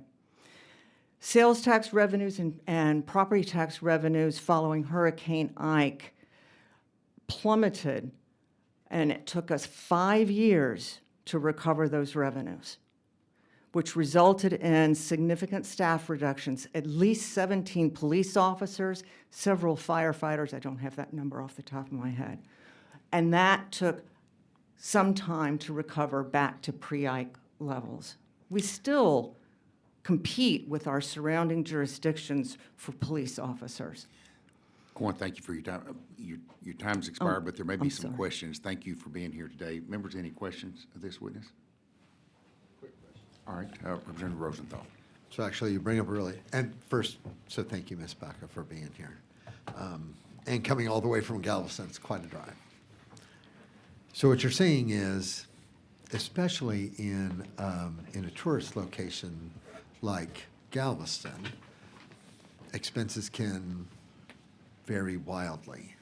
And even vacation season to vacation season, you can't say, oh, we typically get 100,000, students for spring break or whatever, because that number could vary dramatically. Is that true? Yes, it can.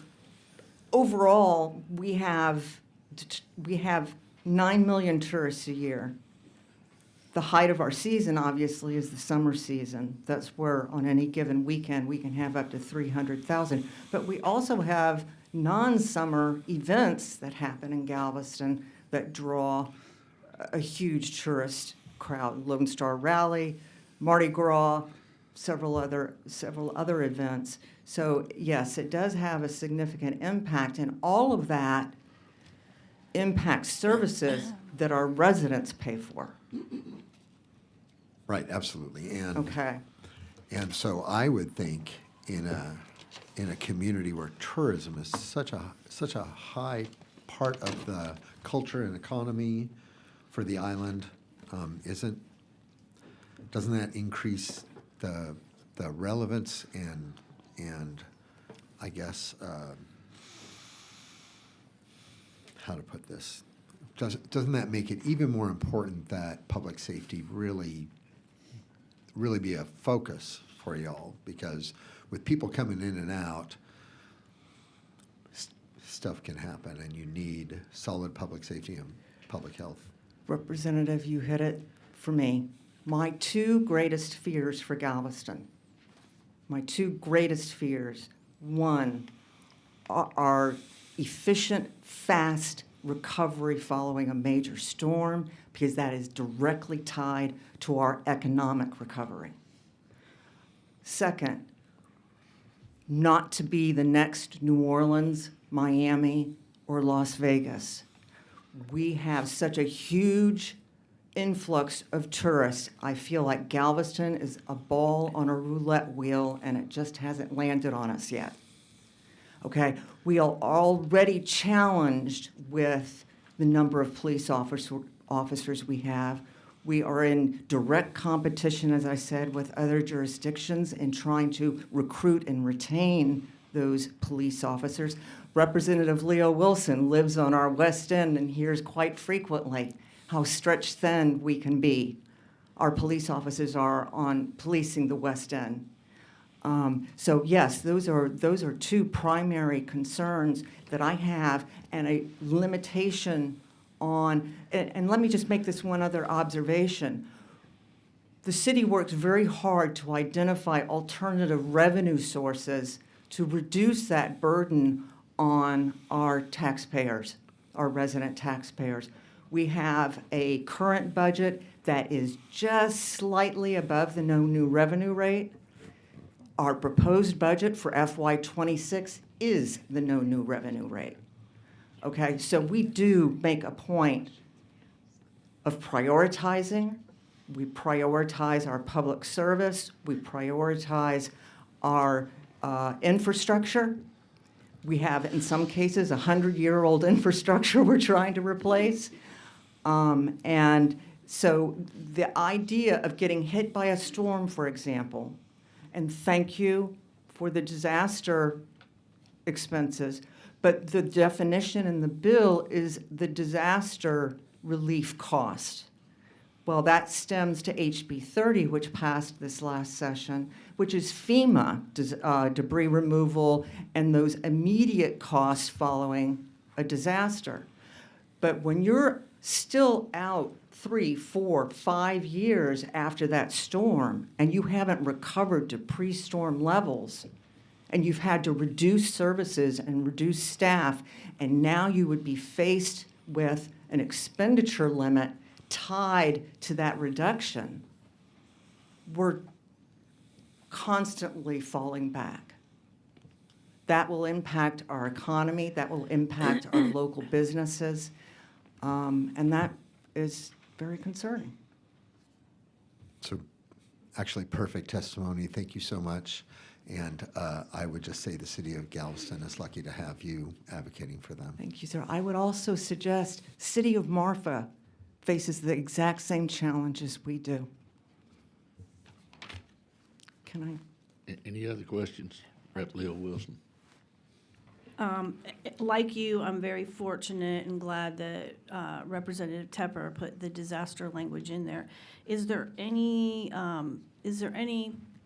further protection in that particular disaster language? Because I too, I'm fiscally conservative, and I get the phone calls about when Galveston gave their employees a raise and other people weren't getting one. So I'm just saying that there's always things to shave in the budget, but the disaster language is the most important piece, and I don't know because I don't think people realize when you lose half of your police force or half of your firemen because you've already went through your reserves just to clear the causeway of debris, that affects those pension funds, because a loss of half of your officers that are no longer paying into the pension fund. I think it took Galveston maybe up until a couple of years ago to stabilize that, and they never asked the state for help.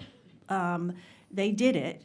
But it was a struggle for both of those pension funds. So it's a long-term impact. It's not just, rebuilding after the storm. And even with the ports, people don't see they see maybe the surface has been repaired, but they don't understand that there's still Hurricane Ike damage in the waters, and the dredging that has to take place for the cargo ships to come in, and how that upsets the oyster farmers and the shrimp harvesters. And, they're just, it just goes on and on. So you see it's not just debris removal, but it's also you've lost your tax base.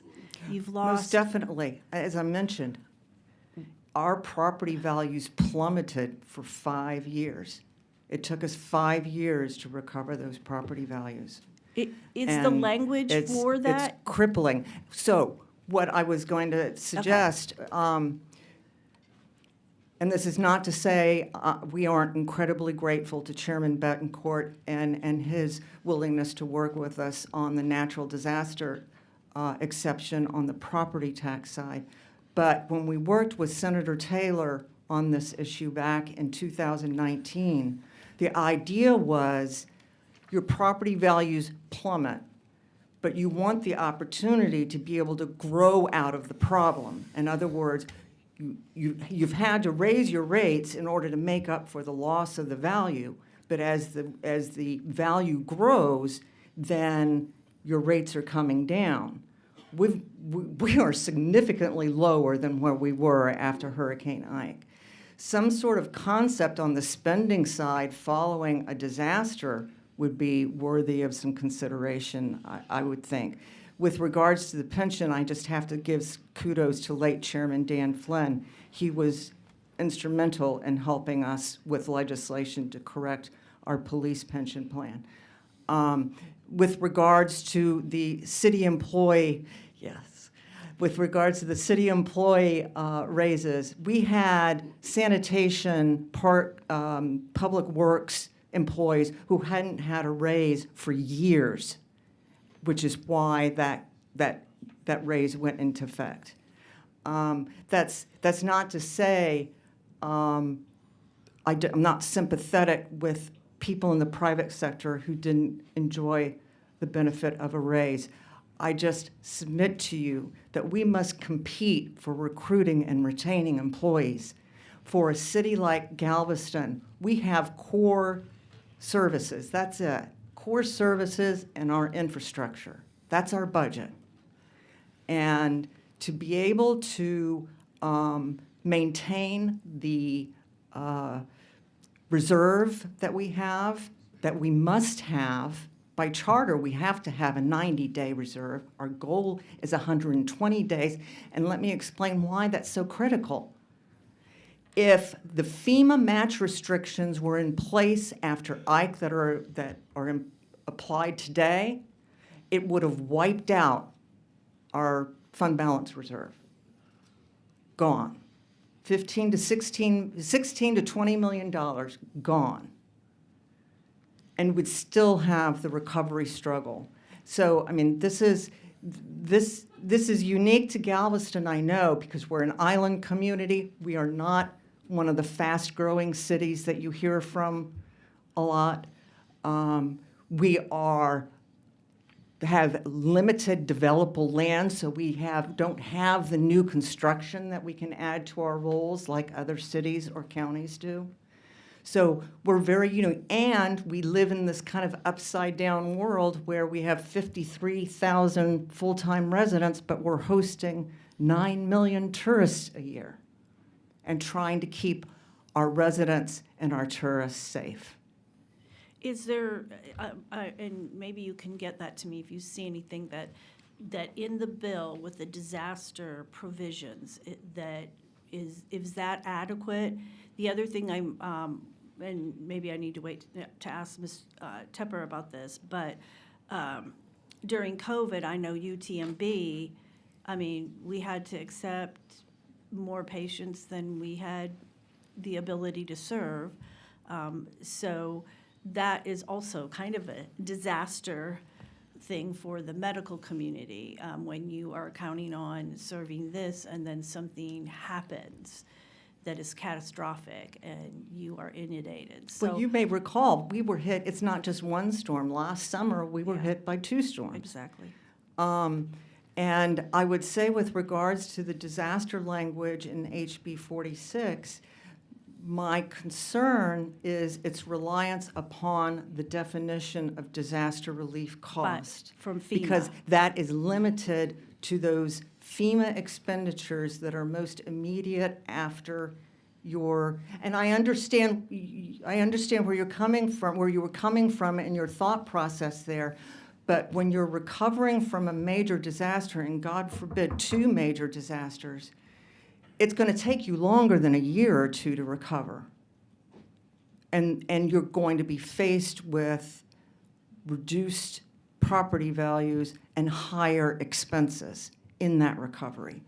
And your local economy, your small businesses are relying upon the city to produce a quick, efficient, fast as possible recovery. So tying it to just those FEMA-related expenses rather than some sort of mechanism that allows us to grow out of a disaster recovery period, I think is. Could you get me some language for that possibly to expand on that? Because I support capping local spending. I just do.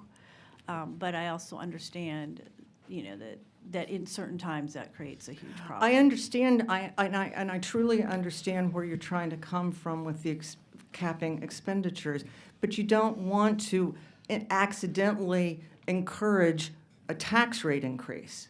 I mean, we're getting at the no new revenue rate now. All right? The last thing we want to do is go to the 3.5.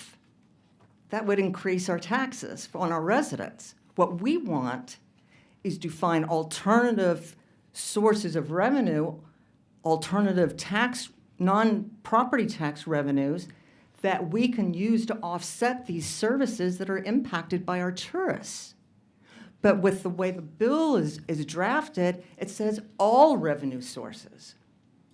So that precludes us from the very goal that I think you're trying to reach with a spending limitation. Okay, thank you. Any other questions? Thank you very much for your testimony. Thank you, Mr. Chairman. Thank you, members. So the chair calls, we'll do that. We'll do that. We'll call John Bonura, Texas Public Policy Foundation, for the bill. If you would come forward, please state your name, who you represent, position on the bill for the record, and then proceed, please, sir. All right.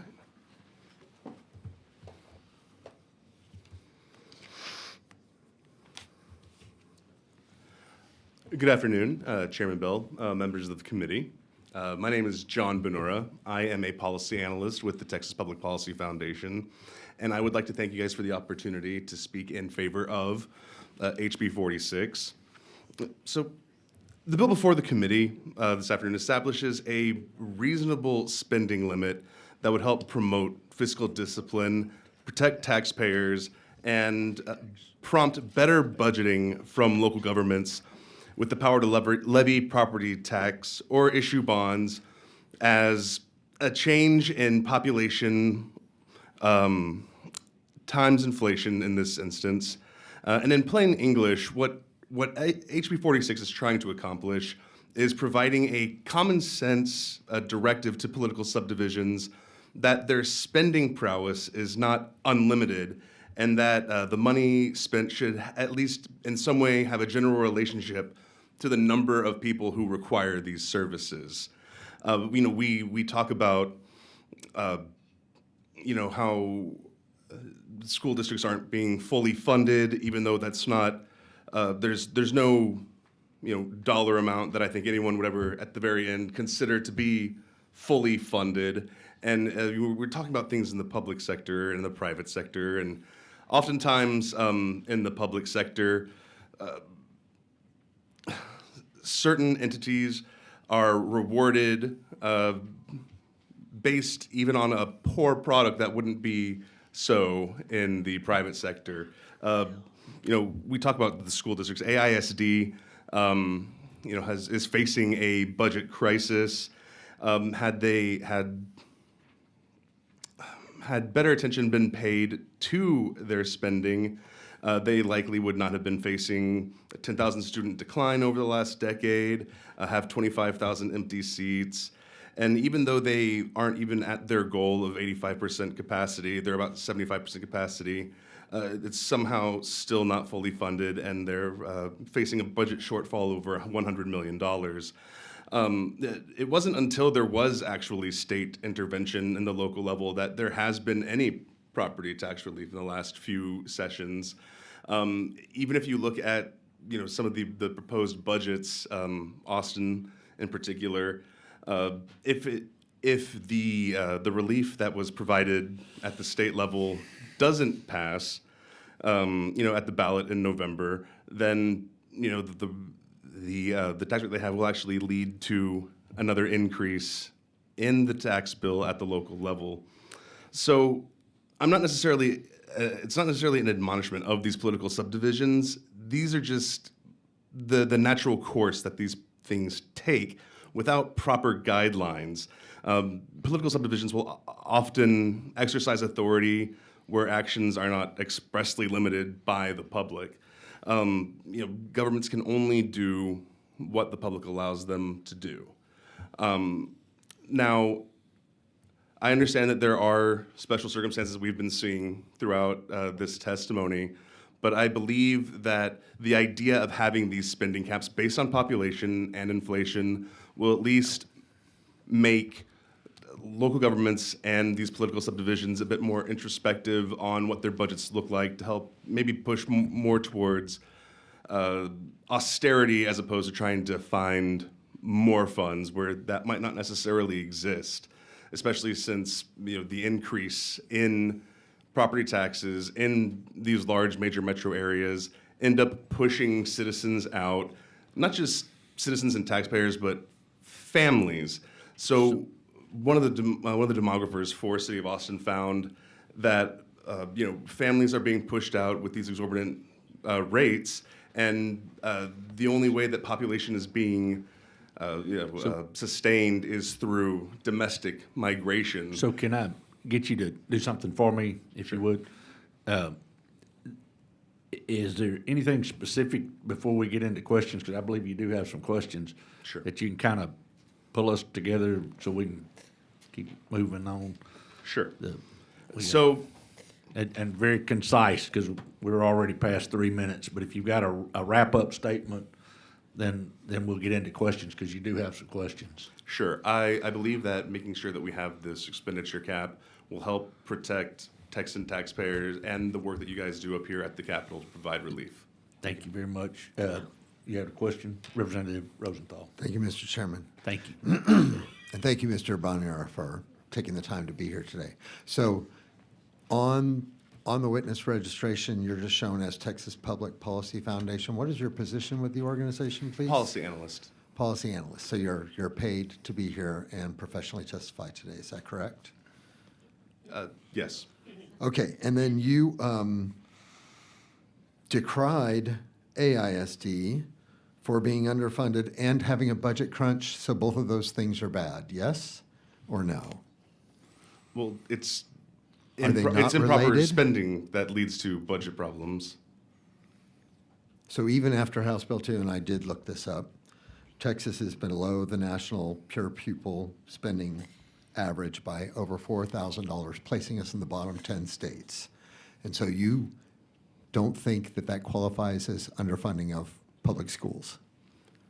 No. Got it. Thank you. Other questions? Representative Cole? I noticed that in your little 3-minute testimony, the only school district that you mentioned was Austin. Did you meet with the Austin School District? No. Thank you. Any other questions?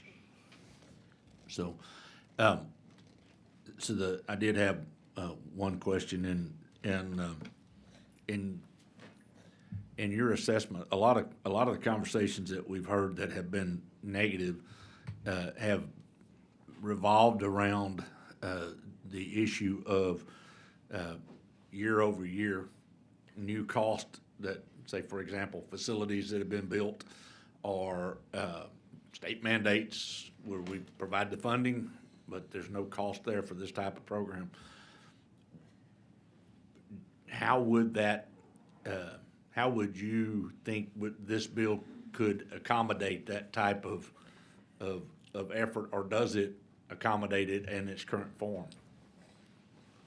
That's a great question. I think that the flexibility in the bill that allows for, if a budget were to exceed the prescribed limit, I think it's important to be able to return that question to the voters, because ultimately it's the voters who should decide where their money is being spent. The government doesn't make money. It can only take money, and it takes money from the populace to be able to provide certain services. And if those services aren't fulfilling their duty, then there are places that can be cut. And I'm always happy to have conversations about unfunded mandates and the problems that they do cause. Absolutely. Thank you very much. Any other questions? Appreciate your testimony today. Thank you. The chair calls Steve Wallab with Texas Hospital Association. Wallab, I'm sure I'll butcher it really well. They're all you would state your name and who you represent, your position on the bill. We show you against the bill, but please state that for us. Yes, sir. Steve Wallop for the Texas Hospital Association, respectfully testifying against House Bill 46. I'll try not to dwell on some of the points that have already been made by prior witnesses. Certainly, I would agree that the vast majority, by and large, of political subdivisions or hospital districts' revenue is based on their revenue derived from their operations and not taxes, and I think that's an important point and perhaps an important distinction for what this bill is trying to get at. We've also heard about the expense equation for hospitals. It's more volatile, I think, than what we would see for other political subdivisions. What I would add to that is those increases can really happen fast. I mean, we have drug shortages that can result in very large and quick increases in drug costs, workforce shortages, same situation. And so even if we were able to identify, I think it was, as mentioned before, a specific index that might be better suited for the hospital industry, those indexes are going to lag. They're not going to take into account those rapid increases in costs. Revenue sources for hospitals can also fluctuate. New funding opportunities come online from time to time. One need look no further than the One Big Beautiful Bill Act's federal funding to transform rural health care as an example. The OBBA created a national $50 billion fund called the Rural Health Transformation Program. HHSC is going to receive those funds on behalf of the state, and if those funds flow to public hospitals in rural areas, they can't be spent without violating the bill's provisions. Other new revenue sources would suffer the same fate if they can't be spent on services or reinvestment because of the bill's limit. Similar to what has also been alluded to with new construction, HB 46 also does not leave any room for the expansion of services provided. Services necessarily results in higher operating costs that would not have occurred in the prior year. And so a public hospital, under the bill's provisions at least, would really never be able to expand services without violating the limit on expenditure increases. I do want to dwell just for 1 minute on the IGT issue that's already been discussed. We have very significant concerns about the impact the bill would have on the state's share of the Medicaid program. Hospital district expenditures include intergovernmental transfers, as we've already heard, and those unlock federal matching dollars for the Medicaid program. Local governments finance approximately 30% of Texas Medicaid program. This is in lieu of general revenue. A couple of numbers for you. In 2024, local governments transferred $7.6 billion to the state of Texas that ultimately supported $19.2 billion in reimbursement for health care provided to Medicaid enrolled and uninsured Texans. These dollars are essential to prevent rural hospitals from closing and ensure the full continuum of care is available to low-income individuals. A limit on hospital district expenditures will create enormous pressure on state general revenue if it endangers public hospitals' ability to IGT. And certainly, we believe, or at least are concerned, that it's inevitable that the amount of low-income and uncompensated care funded by these expenditures will outpace the allowed expenditure increases and eventually could leave the state footing the bill for the erosion of this funding source. Thank you. Any questions? Thank you very much for your testimony. Thank you. Chair calls Christina Simmons, City of Fort Worth. If you would, please come forward, state your name and who you represent, your position on the bill. We show you against the bill. Yes, good afternoon. My name is Christine Simmons, and I am testifying on behalf of the City of Fort Worth in opposition to House Bill 46, respectfully. This bill hinders the city's ability to respond flexibly to local needs. I do want to start by saying we appreciate that House Bill 46 makes improvements over similar bills by allowing the use of localized population and inflation figures. We think that's an important step since the City of Fort Worth is the fastest growing large city in the nation. We've added 10% to our population in the last 4 years, which outpaces the state's growth percentage. And so localizing those factors helps for us. And so I was happy to hear you also, Chairman Tepper, discuss the use of maybe some other indices. I think we'd probably recommend a composite indices that maybe talked about construction cost and employment cost, producer price index, and some of those, so we can certainly get you some of that information if helpful. This bill, however, still poses some serious challenges. And so the biggest concern that we have is something that some of you have raised, which is that House Bill 46 does not currently exclude legally restricted revenues. It treats those revenues the same as funds generated by our maintenance and operations rate.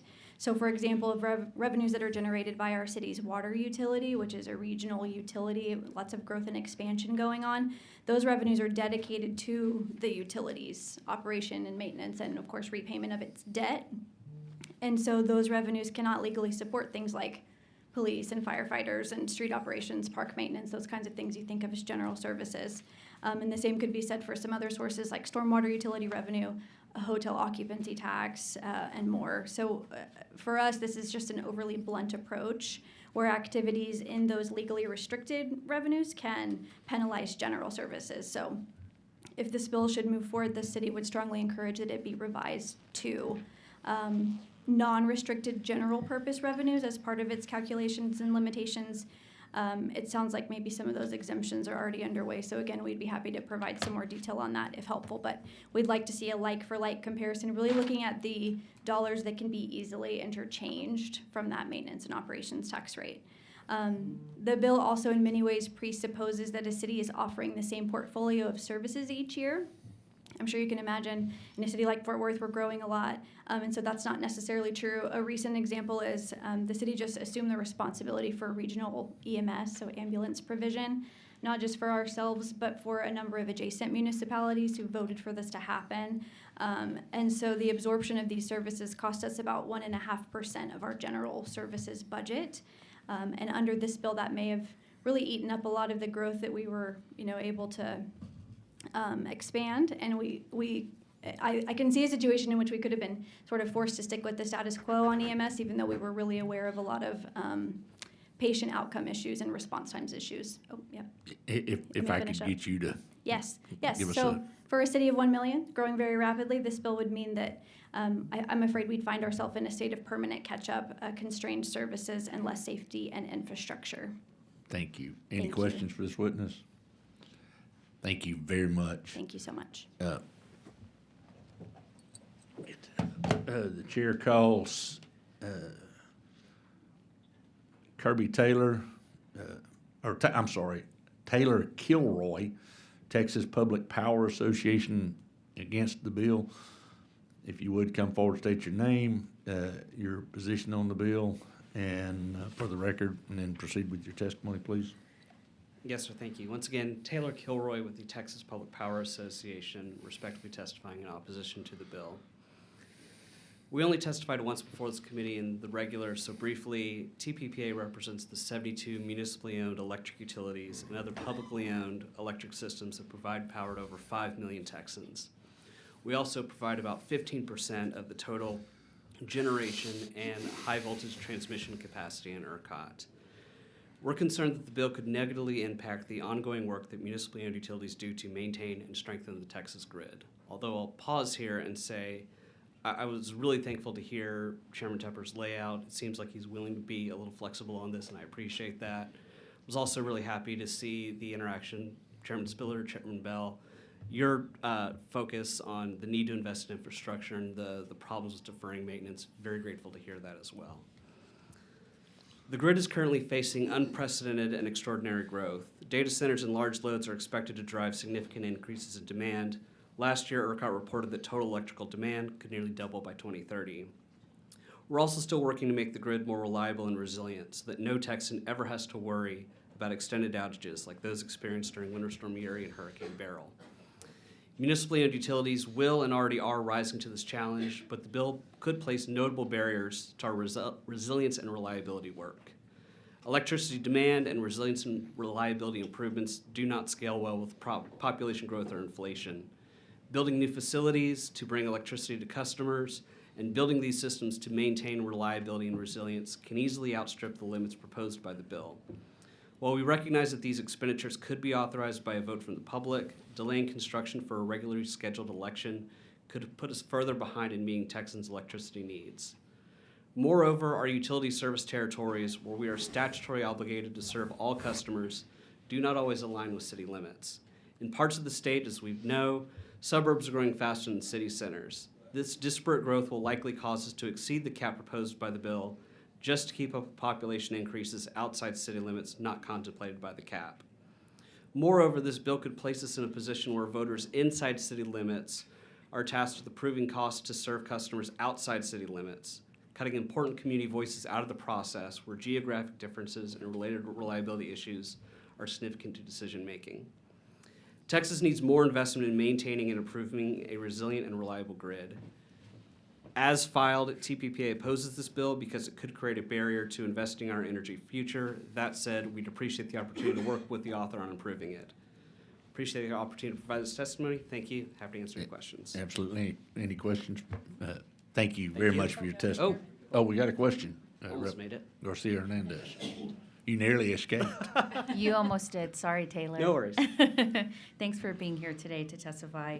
I appreciate you being here to talk about this a little bit. I was actually informed by one of my cities, Capel, that they just recently found out that Onkar had requested a 51% increase in their street lighting fees.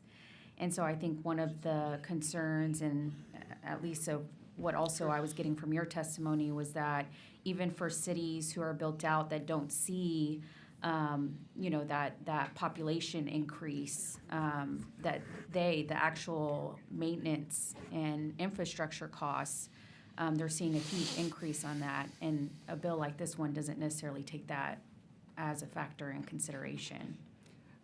We had a small town in East Texas that they have one big transformer that serves the entire town. And that went down. And the cost to replace it was, it nearly blew a hole in the entire city budget. And so just maintaining infrastructure, it can be expensive, but I think the investments and upgrades that we all agree need to happen are even more so. Sure, absolutely. And I think we've got some folks from Irving who are here as well, and we were talking a little bit about, they had something very similar to that happen as well. I think it involved electricity, but involved their 911 dispatch center, and they were put in a situation where effectively they were potentially not going to have access and the ability to relay public safety calls for almost a week within the city. And so I think their concern as well with a bill like this was that it doesn't allow that flexibility in certain situations like that, especially whenever we know a lot of our cities and towns are operating under very old infrastructure that needs to be upgraded and fixed. So thank you for being here today to communicate that and get that across obviously from y'all's side. Appreciate it. Thank you. Thank you, Chairman. Representative Luther. Thank you. Hi. Is there any kind of emergency fund or some sort of parachute that you have when something like that happens? Where would you go in an emergency situation if this bill did go into effect? I'm genuinely not sure. We've got a pretty robust mutual aid program, and so, like in the case of a transformer, you can sometimes find someone who's willing to loan it to you for a little bit, but I don't think there's anything currently existing in law to kind of provide that parachute, unfortunately. And if there was something like that included in the bill, this would be more appetizing to you, I would imagine. Yeah, like I said, we're opposed to the bill as filed today, but we look forward to working with the author. I'd love to be able to get to neutral. Right, because for me, I think it's a great idea. But like people have mentioned it already, maybe in a special, it might be just shoving it through just to get it done might not be the best idea. But I am in favor of the bill. Thank you. Thank you. Any other questions? Thank you very much for your testimony. Chair calls Ed Van Eno, City of Austin, testifying against the bill. If you would, please state your name, who you represent, position on the bill. Again, we show you against the bill. Yes, sir. And Thank then you. proceed with your testimony. Thank you, Chairman Bell. As you mentioned, my name is Ed Van Nino, Chief Financial Officer for the City of Austin. I am the CFO that Representative Tepper said he liked during his opening comments, and I hope that holds true even after my testimony against your bill, sir. I apologize for that, but thank you for the nice comments. You know, I speak to you from the perspective of a 26-year administrator, implementer of city budgets. And I can certainly understand and respect the intent of the author to put some kind of limits on governmental spending. I just think this bill, the way it's written, these expenditure cap bills create a lot of challenges from the perspective of a practitioner, and perhaps even some unintended consequences. I think if you look at a general fund budget where we already have limits through the revenue caps on property taxes, something like this works. I think it's reasonable to think that public safety expenses, parks and libraries, those expenses might reasonably grow in a similar pace to population growth and inflationary factors. But when you're a big city like Austin, with a lot of enterprise operations, that's to a large extent not how enterprises work. They are more demand-driven than they are population or CPI. So for example, we might not have any growth in the population, but we run an electric utility. If it's a hot summer, we are going to spend more on electricity than we do when it's a cool summer. And so if we have a hot summer, immediately following a year when we have a cool summer, and their budget has to go up to pay for the extra cost of the electricity that's being used during that hot summer, we're going to bump up against this expenditure cap when all we're doing is purchasing electricity on the market so that we can help people keep their houses cool. You look at the airport, most of the people in this room, a lot of them at least, probably flew in through the Austin Bergstrom International Airport. That thing's been growing way faster than population and CPI over the last decade, and it's going to grow way faster than population and CPI over the course of the next decade. And that's a great thing for the region because Austin is a place that businesses want to come and do business, and people want to come here. They want to fly in and vacation and have fun. And so it is a great thing, but that budget has been growing much faster than those factors. And so if we're going to allow that to continue, the city of Austin is faced with, well, what are we going to cut in order to allow the regional airport to continue to grow at a pace that it needs to grow at? You can go downtown and you can...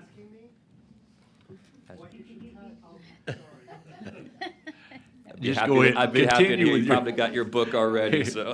Continue with your Yes, testimony. but, you know, looking at the convention center, you can see the convention center is half torn down, and I hope you would all appreciate that the city of Austin has substantially cut back on our convention center staffing and costs during that reconstruction. But in 3 years, we're going to have to ramp the staffing back up to operate in an even bigger convention center, and that's going to be hard to do with an expenditure cap like this in place. So I just think there's a lot of practical considerations. I'd be happy to continue to have discussions with the author about other ways that maybe from a practitioner's perspective that maybe would be more workable to limit those costs.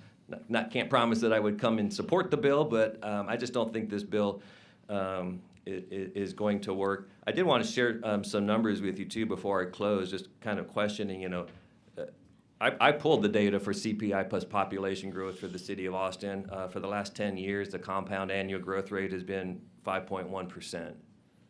Over the same time period, the city's general fund budget has grown from 911 to 1.5 billion. That's 5.1%, exactly in line with the CPI and population growth. If you look at our enterprise funds, inclusive of everything, it's been a little higher. It's been about 6% annual growth over the last decade, so a little bit higher than that metric that you guys are contemplating here. I do want to point out that the state's budget over the same time frame has the biennium budget for its general revenue budget increased from $113 billion in 2016 to $196.7 billion for the 2025-26 biennium. That's a 6.4% annual growth rate. So just ask you to consider that the inflationary factors, the wage increase factors, the health insurance factors, all the things you're dealing with your budget are the same types of things our enterprise departments are dealing with. And again, we had about 6% compound annual growth rate for our all funds budget over the last decade compared to 5.1% CPI plus inflation. I'm trying to keep us on this 3 6.4% minutes. CAGR. If I'm you sorry, got a sorry, closing Mr. statement. I do not. Okay. That was it. Chair Tepper, did you want to ask a question? Thank you. This was interesting. Thank you. So this wouldn't affect, you've already got a 3.5% cap by state law on your On income. the property tax, yeah. So this bill wouldn't even affect, because it's your over general, I see what you're saying, over general revenue, Yeah, would in affect. Austin, the general fund's about 23% of our total budget, because we do have the electric utility, the airport, the convention center, all these enterprise operations as well. And so I think a bill like this, I don't think it's necessary for the general fund because we already have the revenue limit, but I think a bill like this could work for those types of functions, police, fire, EMS, the things you see in the general fund. When you look at the enterprise operations, and you've heard stories from other people, energy folks and hospital people, I think this type of limit creates challenges that maybe aren't the intent of the. But for the city, because we did talk about airports quite a bit. Bergstrom's interesting. Who is funding it? Does the federal government fund the expansions? Does the city? Is it a hybrid? It is a hybrid of the passenger facility charge, revenues we get through the rental car agencies, the airlines who pay fees for landing, the landing fees that they pay. So theoretically, if the bill were enforced, was voted in and enforced, how would that affect the airport? The way it's currently. Because you're expanding and that sort of thing. But you accrue, or should I say amortize over time, the capital improvements of the airport. There's a chance this might not really affect the needs that you have there to expand the airport. Well, it's certainly I'd have to get back to you on the exact numbers. It's certainly that the budget of the airport, taking into account its debt service and its operating expenses, adding staff to keep pace with the growing airport, it's more than 5.1% per year, substantially more. Substantially more? Yes. Okay. And I'm happy to report back on Yep. what the trend's been over the last 10 years as that airport's been growing and what we're projecting it into the future. Okay, thank you. I have a question. I got Rep Lowe over here had a question, and then I'll come back to you. Hi, I just want to get, we're talking about local control. Some people think we're taking it away. So I've heard from some constituents say we're actually giving more local control because it'll be more in the taxpayers' hands. What do you think? How would you define local control? I really haven't thought about it, sir. I mean, local control is not my issue and not what I'm here testing about. I recognize your authority to put limits on local governments.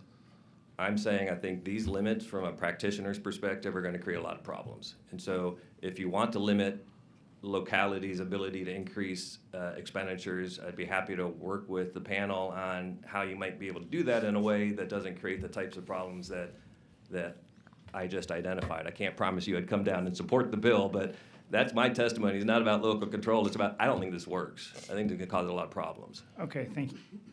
Thank you. Representative Cole? Thank you, Mr. Vanino. I want to go back to the airport and the reason that can be such a problem, because I think this committee understands that, and the bill author does even by his questions. Talk a little bit about the federal side and the unpredictability of those revenues and expenditures that you have to make with the airport's growth. Well, there is unpredictability. I mean, right now we're in the process of negotiating with the airlines about what their future fees will be. And so we have to negotiate that before we go to the market and issue the bonds to expand the airport. We have to work with the airlines to determine their demand for gates and what they're going to be willing to pay and make sure the whole thing works. And so it's very complicated, and we are involved in that right now. But there is certainly a lot of uncertainty around that. Okay. And there has, Austin also, as you mentioned, depends a lot on tourism, and that has been unpredictable. Can you give the committee a sense of that from a local perspective and how this bill would create problems with that? Other than COVID, I don't know that it's been too unpredictable. It has been up. It is growing. We've got the F1 racetrack. We've got COTA. We've got South by Southwest, Austin City Limits, UT football games. There's a lot of people who want to come here and enjoy those events, and so that passenger traffic has been, quite frankly, growing faster than we've been able to keep up with it. We're building things as fast as we can. But again, it's driven by demand It's not driven by the population of Austin or what the inflationary factors is. The demand for our airport is high. The demand to come to the city and visit it or do business here is high, and so we're trying to keep pace with that demand. And, you know, the bill, the way it's written, would put limits on how much that airport budget could grow. Or we would say, no, we're gonna let the airport grow however it wants, and we're gonna pick some other departments and enterprises to hold down so that we stay in compliance with the bill if it passes.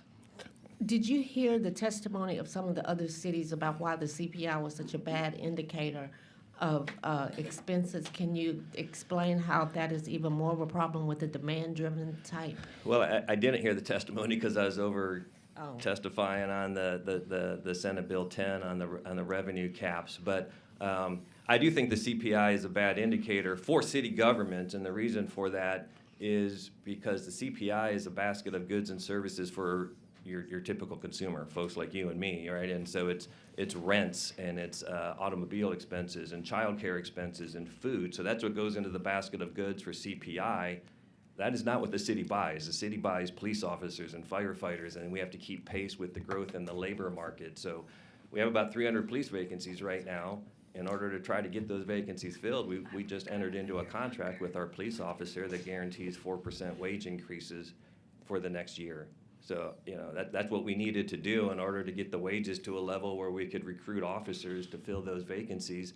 And it's driven by the labor market, not by the CPI basket of goods. So it's not. And there's some other indicators that some of the other cities had talked about. I don't know if you heard those or not, but I would think that you would be in support of those, especially since we have so much of an expansion at the convention center and the airport. I mean, most cities will tell you their general fund's probably 75-80% labor costs. Okay. You go out to the enterprise departments, it might be a little different. It might be 50-60% of your costs are labor costs. But there are indices out there that track labor costs that would be a better indicator of growth in budgets more so than the CPI would be. Okay, but the problem with this bill is especially with respect to the city of Austin, is just that it is a demand-driven type. We have more enterprise operations than most cities. You know, we run the airport. Most cities don't run an electric utility. We run the electric utility, and you know, you get it. Those things are driven by the demand for the service, not by other factors. Okay, well, I'd like to visit with you and the bill author to try to see what we can do to I look forward make to some. Okay, thank you. Rep. Garcia Hernandez. Thank you, Chairman. And thank you so much for being here today to answer all of our questions. I appreciate whenever many of us on both sides of the aisle on the dais can agree that somebody is a really good expert in some of this stuff. My understanding is that SB 10, HB 9 has just got voted favorably out of Ways and Means. And so I kind of wanted to pick your brain on how reducing the voter approval tax rate from 3.5% to 2.5%, and then potentially this bill passing, how that would impact our municipalities. Yeah, well, I mean, I think at 2.5%, that bill would probably govern. That'll be a lower threshold than what this is. You know, history has been for the last decade, population plus inflation for our area has been about 5.1% growth. So that would allow a certain amount of growth for the general fund, which would, I'm pretty certain it would be more than what the growth would be allowed under a 2.5% cap. Got it. Okay, thank you so much. I appreciate it. Thank you, Chairman. But the revenue caps only apply to and only affect the city's general fund, which is 23% of our budget. It doesn't affect these enterprise operations. It's the inclusion of all those enterprise operations and all those kind of unique circumstances in this bill that I think is where the problems come in from my perspective. Thank you, Chairman. Any other questions, Ms. Witness? Thank you very much for your testimony. Let's see.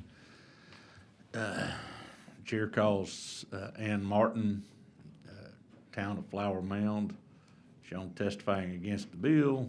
If you would, please come forward, state your name, who you represent, and position on the bill. Also shown testifying as self and Flower Mound. Thank you, Mr. Chair and members of the committee. My name is Ann Martin, and I serve as the Mayor Pro Tem for the Town of Flower Mound, and I'm here today to testify in opposition to HB 46. Flower Mound is a community that prides itself on conservative fiscal management and strategic planning. And I promise you, there's nothing cute or tricky about my budget. We've consistently delivered high-quality services while maintaining one of the lowest property taxes in the region. And since I took office in 2020, I'm very proud to report that we have kept the tax rate the same or lowered it for all of the 5 years. We've actually also increased the homestead exemption to 20%, which, as you know, is the maximum allowed. And we've increased the age 65 and disabled exemption to $150,000. HB 46, like 73, proposes a cap on local government expenditures that would severely limit our ability to meet the needs of our current population as well as any who might move to our town. It doesn't work in the real world.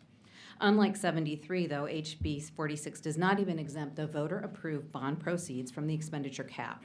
This means if our residents vote to build a new fire station, the capital investment itself would be prevented by the cap. And the ongoing operational costs, hiring firefighters, purchasing equipment, maintaining the facility, would also count, pushing us beyond the limit and forcing cuts elsewhere. The bill also fails to account for the volatility of revenue sources like sales tax and hotel occupancy taxes. If a city experiences unexpected growth in these revenues, HB 46 would force us to sit on that money unable to spend it, even for voter-approved or emergency purposes. Moreover, the bill's requirement the city seek voter approval for exceeding the cap on a uniform election date does not work. Emergencies don't wait for election cycles. If a major infrastructure failure or public safety crisis occurs mid-year, cities would be left without the ability to respond until the next election, potentially months later. HB 46 would also discourage cities from using pay-as-you-go financing for capital projects, pushing them toward debt issuance instead. This is the opposite of sound fiscal policy and undermines local efforts to reduce long-term liabilities. We urge the committee to reject HB 46 in its current form. Local governments must retain flexibility to respond to the unique needs of their communities. Our residents trust us to make responsible decisions. Otherwise, we'd be voted out. And we ask that the legislature continue to trust us as well. Thank you for your time, and I welcome any questions. Any questions for this witness? Question. Chair Tapper. So you lowered the rate, but your appraisals were up. Is that correct? Actually, this year our appraisals are down. And so, great, really horrible, actually. But where has your expenditures been, over 5 years, I suppose? Steadily increasing. We have I had assume. some growth needs. We have had some maintenance. We've had some road infrastructure issues that need to be addressed as our community ages. But I would also add, though, to address the appraisal problem, raising the homestead exemption does a lot to address that. And we have maxed out. So if you want to raise that limit for us, we'll look to that as well. So wait a minute. So your appraisals were. Well, they were going up. So in 2020, they were probably moderately priced. And then, like many places in the nation, the value of homes increased as the demand increased.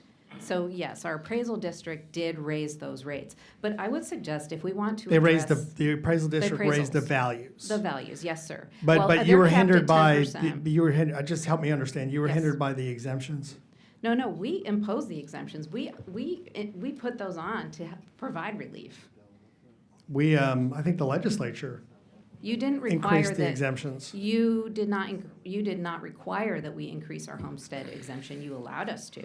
Okay. And the maximum is 20%, which we are hitting this year. But every year we've increased our homestead exemption to Okay. help provide property tax relief. And also providing that $150,000 exemption to seniors and disabled went a long way. And we did that because that amount was like $50,000 that hadn't been adjusted for inflation. So last year I asked our financial team to adjust that for inflation, and my council said, yes, let's do it. So I want to cut to it again.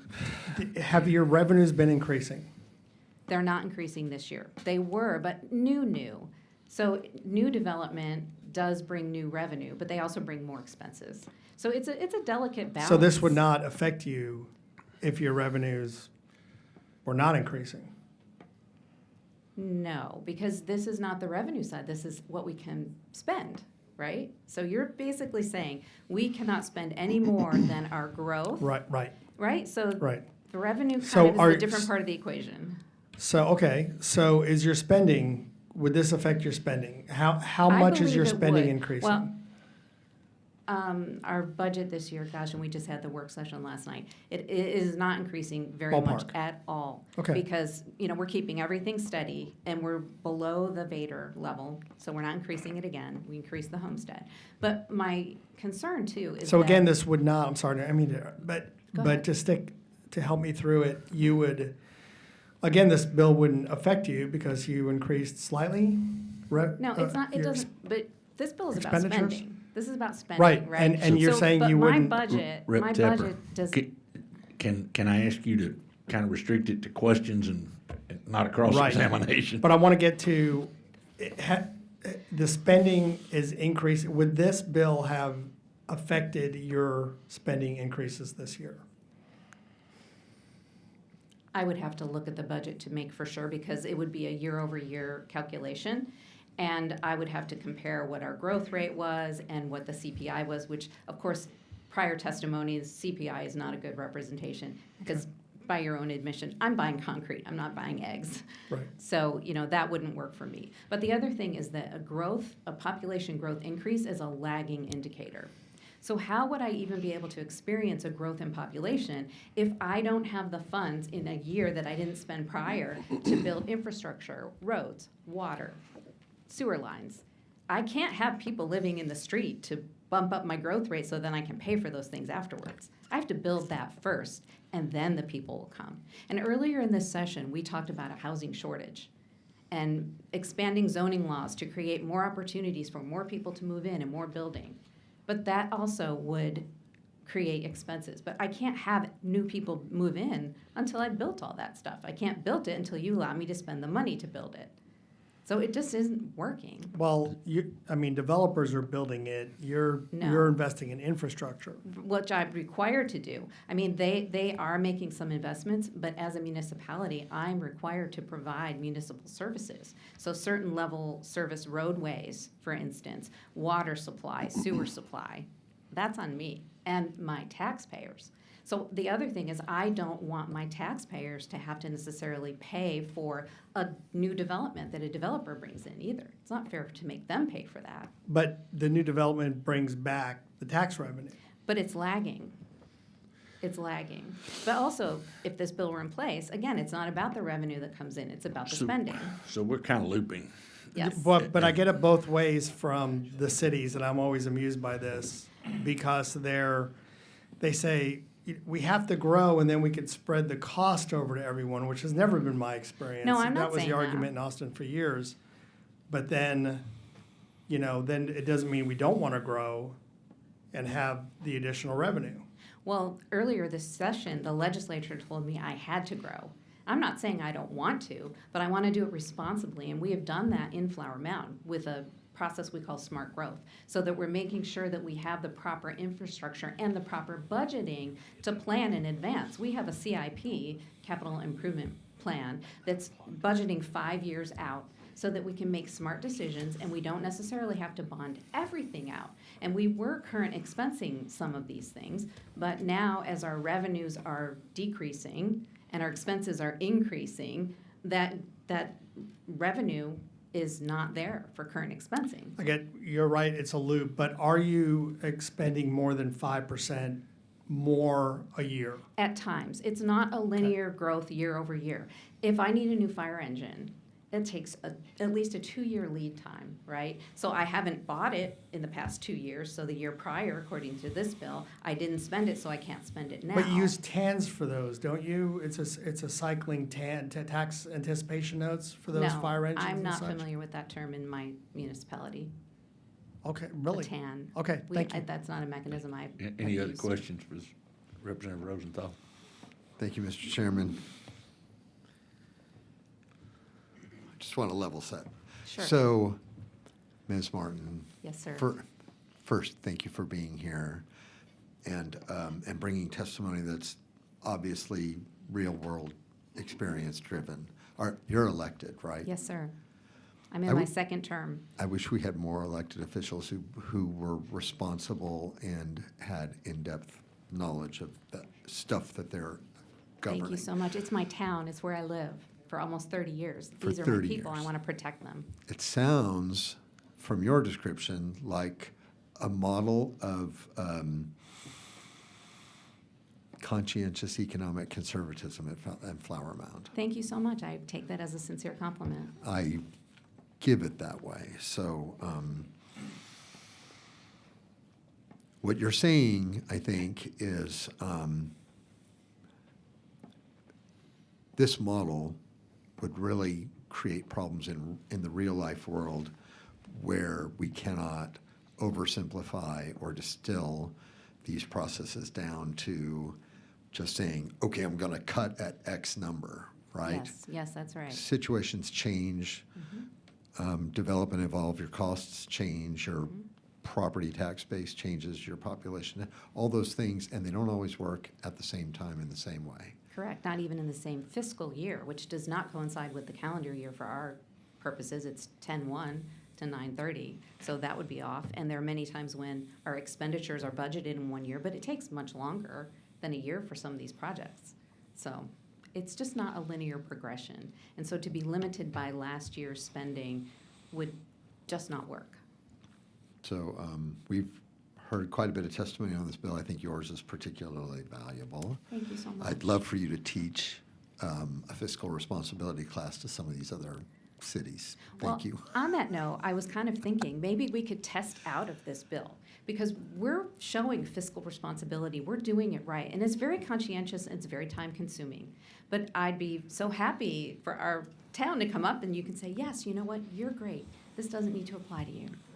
So in industry, and it should also be in government, we should model successes and build on those. So whether I thought of it or you thought of it, if you see a model that is working successfully, you need to emulate that because that would just It can be proliferate. done.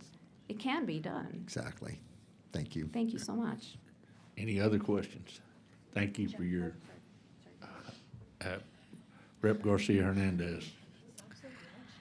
What's that? I know, he's like, hurry up, hurry up, hurry up. Well, it's kind of getting late, so we have other ones to hear Yeah. too. Thank you, Mayor, for being here today. I used to live in Flower Mound. My parents still live there, and love what y'all do in Flower Mound. Very similar to one of the cities I represent, Capel. Yes, our neighbor. Yes, your neighbor.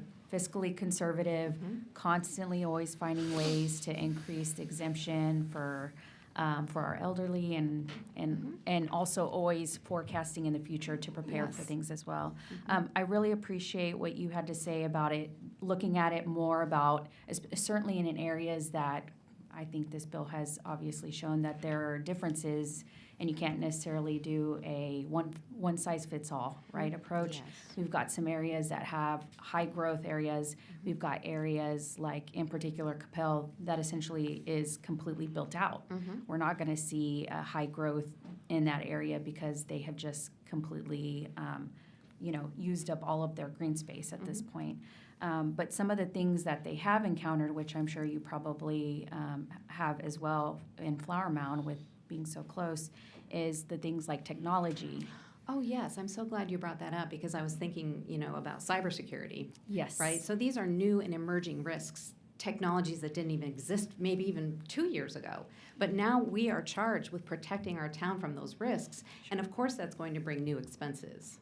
Absolutely, and during our main session, we spent a lot of time talking about how we can make sure that a lot of our municipalities are in a good place where they can make sure that they're protected from cybersecurity because that can wreak havoc on our public safety. I know Capel had shut down theirs. utility systems. Yeah. We don't want that. So we had that happen over in Capel. They had a cybersecurity situation where it essentially took down their system, impacted their 911 dispatch center and all of those things. And unfortunately, that's something that our state and municipalities all over the state are potentially at risk for. And so I know that's something that I've heard from multiple cities is a huge expenditure that a lot of them are essentially taking the initiative to be on the forefront, making sure that they protect their constituents. That's right. And even more routine technology expenses, for instance, our vendors for software. you probably have all noticed personally, everyone's going to subscription model. And it's not less expensive than it was the year before, and it's not tied to the CPI. Sure, and then I know as well, there are some of our agencies that are requiring more requirements on all of our municipalities. So one of them that I know Capel had raised was the TCEQ revised their street cleaning standards for all of the cities. And I know Capel, theirs is going from 25,000 to 100,000 annually. I assume that that's probably across the board for all of our municipalities. Yes, and those special funds, the ones that are segregated, that are not commingled with the general fund, you know, we don't necessarily have control over all of those incoming expenses, because even like water, we buy water, and we are, I was listening to the testimony earlier about rainwater catchment and conservation, but we are locked into sometimes a 20-year contract with the water provider.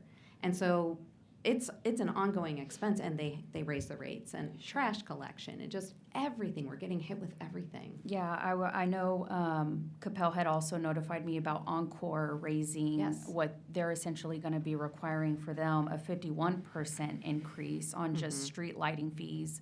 And this is just stuff that literally can happen within a next year budget. You're already anticipating that you're going to have to forecast for that. And so also the timing of calling an election to have our voters approve this would be very difficult to time. And then if we really did stick with, did I hear a 2/3 requirement, 2/3 approval, right? I just don't understand how we would even have the time and energy to get the education out to share with our voters the real reason why this is a necessity. Sure. To reach that many people. Yeah, and I know at least all of the cities had communicated that as far as, some of these bills in and of themselves do not take in consideration the third parties that you are having to contract with. This bill isn't anticipating any increases on their ends on top of the municipalities that ultimately have to be passed down to the taxpayers as well. That's right. Yeah. And I think, I very much appreciate the idea of controlling property tax rates, because no one wants to pay unnecessary money for things that really aren't needed, or I will add the caveat, wanted. Because I'm sure if everyone here looked at our budget, each person might find some things that they think are unnecessary, but that would be based on personal opinion. But my residents have the opportunity to express their personal opinions on what they want by merit of coming and living in our town and making a huge investment, and then by voting for us. So there is that opportunity, and they love parks, they love trails, they love our senior center. They want that, and they will happily pay for that, whereas maybe not everyone would. Sure. But that's why they live in Flower Mound. Absolutely. Well, thank you so much. I appreciate it again. I appreciate the opportunity, Sure. and I hope you all would take that under consideration. I'd be happy to help in any way possible. Don't for go the anywhere yet. details. You got another question? Oh, I do. Rep. Lowe? Yes, Hi. sir. Thank you for coming. I have a question. Have you talked to your constituents about this, and are they supportive of the bill? Do they Well- support limiting property tax increases, or do they not Well, support it? Yes, sir. In general, my constituents want fair property taxes. So whether or not an increase represents a fair amount for the value that they get, that's a deeper conversation. But since I literally only found out about this yesterday, not even within 24 hours, the number of constituents I've been able to reach has been very limited. But those that I know who understand municipal finance think limiting what we can spend is not the answer to limiting what they have to pay in property tax. Thank you. Thank you. Any other questions for this witness? Thank you very much. Thank you so Mayor. much. Chair calls Ralph Rodriguez, testifying self, Bear County Emergency Service District Number 2, registered against the bill. If you would come forward, state your name. Is this Mr. Rodriguez?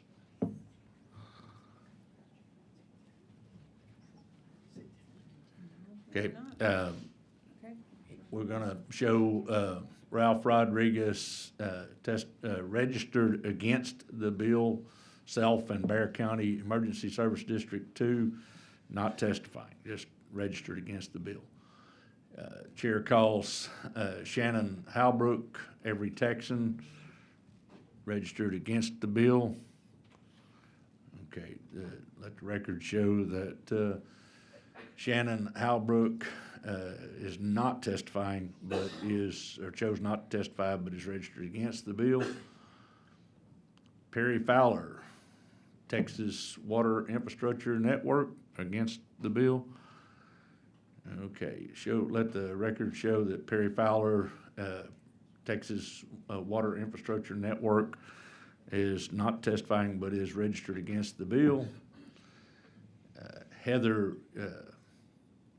Hulbert, City of Corpus Christi, against the bill. If you would come forward, please state your name, who you represent, and your position on the bill, and then proceed with your testimony, please. Ma'am.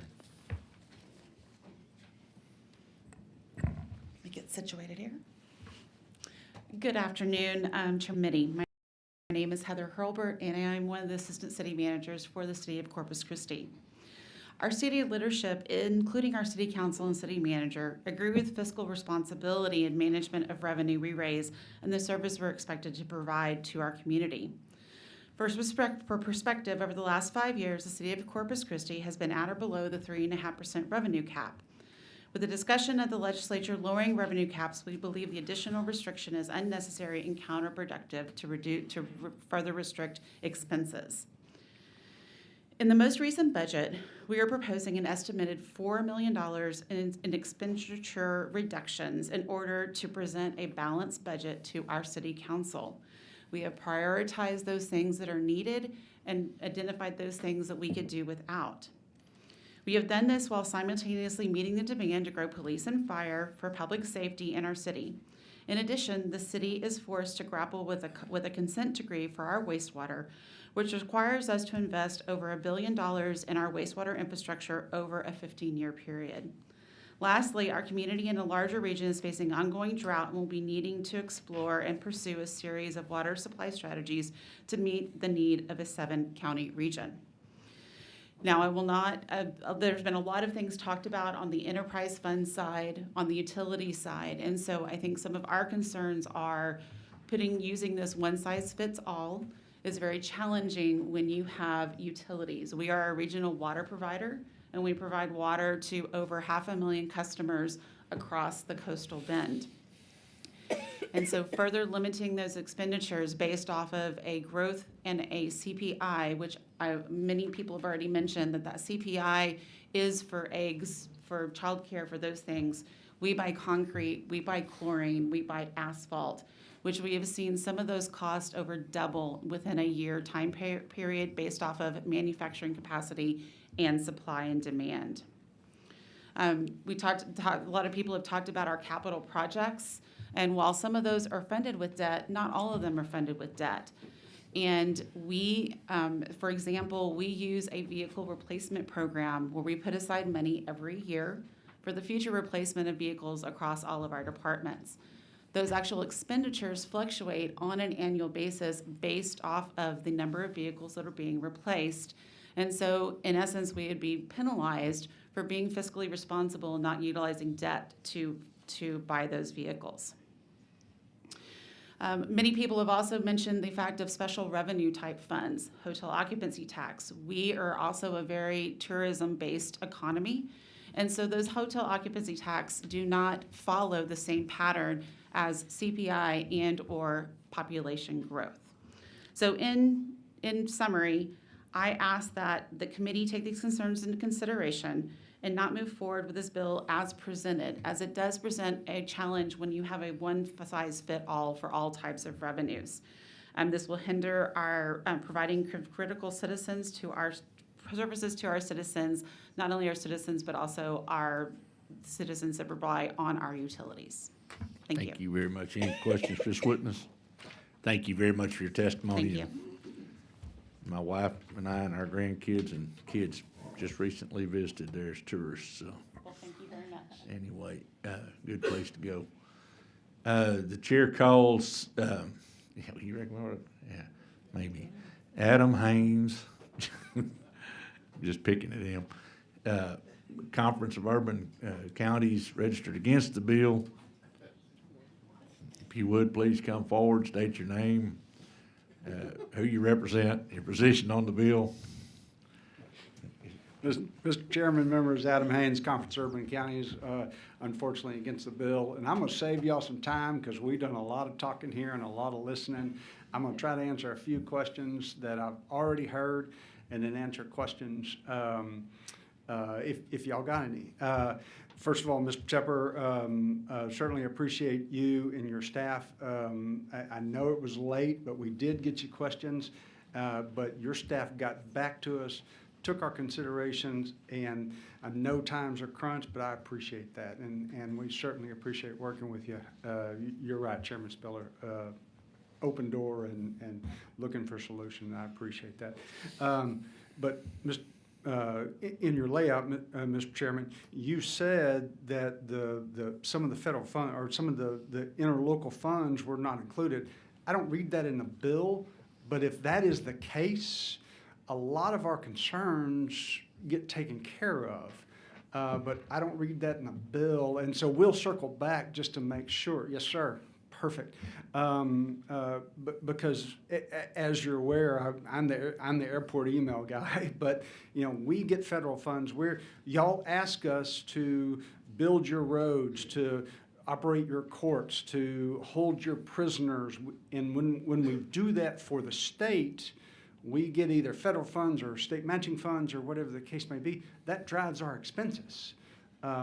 You allow us to raise property taxes to pay for your expenses, but it does increase our expenses. 46, the way I see it, the way it's introduced, would curtail that greatly. And but if we got a committee sub going, that's great. So kind of take that off the table. The other thing I would recommend is that it was largely in Representative Leo Wilson's concerns. As it relates to the disaster. First of all, thank you for having that language in there, but maybe add to that to say until Ms. Bacco gave the exact testimony, until we get back up to that rate, those expenses would also be taken off the board. The other thing I would recommend is that one-time expenses. Give you while we appreciate the major events trust fund and getting some of the money back. Whenever we hold a major event, whether it's I'm not gonna go. I'm an Astro. I like the Astros a little bit better. Sorry, but when we host the World Series, whether it is the Rangers, God bless the Rangers, or the Astros, or whoever, or the Super Bowl. We have to outlay money for those, or whether it's a political convention that's coming to a large city near you. We have to outlay those expenses, and those expenses are huge. And so, and while the events fund makes that up on the backside, we're never made whole, but it's on the backside. So that's not taken. So take the one-time events off and allow us to account for that as well. And then finally, Mr. Chairman, I sent your staff, so the PPI, the TxDOT metric, there are lots of things that are better than CPI. With that, Mr. Chairman, I'll answer your questions. Any questions? Until you had us all the way up until you mentioned Kansas City Chiefs by default and not mentioning any football teams. Thank you. Thank you, Mr. Chairman. Yes, sir. Chair calls Jack Ireland, City of Dallas, against the bill. Please come forward, state your name, who you represent, position on the bill for the record, and then proceed with your testimony, please, sir. Good afternoon, Chairman Bell and members of the committee. My name is Jack Ireland, and I serve as Chief Financial Officer for the City of Dallas. I am here to testify in opposition to House Bill 46. HB 46 proposes to cap local government spending to the combined rate of population growth and inflation. While the bill's intent is to limit unchecked local spending, the practical effect will impose limits that undermine local control, harm essential services, and restrict our ability as cities to support the state's broader economy. HB 46 applies caps to all municipal expenditures regardless of where the funds come from, which means the cap applies to not only our general government spending, but also to our 7 enterprise funds, which you've heard a lot about this day. That means in Dallas, spending for Dallas Love Field, the Kay Bailey Hutchinson Convention Center, and Dallas Water Utilities is combined and capped along with our spending for basic city services such as police, fire, transportation, and other general fund activities. These enterprise funds operate as businesses and generate significant economic impact for the city and state, all while being exclusively funded by those who use the service, not by property tax and not by sales tax. This proposal severely impacts their ability to grow even when there is demand-driven, not population or inflation-driven. Furthermore, there is no exception for essential services like police, fire, or the enforcement of street sleeping and camping ordinances. Our general fund has expense drivers like police pay, the need to hire more police officers, and increasing pension contributions for our first responders that are all growing faster than inflation. Under this bill, the city will be unable to meet those obligations, which directly threatens our public safety. For the second year in a row, Dallas's expense budget for the police and fire departments alone is growing more than the total growth of our general fund revenues. What that means is for the second year in a row, we have had to make reductions in other general fund activities just to support police and fire. If House Bill 46 is enacted, Dallas will be unable to keep up with these unavoidable costs, which means fewer police officers on the street, longer response times, and reduced emergency coverage. For these reasons, I respectfully urge you to oppose House Bill 46 and allow Dallas and other towns throughout the state to keep our communities safe, our infrastructure strong, and our economy growing for the benefit of the entire state. Thank you for your time, and I'll answer questions. Representative Lowe. Hi, thank you so much for coming today. I have a couple of questions. First, does the city of Dallas still operate let me scroll up here. Does the city still operate the mayor's LGBTQ task force? I do not believe so. All programs that conflict with executive orders have been suspended and are under review. Is there still a LGBTQ liaison with the Dallas Police Department? I believe there is a position, but again, all programs that conflict with the federal executive orders have been suspended and are under review. So that is why we need to limit spending. We consistently see, in my opinion, and you can tell me if I'm wrong, we consistently see these different programs that are not prioritizing the citizens and they're prioritizing special interests. Would you agree? I understand that the city of Dallas spends funds on a number of different things. But being a very diverse city, there is a need and a request from our residents to provide different types of services. And so if you ask a lot of citizens within Dallas, they may disagree with those programs. If you ask other residents within the city, they would agree with those programs. It is a challenging job for the city manager, the city council, to weigh all of the different needs when you have a 1.3 million resident, very diverse population. We're trying to balance all of those things. But for the time being, those programs have been suspended. Thank you. Any other questions? Rep. Garcia Hernandez. Yes, thank you, Jack, for being here today. I appreciate it. I think I am the only one on here that has some of City of Dallas in her district. So thank you for being here. I really appreciate it. I did have just a few questions. In regards to the enterprise system revenues, you talked a little bit about that, and I know that in particular, Love Field falls underneath that purview. Can you kind of explain a little bit on how Yes. exactly that works? Yes, ma'am. So like others have mentioned, our airport is funded through passenger fees, relationships with the airlines, through federal funds, through the FAA, et cetera. They are not using general fund or property tax or sales tax for the operation. It is very much a demand-driven operation. We're undergoing some expansions through our recent Love Field Master Plan. And so those expenses, which count against our total expenses for the city, will be larger as we expand and make those improvements. The same as, if I may expand upon that, would be the same with the K. Bailey Hutchinson Convention Center. Similar to Austin, we're about to undertake a renovation, a rebuild of our convention center, a larger center, driven by tourism and visitors to our city who pay hotel occupancy tax. But any increase in expenditure would fall under this particular House bill and be subject to the caps.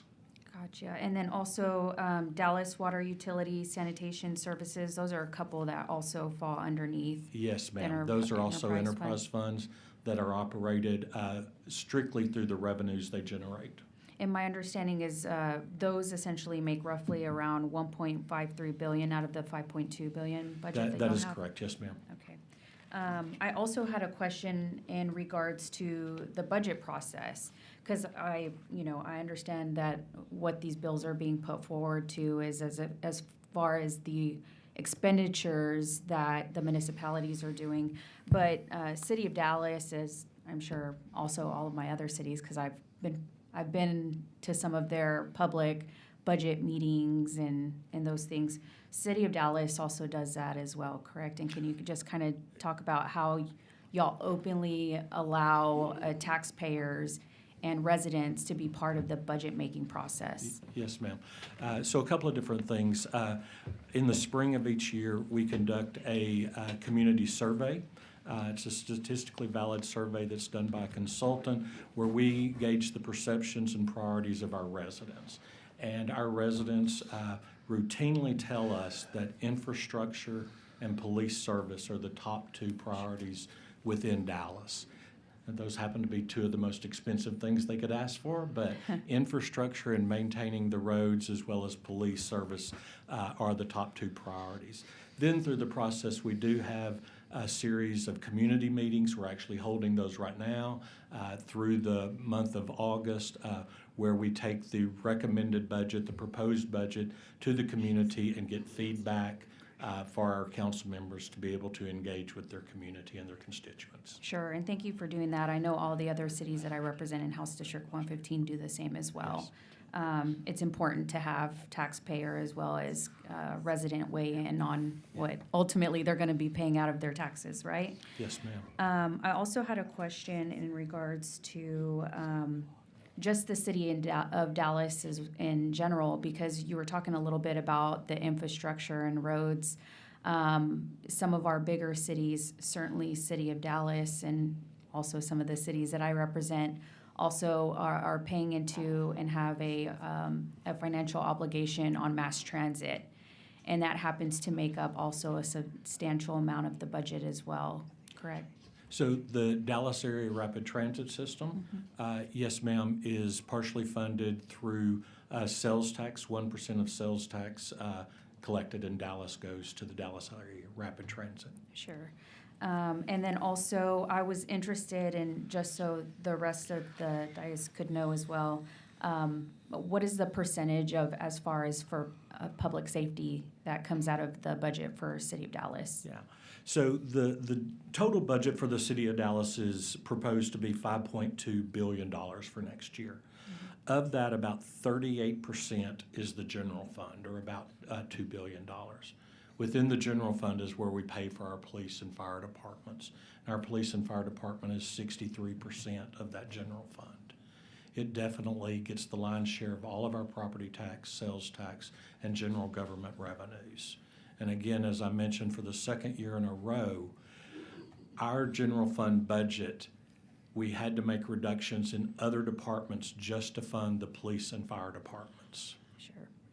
And I know as well, City of Dallas, y'all just recently, the voters approved Proposition U, which is obviously also something that the city is needing to work with Yes, ma'am. in consideration of what potentially could get passed. Yes, ma'am. So the voters approved Proposition U, as you mentioned, which is a change to our city charter. highlighting that they prioritize appropriations for police and fire pension, hiring additional police officers, and increasing police officer pay. So comments were made earlier about giving pay increases. We've now been told by our residents what they want us to do with police officer pay. They want us to be one of the, our starting pay to be one of the top 5 in the region. Sure. So we're continually having to review that and determine what increases are necessary to do, to comply or Sure, to align and with that. my understanding is that y'all want to be able to do that. I know just from being in that area, being a previous resident in the downtown Dallas area several years back, the areas around City of Dallas have been able to provide substantial amount of increased income as opposed to City of Dallas, as well as additional benefits, including sometimes better pensions, and that the City of Dallas has had to try to work with and figure out how they continue to keep the workforce in there, the police officers in City of Dallas, because they're losing a substantial amount of officers to the surrounding cities. Yes, ma'am, that is a Yeah. challenge. Recruitment and retention are key components of this budget. Trying to pay our starting officers as well as trying to retain those senior officers. A few years ago, we were down here, or maybe it was just last year down here, talking about changes to the pension system. So that's an important part of making sure that we provide that for our retirees, our first Sure. responders that have retired. That growth is 10% year over year. And so, which is definitely growing faster than inflation, but it's necessary to put that on a correct course of funding that over the time required. Sure, of course. And then obviously with the passing of Prop U and increasing the force by 4,000 police officers, that's going to also increase, the need for the pension system, the salaries and all of those, and the benefits as well, correct? That is correct. So increasing about 800 police officers over the next several years is definitely growing faster than population is growing.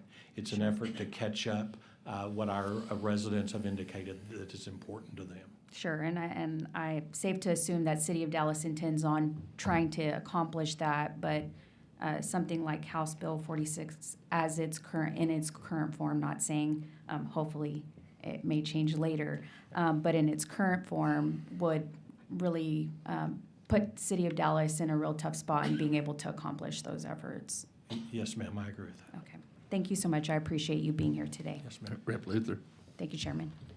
Hi, thank you for coming. Yes, ma'am. I have, out of the $5.2 billion of the budget, or the upcoming budget, as you stated, not just specifically what Rep. Lowe was talking about, but all special interests, how much of your money do you spend on things like that?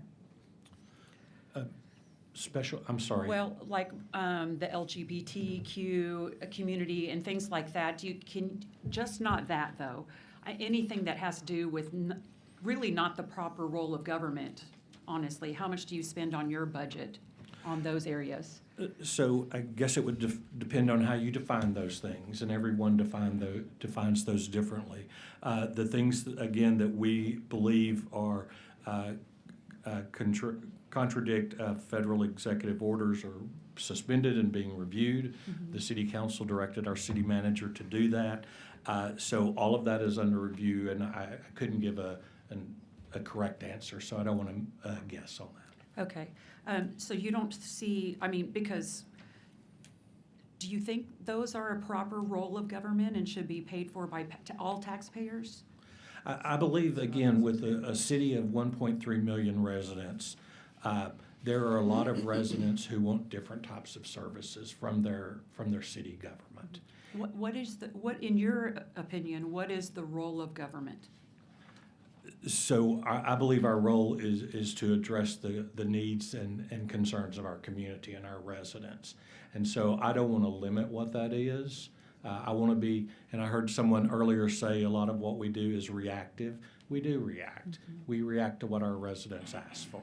But would you think that the role of government is more what they need and not what they want?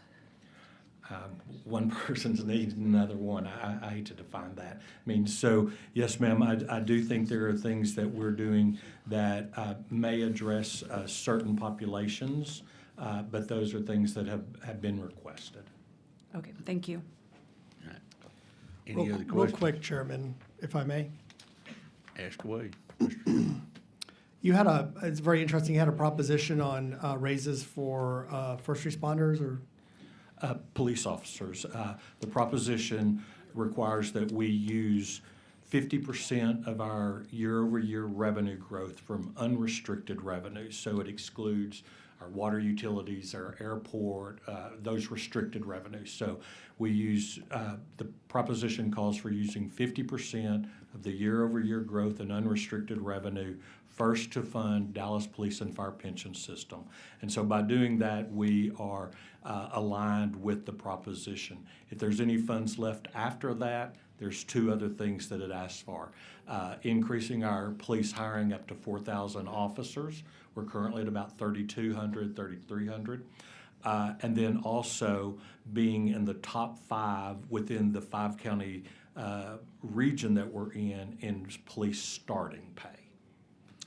So the citizens, by an election, prioritize your revenue growth, or what would happen with it? Is Yes, that sir. essentially what happened? Yes, it was a community-driven proposition that was added to the ballot last year. What was the result of the election? Was it 60%, 52%? Do you remember? It was very close. When I went to bed, I thought it was going to fail. When I woke up, Really? it had passed. It was All right. very close. Thank you. It's very interesting. Thank you. Any other questions? Thank you very much for your Thank you, sir. testimony. The chair calls Andrew McVeigh, testifying self, Texas fiscal responsibility for the bill. If you would, please come forward, state your name, who you represent, and your position on the bill for the record, and then proceed, please. Thank you, Chair and members. My name is Andrew McVeigh. I'm the president of Texans for Fiscal Responsibility, and I am here in support of House Bill 46. HB 46 is a great step toward reining in local spending increases, one of the biggest drivers of increasing tax burdens and undercutting the relief efforts that have been provided by the legislature in recent years. A few data points for us to consider. Between 2013 and 2022, cities increased spending by 72%, counties increased spending by 74%, special purpose districts increased by 84%. All the while, population growth and inflation increased by just 49% during that same period. This means that local governments grew on average 57% faster than what is sustainable and responsible. By applying spending caps across all political subdivisions, including counties, cities, school districts, and other special districts, HB 46 ensures that overall government growth is directly tied to population and inflation, a key metric in determining the taxpayer's ability to pay, rather than unchecked spending appetites, and it directly answers the concerns of taxpayers who feel overwhelmed by multiple layers of local taxation. HB 46 requires a 2/3 voter approval to exceed the cap. If taxing entities believe that they need to spend more money than what they are already allowed to in the bill, they can go to the voters and make their case. The bill also empowers the Attorney General to enforce compliance, and these provisions provide real accountability. However, there are a few opportunities to significantly improve HB 46 by borrowing some approaches taken in HB 73. Specifically, we would recommend centralizing the calculation of inflation and in population growth at the state level under a uniform formula. As written, HB 46 allows each political subdivision to calculate its own rates, which could lead to a patchwork of inconsistent or potentially manipulated results. Incorporating stronger transparency requirements, like those included in HB 73, the budget summary and impact statements provisions are excellent tools for informing residents on how their tax dollars are being spent and what impact the entity's budget decisions have on the average family. Taken together, these adjustments would make HB 46 a strong measure to rein in local government excesses and protect who really matters, the taxpayers. In short, HB 46 is a much-needed reform that would bring fiscal discipline across all layers of local government in Texas, strengthening it with uniform state-level calculations and transparency measures will ensure that it is both effective and fair. I want to sincerely thank Representative Tepper for authoring this legislation and for Chairman Bell for bringing this before this committee. and I encourage you to support HB 46 and to consider the improvements to maximize its impacts for taxpayers. Thank you for your time. Any questions for this witness? Thank you very much Thank you. for your testimony. The chair calls Adam Basaluda self against the bill. I'm not sure what it's supposed to be. Basil What is it? Basil Dua. Basil Dua. Basil Yes, sir. Dua. That'll do ya. Bass. Oh, I see the D now. Yes, sir. Yes. Well, good afternoon, Chairman Bell and members of the committee. My name is Adam Basildua, and I'm here today on behalf of the City of Dallas to testify in strong opposition to So- HB 73. Excuse me just a minute, but you're registered as self. Correct. We were already just dropping a card in spirit of time, trying to speak on this one instead of 73 so that we can make our flight home. Okay. So it was a duplicate, and we had to, You want to change your? Yes, sir. Okay, so we need to make that change. Please. So you're registering as self and City of Dallas? Yes, sir. Okay. Do you represent the city of Dallas? I do. That was my next line. Okay, so we show, the records show your name, which you can repeat for us, testifying self and City of Dallas against the bill. Yes, Chairman. Okay. Proceed with your testimony. Thank you, Chairman. We've updated the record to reflect that. Thank you, change. sir. I represent the City of Dallas on the City Council in District 7, and I also serve on the board for Visit Dallas, our city's Visitors Bureau. HB 73, that's already been discussed. Enterprise funds should not be tied to these caps. In Dallas, enterprise funds such as Dallas Love Field, Dallas Water Utilities, and the K. Bailey Hutchinson Convention Center operate as major business enterprises that generate significant economic impact. These are not simply city assets. These are statewide economic engines. Restricting their ability to grow would stifle tourism, limit business expansion, reduce job creation, and ultimately harm the broader Texas economy. Dallas is a national leader in business growth, population migration, and economic strength. And the K. Bailey Hutchinson Convention Center has anchored the southern part of our downtown for decades. Each year, it is home to between 80 to 120 events, some of which are among the largest events in the country. And in 2026, it will host the International Broadcast Center for all of the FIFA World Cup games. When Dallas undertook the redevelopment and expansion of the convention center, including with our voters' approval, it did so knowing that there would be a return on our investment. The convention center is an enterprise fund, which means it generates its own revenues. And the tourism dollars it brings means that the city benefits from the spending of other people's money. The new convention center is set to open in 2029 and is already being booked ahead of its opening. We currently have 70 major conventions already booked, which will generate $1.5 billion in economic impact and $1.2 million hotel room nights. But we are just getting started. There are 111 more leads estimated at $2 million hotel rooms in the works, proving that a new state-of-the-art convention center in Dallas is one of the most desired venues in America right now. All of that is at risk under this bill. The convention center is funded through revenue bonds backed by hotel occupancy taxes, which means Dallas residents are not paying a penny towards its construction. However, if these bills pass, the city would not be able to afford the project while also paying for other essential city services like police, fire, sanitation, and water. Something has to give, and the long-term impacts would be devastating for Dallas's economy. For these reasons, we respectfully urge you to oppose House Bill 73, protect local decision-making. So if I could, you're testifying on 46, not on 73. Correct. I've changed that. That was the problem Right, on but the it's House duplicate. Bill 46. House Bill 46. Okay, I will proceed. correct that. To protect local decision-making, protect essential services, and protect the ability of cities like Dallas to keep our communities safe, our infrastructure strong, and our economy growing. Thank you for your time. Happy to answer any questions. Any questions? Representative Garcia Hernandez? Give it to her. What? Oh, were you, No, did I you? said, no, you have to do this like you do to me. Oh, yeah. Go ahead. Go ahead. I was like, he likes me more, Representative Shelley. Hernandez. Come on. Council member. I'll call you Adam. Representative. We know each other. Thank you so much for being here. I appreciate it. I had a couple of questions, like literally maybe just two.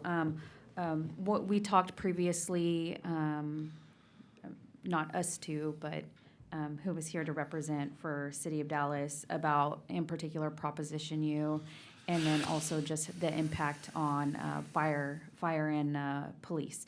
But my understanding, y'all have got a police association as well as a fire association in the City of Dallas. Most of all my cities have one. And y'all are very often working on collective bargaining. Currently Right, correct. underway with meet and confer agreement. Okay, Yes. working on that right now. How exactly would a bill like this impact those particular negotiations? Well, I think that it's important to note our charter and the role that I play as oversight, and Sure. getting involved in those negotiations directly is not a part of my jurisdiction. But with that said, I do believe that when we currently have been able to commit to the support for our police and fire in the way that we have. When you look at the current fiscal year budget that has been proposed, we're looking at a total growth year over year of about $61 million. Then you look itemized department by department, and we've made necessary cuts across the entire organization in order to look at the police budget specifically and see that 63 million of 61 million of growth has gone to police and fire. We're committed, and we will continue to be committed to being a competitor, if you will, in the region when it comes to pay and benefits and quality of life for our police officers and fire. Great, and thank you for that. They're obviously very important. I also had a question in regards to employees for the City of Dallas, and I know this was something that was communicated to me from multiple cities. Also, insurance, whether it's paying for insurance benefits to entice and keep employees working for the City of Dallas, and the other agencies as well.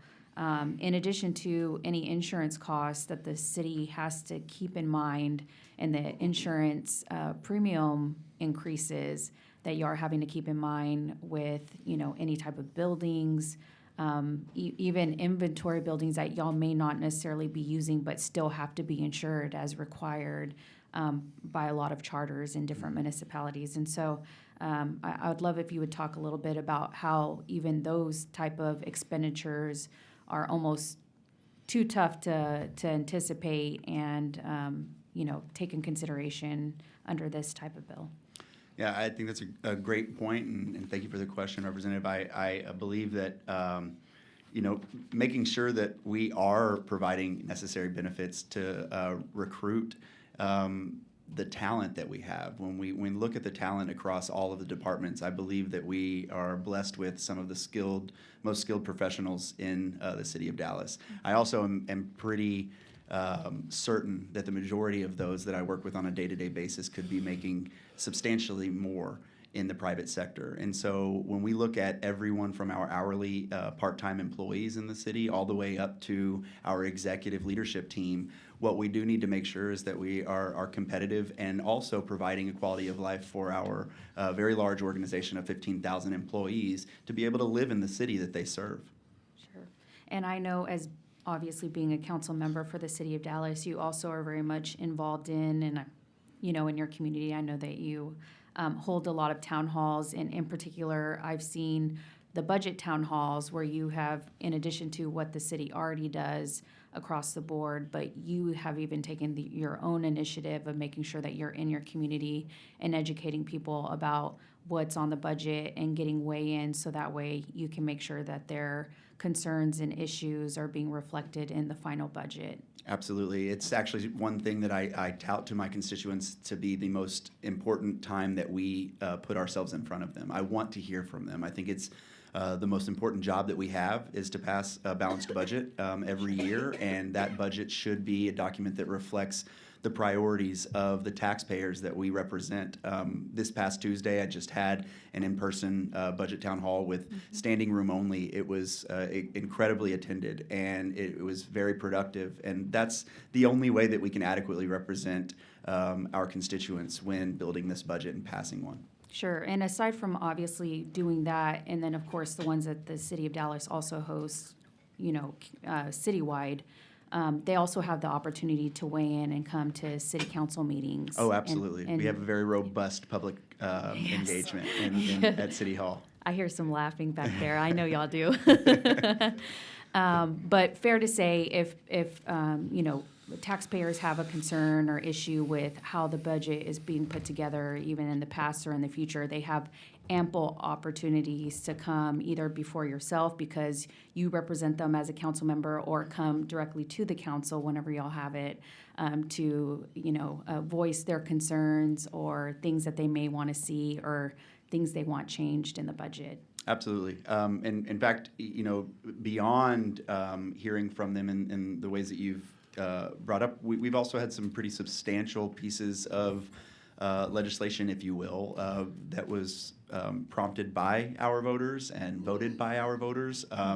Looking at some of those, one that I included in here was the increase of the Brimer bill that you all gave us the capability of bringing those necessary resources. We've heard from our voters, and we continue to hear from our voters. And in no way do I take lightly the burden that taxes have on our families. And the one thing that I want to make sure is that burden has fruit and a return on the investment that they believe they've put forth with the resources they get back. Sure, and I know that Chairman Tepper had even asked and was interested on the Prop U, but City of Dallas residents even took it upon themselves to tell y'all specifically that we want you to prioritize this, and this is how we want you to do it. So they have a mechanism and an ability to really weigh in and dictate to y'all how exactly they want the budget to be able to be done. Correct. Correct. And then ultimately, Could I get you to kind of pull back in a little bit more towards the bill, which physically talks about, the fact of a cost cap. I appreciate the ability to present and the will to present the budget in local town halls, but to keep us on the bill and just to kind of tighten our line of topic down. I'd Sure, appreciate I it. have one last question and I'll be done. But ultimately, it does go directly to that, correct? Because the constituents are the ones that are dictating to you how you will expend what is being done in the bill, correct? Correct. And if they didn't like it, they could just not vote you back in. Is that fair? I would believe that's the biggest power they have, yes. Great. Thank you so much, council member, and thank you for being here. Y'all have a safe trip back home. Thank you. Thank you, Chairman. Thank you very much. Any other questions for this witness? Thank you very much for your testimony. And Thank you, Chairman. Yeah, thank you. So the chair calls Paula Blackman, testifying self against the bill. If you would, please come forward, state your name and position and who you represent, position on the bill for the record, please. Thank you, Mr. Chairman. I'm Paula Blackman, and I represent the City of Dallas, District 9 on Dallas City Okay. Council. All So you right. have to, So we need to update yours as Yes, sir. well. So Yes, we have your same permission. reason. We have your permission to Yes, sir. change to. Okay. So we're going to include the City of Dallas that you'll be representing on behalf of the City of Dallas. Okay. So we've updated the record to show that you are Paula Blackman, that you're testifying self and City of Dallas against the bill. Is that correct? yes, sir. Okay. If you would proceed. And that's been stated, I'm here in opposition to HB 46. You're hearing from many Dallas residents and community and people from across the state that talks about the impacts of this bill. And I want to talk about something that's important to me, being from West Texas, water. Our enterprise fund, specifically Dallas Water Utilities, is an entity that provides safe drinking water for over 2.6 million people throughout North Texas. We manage over 5,000 miles of water main lines across 700 square miles. We replace 44 miles of pipeline every year and conduct over 3,000 critical repairs annually. That reduces our water loss by 1.6 million gallons each day. DW use an enterprise fund, meaning it's run like a business. We finance our major projects through revenue bonds, not the city's general fund or property taxes. These projects include replacing those miles of aging water and wastewater pipelines, expanding and modernizing our treatment plants, flood mitigation, and securing long-range water supply for millions of Texans that live in the north. These revenue finance projects would subject to the spending cap. This means essential investments in safe drinking water and flood mitigation and wastewater treatment would be delayed or even possibly canceled, leaving communities vulnerable to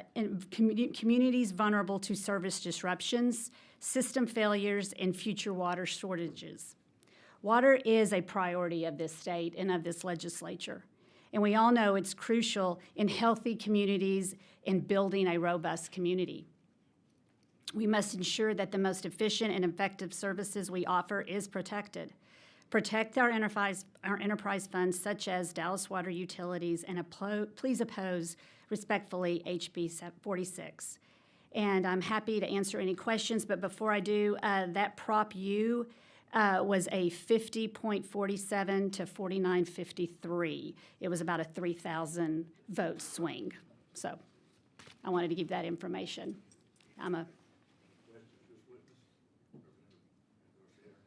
Thank you, Chairman. I just had a question as far as if there are any particular significant unavoidable increases that could potentially impact you with the passage of this bill that you couldn't anticipate, or that y'all have an idea might be coming. Well, regarding water, I have White Rock Lake in my district, and we're looking to do a big water dredging, and that's going to be an $80 to $1 million project. It could go through DWU, it could be federal money coming through, so it's kind of unclear which pot it would come from.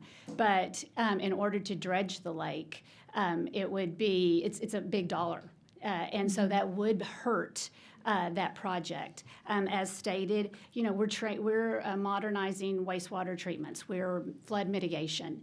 And those are not cheap projects, and they're usually long, there's long runways, and it's a long project. And then we supply, millions of people of water in North Texas. And we all know water creates, that's going to be the be-all, end-all, is water. And we need to make sure that people who are our customers, our residents, they have the water when they turn the tap on, and it's clean and it's safe. So we just hope that the enterprise funds could be cut out in this bill because of our projects that we have that just happen to affect everyday people every day. Great. Well, thank you so much. Have a safe trip home. Thank you for being here today. Thank you. Thank you, Chairman. Thank you.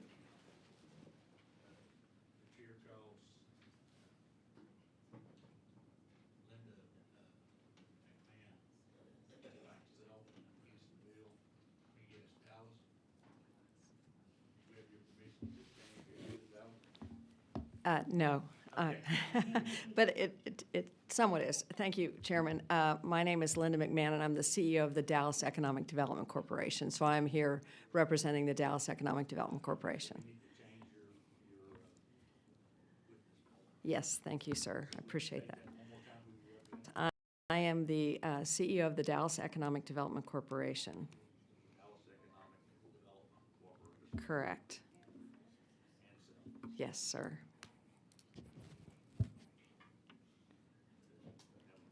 That's okay. Thank you very much for your patience. It's been a long day for all of you.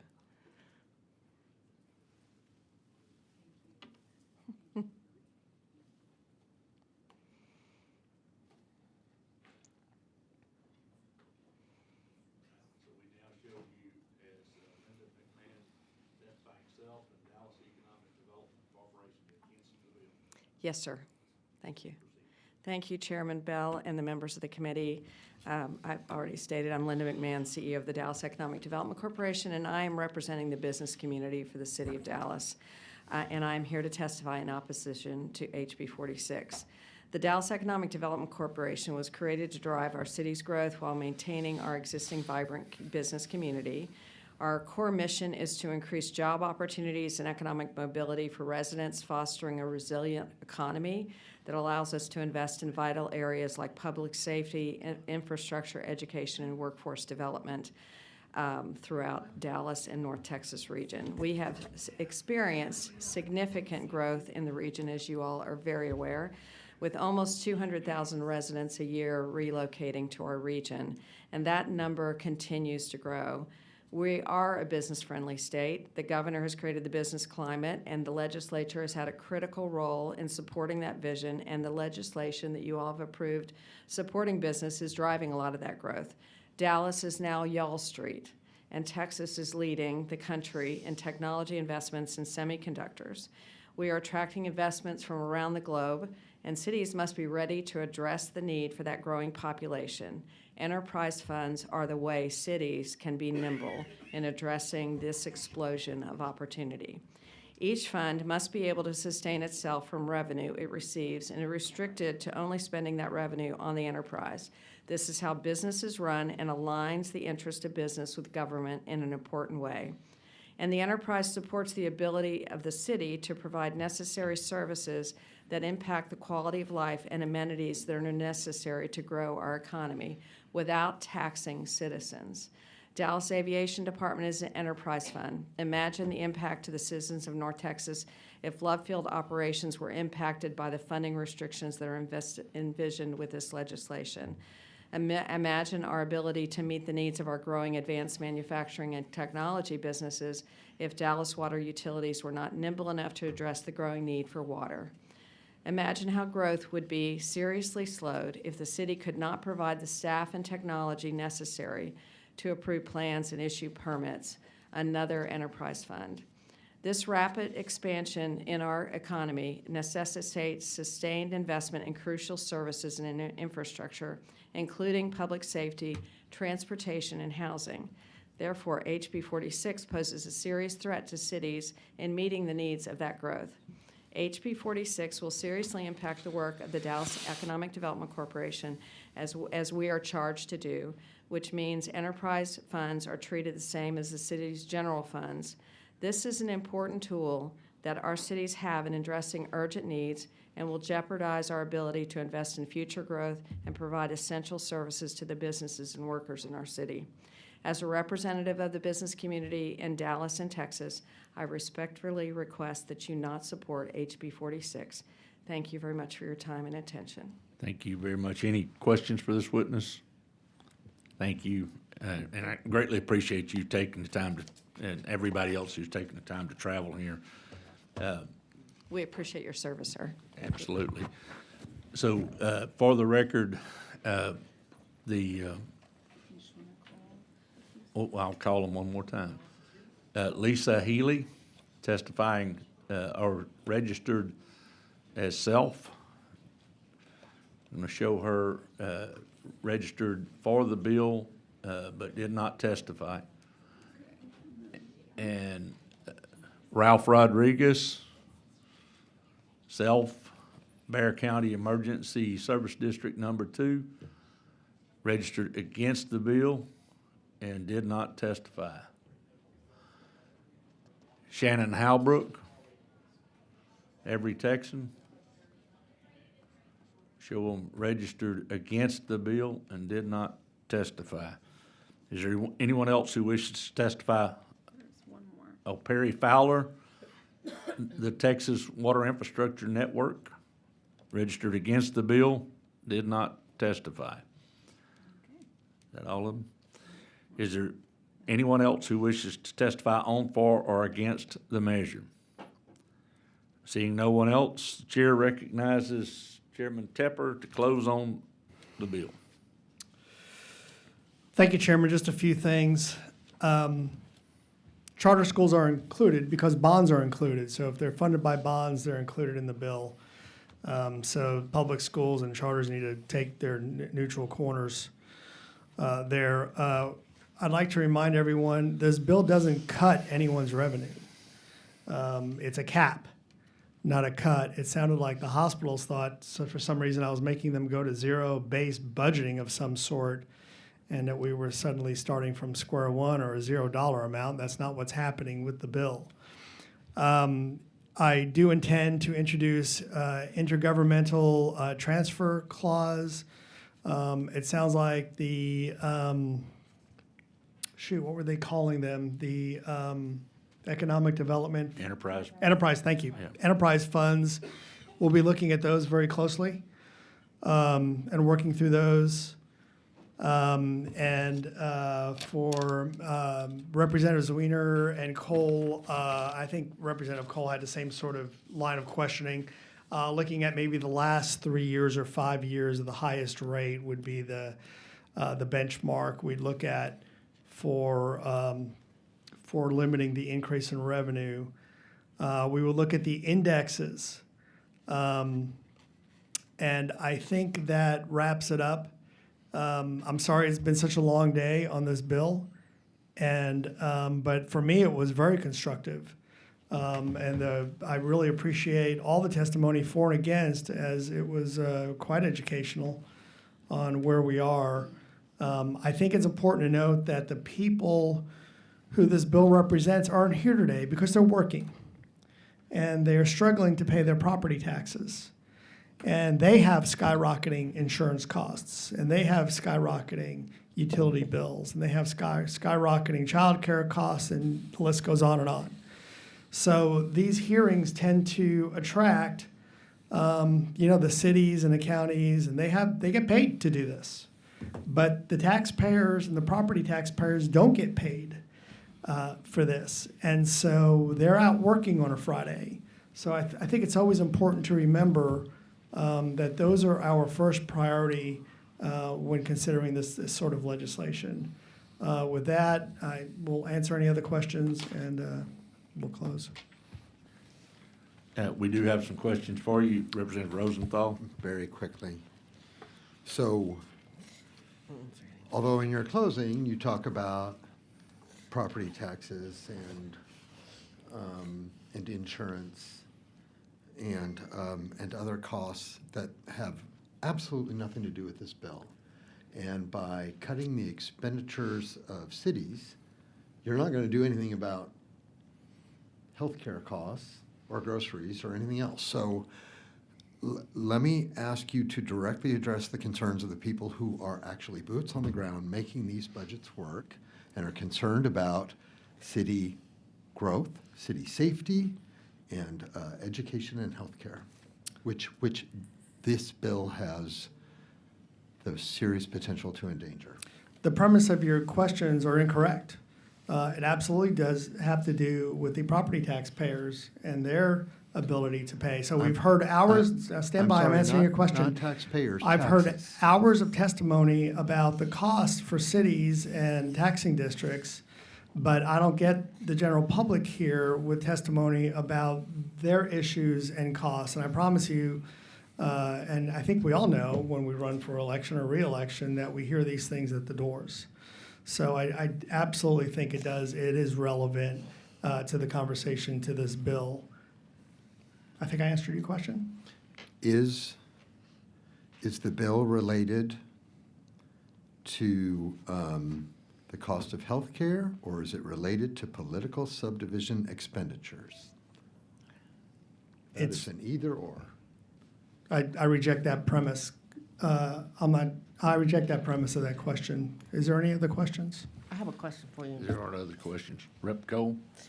Yes, Representative Tepper, I appreciate you being willing to work with us on the fact that 80% of our revenue is from the enterprise funds, but I didn't catch what you just said about working intergovernmental transfers 3 to 5 years. What did? Yes, ma'am. That means. I know what intergovernmental transfer, but I didn't catch what you said you were willing to think about doing with it. We're not even thinking about it. We will add it to the bill where if you accept funds or grant funds from the federal government, the state government. It would not affect the limitation in the formula and increases in your revenue spending.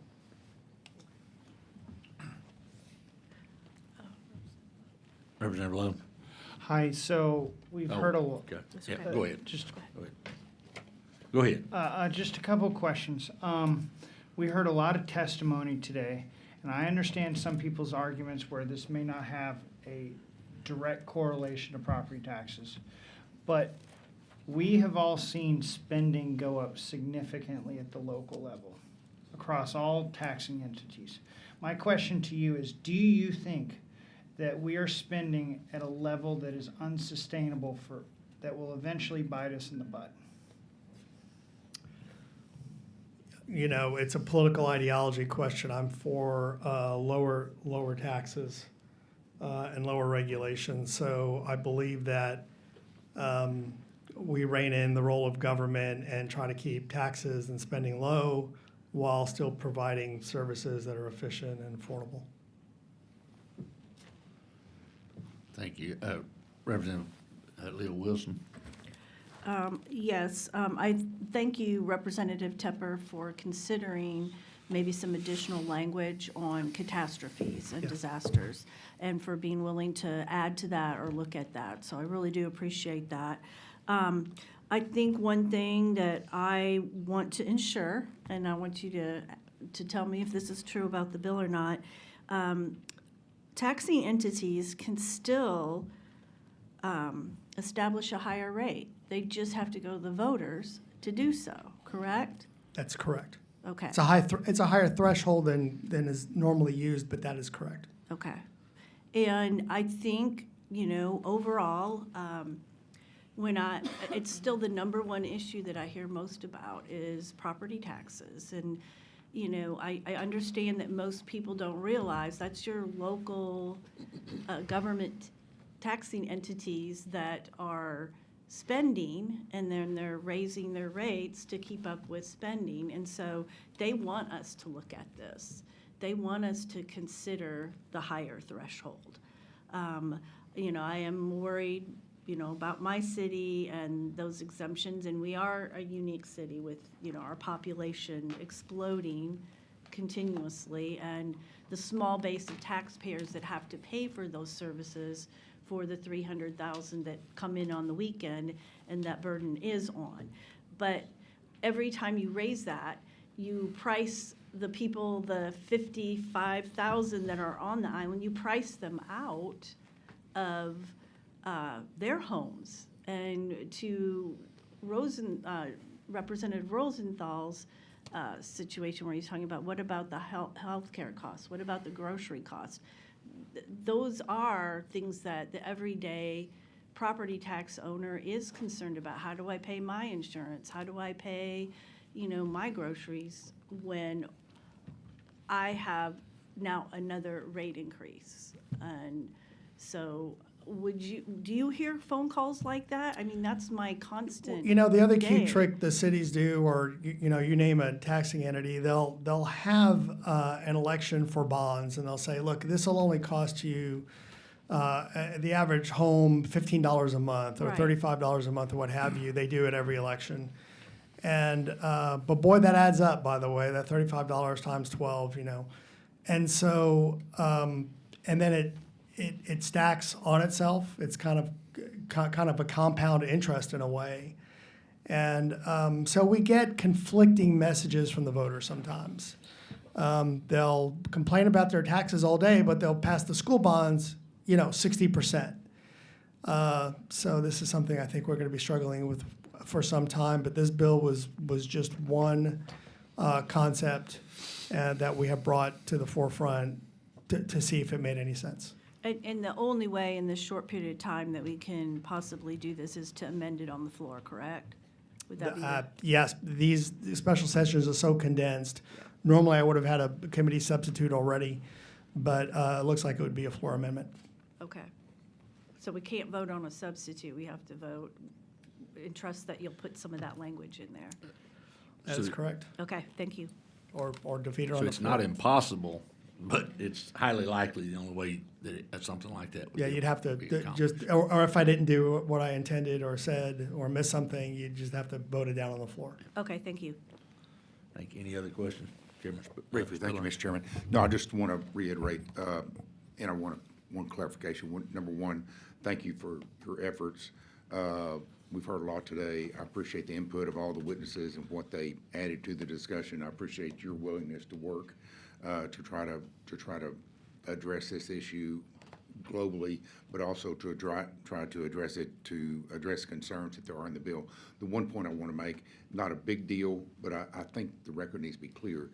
As far as charter schools, the way I read the bill, respectfully, it talks about school districts, but it doesn't talk about charter schools. Charter schools are public schools, but they're not school districts. So I think technically under the bill, now you may want to include them in the bill if you do something, but I think technically they are excluded from this.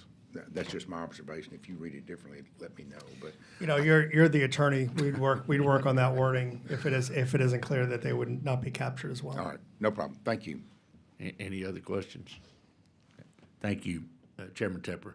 This time, House Bill 46 will be left pending. So, you want to do this? You want me to? Chair lays out House Bill 73 and recognizes Chairman Bell to explain the bill. You want to do it? You can have it. Okay. Thank you, members, for the opportunity to lay out House Bill 73. Under current law, cities and counties do not have to adhere to the same spending limits that are imposed on the state budget, and there is no standardized summary format for citizens to review these budgets. In some counties and municipalities, the growth of local budgets has far exceeded the rate of population and inflation. The only meaningful limit currently imposed is the voter approval tax rate, or the VATR.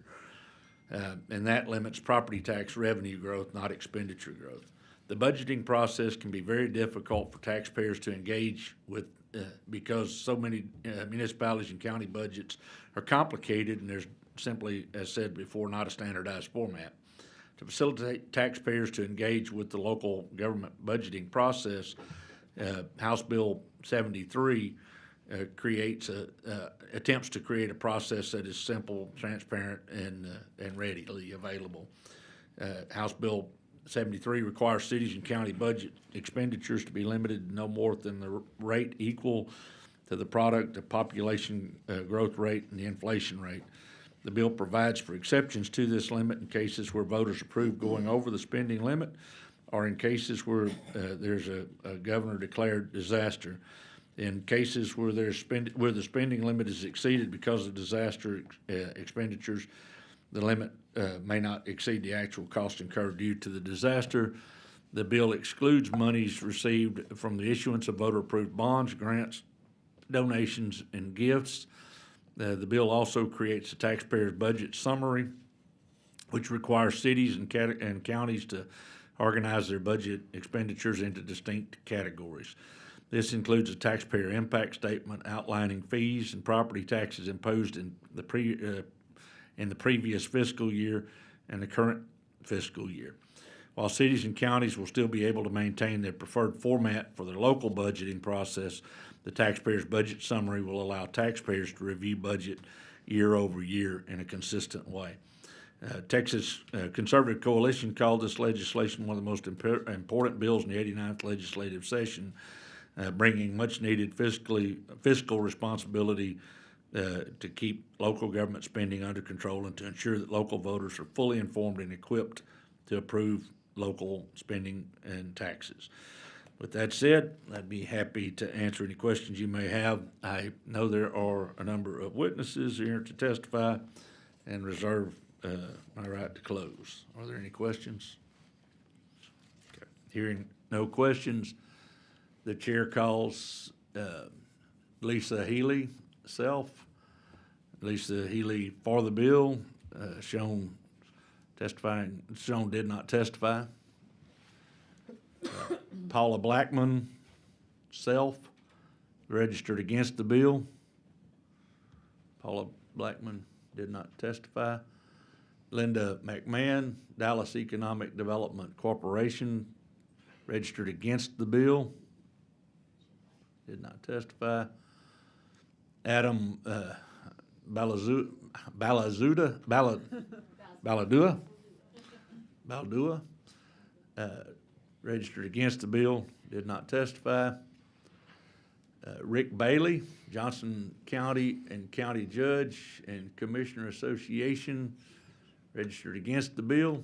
If you would, please come forward, state your name and who you're registered to represent and your position on the bill for the record, please, and then proceed with your testimony, Judge. Thank you, Chairman, members. It's been a long day, so get started here. I may have to change my title when I get home to the evil county commissioner after hearing so much testimony here today about that. No, I appreciate the opportunity here. I am against this bill, so thank you.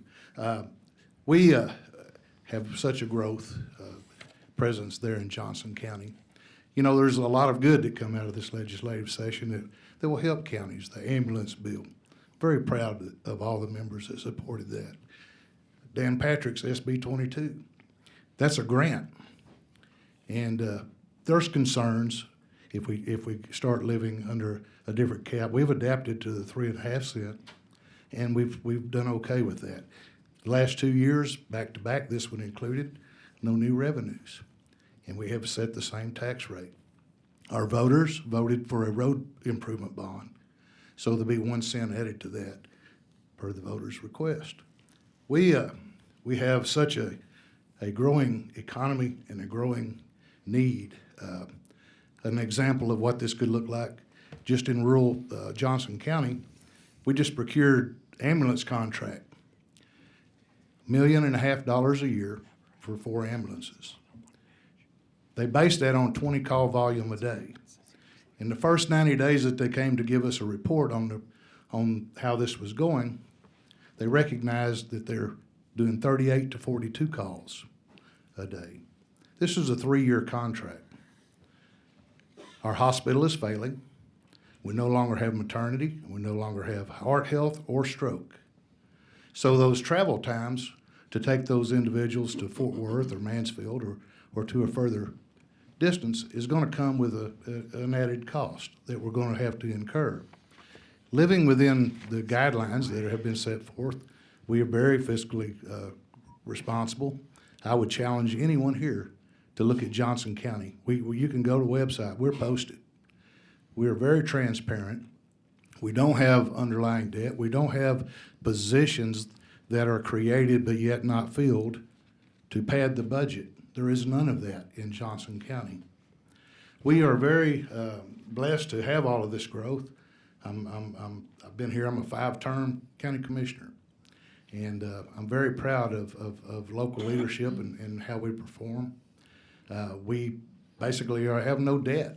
We've got a little bit lowered on the jail that we could basically take out of general fund and pay that debt off. We have a low tax rate for a county our size. We've got a little over 800 employees. And I've heard conversation here today about giving everybody a raise. Let me tell you, we have a Chisholm Trail Toll Road that takes individuals over to Tarrant County and other counties that pay a considerable amount more money than we do. Our patrol deputies were at $36,000 just 5 years ago for a patrol deputy. That is nothing for a man that puts on a gun and a badge today's world. I agree wholehearedly. Yes, sir. We're trying to kind of keep everything. I understand. So if I could ask you to just give us a close. Mr. Bell, yes, sir. Yes. I'm just telling you that we are going to be facing greater needs. The more our population, the more needs are going to be, especially in law enforcement. We defend, we don't defund. If we lose that grant, if that grant goes away, we're not going to defund our officers. But there again, too, it's not always the popular thing when you talk about law enforcement going to the voters. So we have those concerns. We are trying to retain good employees, and we need to stay where the 3.5 cent is working for us. And I think it's working for most of rural Texas. We don't have lobbyists. We don't do any of that. We're not frivolously spending money. Well, I think So- you're doing a good job testifying on behalf. I don't think they need a lobbyist. I think you're doing well, so. I'm just I'm a simple man. Yes, sir. You know, so there's no simple about Shelley, you know, but I'll just Shelley's tell not you. simple. Yeah, yes, absolutely, she is, you know, a wonderful person. But I just, you know, I'm here today on my behalf as well as for the county judge and commissioners. I'm blessed. I serve in a lot of different capacities. Regional transportation. I'm the chairman of the North Central Texas now. If you so. don't add anything unless you want us to change your form. So No, if sir. you're Okay. just testifying All right now. All right. Well, I'm just involved, and I do believe in what we do at the local level, and I would welcome any questions. Let's see if you have any questions. Any questions? There are no questions. Thank you for coming down here and All right. And offering your testimony. It's Well, it's been a long day, and thank all of you members. appreciate you greatly. Safe trip home. Chair calls David Billings, self, testifying against the bill. If you would come forward, state your name, who you're representing, and position on the bill for the record, please. David Billings. I'm a resident myself, and I am a taxpayer, so you'll get to hear from me tonight. And I oppose the bill. As a taxpayer, I really want to have local decision-making done at the local level. I want the city council members that I vote for or did not vote for to have the say in our budget, to provide police services, fire services, water, and sewer, a safe community. In the city of Fate, where I live, we're one of the safest communities in North Texas, the lowest tax rates in North Texas. We control the spending very well. The city council does a great job in doing that. My concern is, as we do caps on expenditures, I want my roads to be fixed in advance or maintenance, and I don't want to wait 3-4 years later where that cost road goes from $1.2 million per lane mile to $4.1 million per lane mile. If you don't do road maintenance in advance, you have to run a debt or higher expenses for taxpayers or higher debt and increased taxes. So I want to make sure from a taxpayer perspective, you guys get that perspective from the sources that I'm receiving. I do like the idea of the taxpayers summary. My concern with that is your category, your Senate categories that may not match the general fund categories. So I did it for the city of Fate, and we had a lot of other categories, which raises suspicion. So I would suggest that maybe you mandate by department head or by category that the city does in the taxpayers summary, so they can do a one mapping between what they hear in the budget hearings and what they see on paper. Thank you very much for your time and effort and your service to Texas. I'll take any questions. Any questions for this witness? Thank you for thank you so your much. testimony. Chair calls David Pfaff with City of Irving, registered against the bill. If you would come forward, state your name, who you represent, position on the bill for the record, please. Thank you, Chairman Bell. I'm David Pfaff, Irving City Council Place 2 at large. Just to give you a little background, I've been elected for 65 days, so I got through my first budget cycle. It's been exciting and seen a lot of things. Before that, I ran a semiconductor business for the last 25 years that we exited 2 years ago. So I paid taxes, international, local, sales. So I'm a big advocate of what we're doing to try to lower our property taxes for all our residents. That being said, there's a few things I've seen in our budget. We got water, we got Encore, we got these different entities outside of our control, and those costs are going up 5, 10, 15% a year on the city. So we've got some of the things outside our control that are coming in for additional costs that aren't tied to inflation or population growth of things of that nature. Second thing is we have 260,000 residents in Irving. We have another 160,000 residents coming in daily to Irving. We've got 5 major highways that go through Irving. So our police, our fire, and all of our EMS services, we're taking care of a lot more than just our residents, but our workers and visitors that don't even stop and use any of our services in the city. So we have a lot of things in Irving that we take care of that are not really, a lot of different cities don't have the same things that we do there. Then we have things, we got caught into the SB 840 bill that was passed this session. So Irving being over 150,000 population in Dallas County, we went from 3,000 acres to 13,000 acres of possible multifamily development.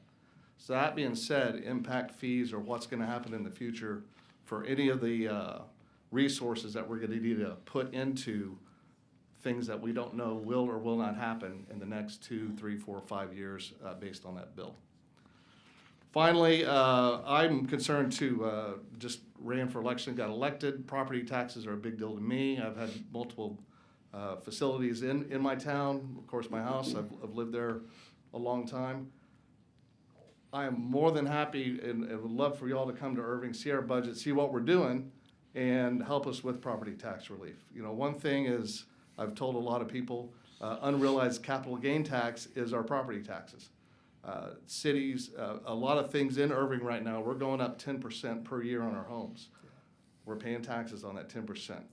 If you look at our taxes in Irving, 22% go to the city, 28% go to the county, and 50% go to the school district.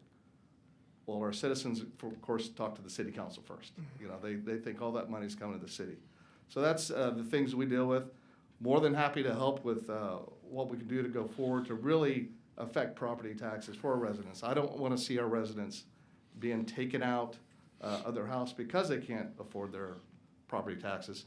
And of course, we know insurance rates follow what your property value is, not what you paid for it. And So I hate to do this to you, but in consistency, if you've got a closing statement, I'll close with that, Chairman. Thank you. Okay, thank you. Any questions for this witness? Thank you very much, Thank you. and have a safe trip. Appreciate you greatly. Sally Baco with the City of Galveston against the bill. If you would, please come forward, state your name, who you represent, your position on the bill. Good afternoon, Mr. Chairman, members of the committee. Thank you for a few minutes. I won't belabor the points I already conveyed to you earlier on HB 46. I am the Director of Policy and Governmental Relations for the City of Galveston, and I just wanted to make 2 observations. One, I really appreciate Chairman Tepper's willingness to examine enterprise funds. That, too, is very important to us. If I could get you to stay on this bill. Mr. Chairman, I was you going can to tell ask. You can tell the bill author in your testimony. I was that just please going to say, if consider you that. could. I think she was doing great.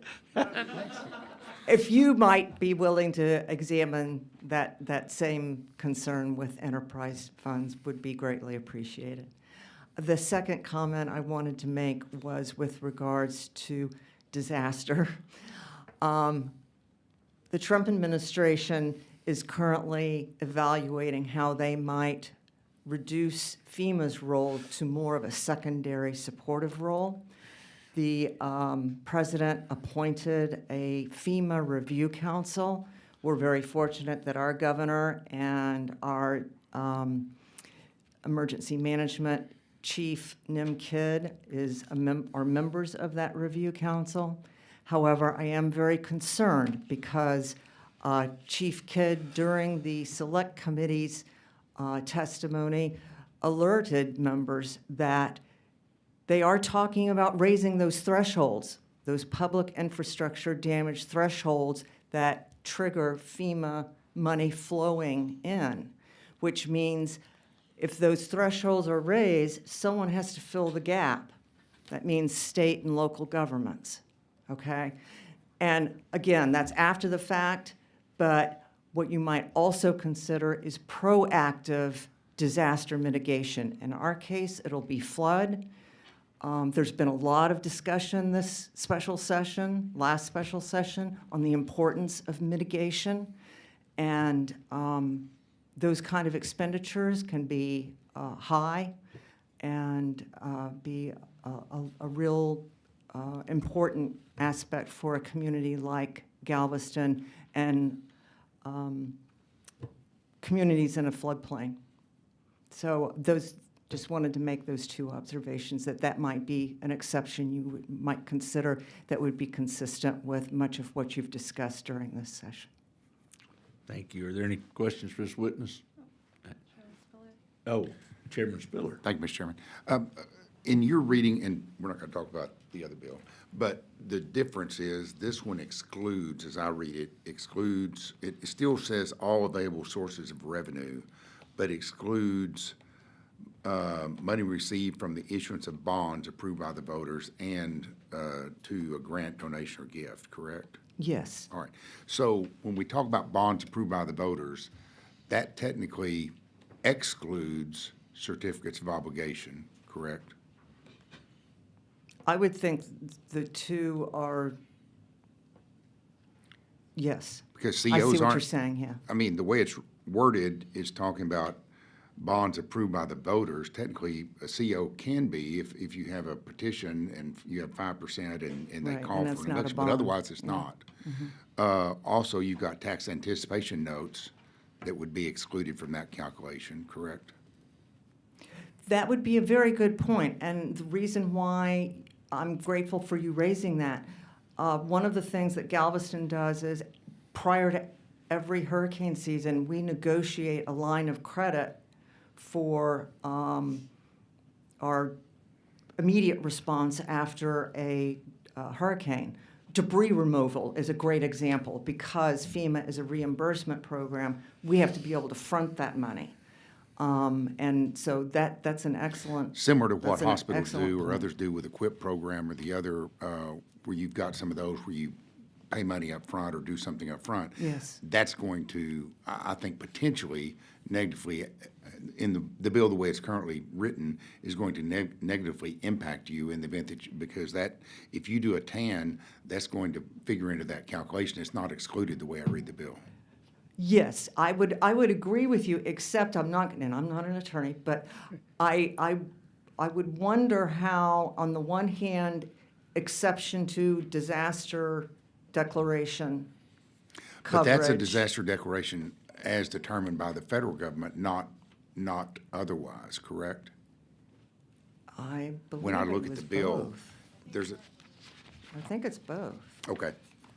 And my point being, expenditures occurring as a result of a disaster declaration, and then the extension of that disaster declaration, that is one thing. But what you're raising is, if my city wants to go out and use COs to build some form of infrastructure, and they feel the need to go to the voters for that, that would be excluded. That would not be excluded in this situation. Well, if they issued COs absent a petition that was successful that forced a bond election, then I believe, yes, I think it works against you in this form. Right.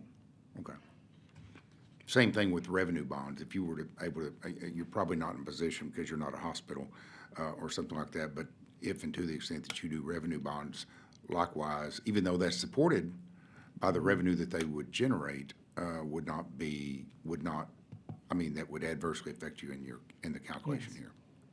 And with regards to the FEMA role, this is a concern for both the state and local governments because we are going to have to really focus on building those reserves in terms of responding to disasters, and that's the importance of our 90. Well, actually, we strive for a 120-day, but I would expect the state would have the same concerns as well. Okay, thank you. Thank you. Any other questions? Okay. Thank you very much. I appreciate it. Thank you. And we are committed, I'm sure the bill's author is committed to working with stakeholders. So I don't want to speak on behalf of him, but I will.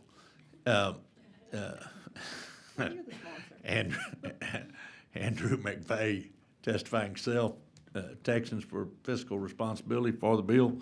If you would please come forward, state your name, position on the bill, who you represent for the record, please.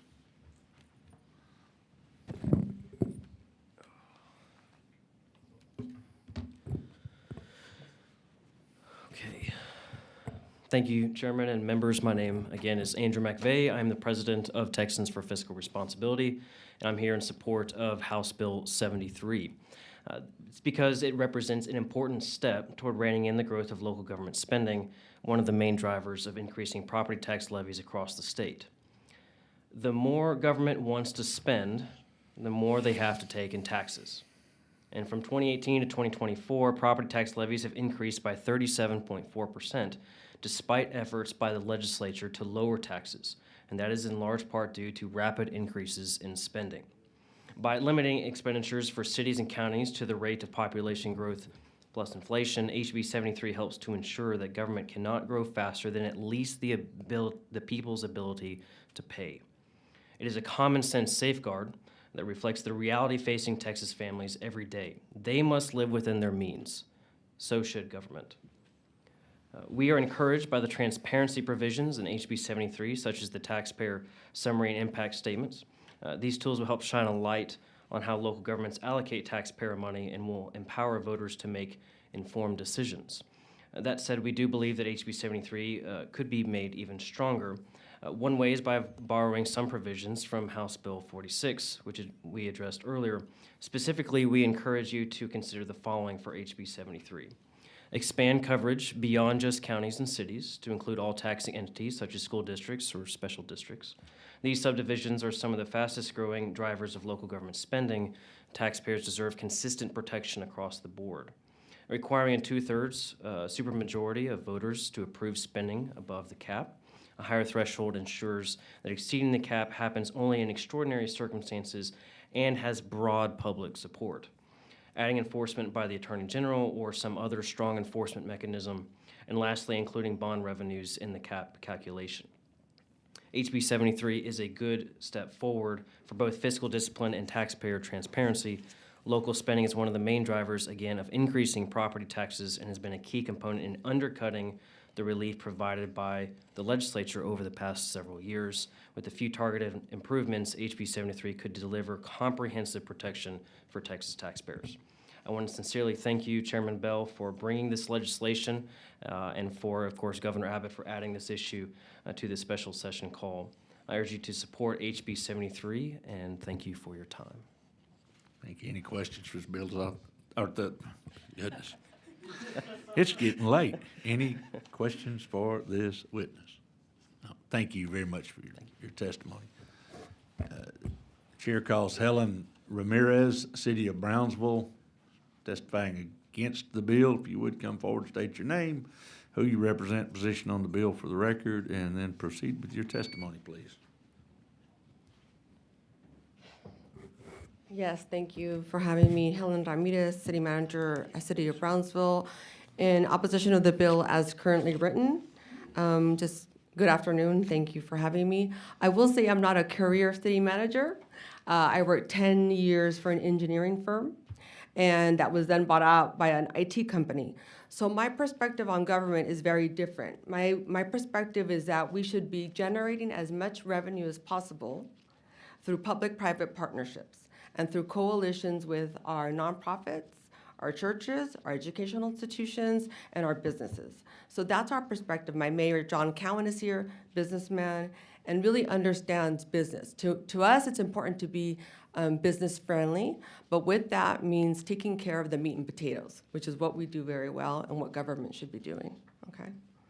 So we're the 18th largest city in the state of Texas. We're about 192,000 population.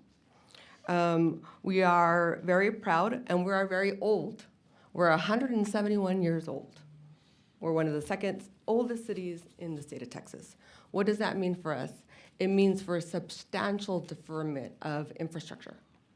The city itself, most cities in our nation have capital improvement programs, have had many years. Our city, for lack of whatever you want to call it, had created its first CIP in 2020. Okay. The only enterprise fund that had a capital improvement program is our airport, and that's why we were able to afford a new terminal. Okay, that terminal is very important because it's where Elon Musk and SpaceX brings much of its business, and that's why SpaceX and Starbase is so successful. What I will say is that nor the multi-billion-dollar LNG, liquid natural gas, nor SpaceX, nor the Port of Brownsville is in our city limits. Therefore, we do not benefit from any of their property tax. That's a very important point, because if there's any accident, we are the ones who assist in that. Why is that? Because we are the largest fire provider and the most sophisticated police provider in the emergency service district number 1. Again, our taxpayers get reimbursed a very small percentage of the services they provide the county ESD. Okay?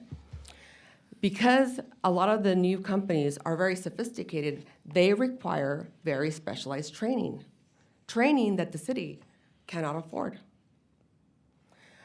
We also are in a collective bargaining agreement that we started this month. And so there's a request from our firefighters, which also handle emergency ambulance services. We're very fortunate. I hate We to actually do this have- to you, but I'm trying to stay consistent Oh, with yeah. everybody, so if I can get you to pull together a one of the closing things is- statement. Thank you so much. So one of the things is, in order to be, the fact that we're capping our expenditures is very difficult for us, because consumer price index doesn't reflect the real cost of city operations. CPI does not measures household goods, but not fire trucks, police equipment, road repairs, or cybersecurity systems. When you look at our budget, I look at every line item. And when I look at how much our Adobe costs and the increase in technology, it's a 9.6% increase. Because I look at every single department's line items. So there's a lot of variables that we as a city do not, are not responsible for. We well, also have and I just have one last thing, we do also have a public utility, which is electric. ERCOT's, a lot of their costs have increased up to 40%. And gas has also increased. So when we look at the expenditure caps, we also have to look at the reality of the market and how those increases affect our budget. Thank you. Any questions for this witness? Thank you very much, and appreciate you. Safe travels. Okay, thank you. Chair calls Dennis Webb, City of Irving, Texas, testifying against the bill. If you would, please come forward, state your name, who you represent, and your position on the bill for the record, please. Excuse me. Thank you, sir. My name is Dennis Webb. I'm a Irving City Council member. I'm speaking in opposition to this bill for myself and the city of Irving. I'm also a retired firefighter and a pastor, so I kind of cut and covers a whole lot of people. I've been on the City Council of Irving for 14 years. I've been through 14 budget cycles, and I will say that the City of Irving, we're proud of our fiscal responsibility. We've gotten fiscal responsibility awards. When we go through our budget cycle, we actually have a process whereby the residents it's called Ask the Budget Guy. They can submit their questions and requests. They can come to the Citizens Forum, make statements. So our citizens are very involved in our budget process. This bill will hurt the city of Irving, and I'm going to talk specifically to the city of Irving because we have a lot of robust initiatives that's going on right now. I'll give you one. 6 years ago, we initiated what's called Roads to the Future because we did a survey, and the survey, the number one priority was roads and streets. And so we started this initiative, $100 million in 5 years. We've been spending $20 million a year repairing roads and streets out of the general fund. That's not bonds, that's out of the general funds. We're in our 7th year, so now we've upped it to $30 million a year. This is coming out of our general fund, okay? All of our expenses is based on two things, what our residents want and what it costs to provide services. And so I'll give you another example. We initiated, I'm trying to rush through here, but we initiated I think this I'll turn thing. red pretty quick. We initiated this, it's called Let's Play Irving, in response to the residents' requests. We just broke ground on a $120 million multi-generational recreation center, the largest in North Texas. And what this bill would do to us is, and by the way, the majority of that we pay with cash. What this bill would do to us is that in the next 3 years when it gets built, we won't be able to open it. Why? Because the operational cost to operate that facility, you know, we'd go beyond our the limit, you know, and the same thing would happen with our roads to the future. We'd have to cut that out because we'd go above the expenditures, you know. And so we also, as a city, we have our own water utility. Okay, they talk about the enterprise funds. We have our own water utility, Lake Cooper or Lake Chapman. We built that lake with the North Texas Municipal Water District. We've got a 70-mile pipeline that runs from Lake Cooper all the way to Doe Creek in Lake Louisville. And guess what? Every time we look up, we're having major expenses trying to fix that aging infrastructure, which is 45 years old. So I got a lot more stories like that, but I just want you to realize that putting a cap on our expenses is going to actually hurt the very people you're trying to help, because of the amenities that they want. We won't be able to do them or provide them because our expenses will be capped. So I'll answer any questions if anybody have any. Thank you. Any, Representative Garcia Hernandez? Yes, thank you, Chairman, and thank you, Councilmember Webb, for making the trip, as well as Councilmember, I see you back there. I did have a couple questions. HB 73 creates a mandate requiring the cities to produce new budget summaries and taxpayer impact statements on top of what already currently exists in as far as transparency that all of the cities, and which I know City of Irving already does as well. Does that create any kind of burden or financial impact on the city? About to provide the summary. That is being essentially would be required under this House Bill 73. Okay, not really. Let me make sure I understand your question. Yeah, sure. Because I'm not. This is my second time ever coming down here. Oh, welcome. You're doing great. So I'm not used to you know testifying. But so are you talking about what it would cost the city, or the city would have to provide as a summary for basically our financial? Sure. Let me just re-ask. I may have asked it not so great. I can do that a lot. City of Irving currently already puts out transparency reports as far as the budget to residents of City of Irving. Is that right? Yeah, that's already correct. That. So House Bill 73 essentially requires additional reporting that y'all would already be doing on top of that. Whether the City of Irving found that it was sufficient to just provide whatever it is that would be dictated under House Bill 73 or not. But if not, if y'all continue to keep doing the transparency reports that you already do for City of Irving, and then on top of that also have to provide the reports required by House Bill 73, do you believe that that would create additional paperwork, maybe even financial implications for the city? Well, we got a great staff, and anytime that you increase any of paperwork that they have to do, yeah, it does. But we pride ourselves on transparency, and if that is required, then we will definitely make sure that we abide by whatever is required so that our residents will know exactly how they're spending their tax money. Sure. You know, just one other note is that the City of Irving, I've been on the council since 2011. We have never raised our tax rate. Matter of fact, we lowered it twice. Mm-hmm. So when we talk about property taxes and property tax impact and, you know, cities raising tax, we've never raised ours in the 14 years I've been on the council. Yes, thank you. And then I was going to ask as well, so I've got, you know, like Capel, where we don't have near as much growth going on as, say, for instance, in Irving. And if you wouldn't mind just kind of explaining how, with the amount of growth that is happening in Irving, how exactly a bill like this one, House Bill 73, would directly impact Irving. Okay. Is there any particular impact that you can think of? Just because I know that you are considered more of a high growth area, a rapid growing area versus, say, for instance, Capel that's completely built out. Well, we're actually almost built out ourselves. Mm-hmm. So, you know, we're growing, but most of we only have a few thousand acres left in our city that we can build, mostly the old Texas Stadium site. So I don't think it'll impact our city to the point that it's going to be a detriment. Okay. As far as some of the initiatives that the state legislature passed, in particular just this past session, addressing housing affordability. I know we had talked to City of Irving extensively about that. So converting, like, say, for instance, commercial properties into residential properties, would that be what you would anticipate may be a significant unavoidable increase that City of Irving would have in making sure that those particular infrastructures, making sure that they have the infrastructure, whether that's the changing of the roads, changing out and making sure that the plumbing is equipped So you're within talking those. about 840? Yes, Well, correct. of course, I'm against 840. It's a detriment to our city. To me, we have a city that over 50% of our, So Yeah.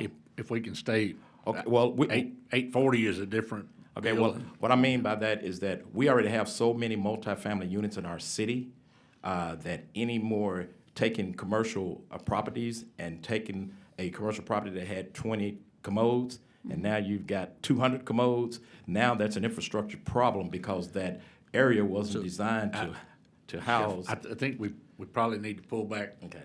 We're talking about a totally different bill, and I appreciate the direction, but. Sure. But as it affects the cost, then feel free to testify. Well, But as- it definitely affects the cost. 'Cause No, I'm saying, if you're saying there are bills out there that affect your cost, then you can structure it like that and stay on. But we start talking about other bills, then it's kind of outside of this bill. Sure, Chairman. And council member, let me go ahead and ask you, as far as the unavoidable increases that y'all could anticipate for City of Irving, I know that some of the other cities talked about things like Encore increases, which I understand Encore services over in the Irving area. I know Capel had informed us that they are anticipating a 51% increase in that area, as well as some of the agencies like TCEQ now revising and requiring additional street cleaning standards.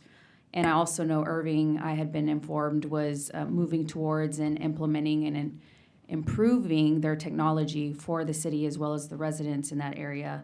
Other than those things, are there any other that you anticipate that are going to be happening that you think that this, say for instance, a bill like this could basically tie your hands in being able to meet those needs? Well, so when we talk about pass-through costs, TRA, the Trinity River Authority, treats our sewer.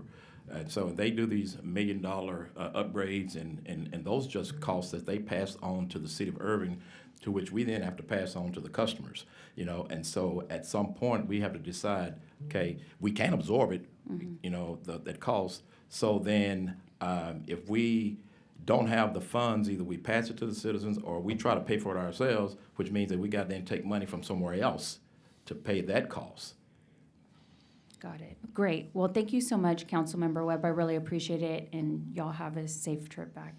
Thank you. Got you Thank you, another one. Chairman. Yeah, Representative Luther. Yep. Hello, sir. Thanks for coming.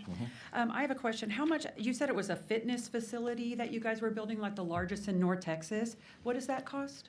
So it's $120 million. It started out at $80-something million, but by the time we got, you know, because of the increased cost of construction and material, by the time we broke ground, it's about $120 million. But that's one of three that we've got going in our cities. We got another $25 million new aquatic center that's going up, and we just finished building another. Well, we refurbished another recreation center and aquatic center. But this was all part of one initiative that we put forth. But then when we start, and we try to pay as we go. That's what we do. So when we I'm put sorry. forth these initiatives, if all of a sudden our expenses are going to be capped, then now we have to decide, can we even open those? So when you were talking about roads and water and infrastructure, you had me. I was like, yes, yes, yes. But when you mentioned the fitness facility, 120 million, and this is just our one of three, I'm wondering, do you think that's the proper role of government? When the citizens say, we want you to build these, then we have to respond to the citizens. So if you're citizens and if you're just in my office for like 20 minutes, we'll get 5 phone calls that say, I'm getting taxed out of my home and I'm going to lose my home because of property taxes. Right. But then we have local control when they're spending money on fitness facilities. What do you think our constituents would pick? Staying in their home, right, or having a fitness facility? Right. Keep in mind, okay, our expenses is based on two things: what the citizens want and what is required to run our city. keep in mind, our citizens, the city of Irvin's tax rate is not what's taxing people out of their homes. It's the appraisal district raising their It's both. appraisals.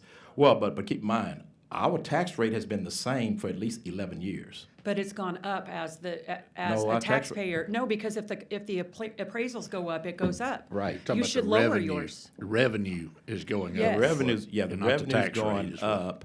Yes. Revenue's Clarify. going up, right? But that revenue, when it goes up, what people don't take into consideration is we have TIF districts, and we have districts that when that revenue goes up, that money is basically already allocated.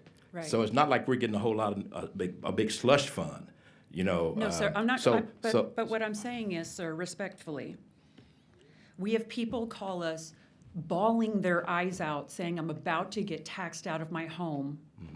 Please help me. But I would say the city of Irving needs a fitness facility, so. well, again, it's just like you guys say, y'all respond to the taxpayers, right? So do we. And when the But what I'm taxpayers- saying is there are needs and what the proper role of government is. Right. And then there's wants, and So- wants are not your role. But if I go back and tell my constituents, If I could. I'm sorry, I don't So mean to the- argue. Well, hang on. No, it's you're- okay. You're okay and you're okay. But the role of government is a part of the topic. But the cost piece, I would ask it just to stay on, and. Okay, so the bill is trying to cut your spending, and when Right. you're saying that Right. you have enough money to build a fitness facility while some of your residents can't afford their property taxes, that's where we have to compromise. Well, and that's what we do. See, because everything that we do is based on our capacity to do it, because we got a AAA bond rating with Standards and Poor's and Moody's. And so everything that we do is based on our capacity to pay for it without overtaxing the residents. I could see if we was raising our tax rate, but we're not raising our tax rate. We deliberately keep our tax rate down. It's the school district that's really hurting them when you're talking about taxes. When you look at your tax bill, and I look at mine, my biggest tax is the school tax, not city tax. So if we froze the rates or took appraisal districts away, would you raise your taxes? Well, I don't know. I can't answer that right now because I don't know how that's going to fit in our overall budget needs. Thank you. Thank you. Any other? Got it quick. Okay. You're a great representative of Irving, so thank you for being here. I want to be real careful with discussion about rate, like you've never raised the rate. There is no rate. Every year there's a fresh rate because the appraisal roll changes up and down and you can adjust the rate. It's about the income. And so I think it's important to note that when we have these discussions that, the years before rate isn't relevant to this year's rate. Can I respond? Yes, sir. Okay, so keep in mind, we have budget, we have expenses. Okay, those expenses that we had last year, we still got them the following year. But then we have extra expenses. When like right now, we just got collective bargaining in our city. And so right now, we're in a collective bargaining agreement with the firefighters. Okay, one of the things they want is four-man staffing.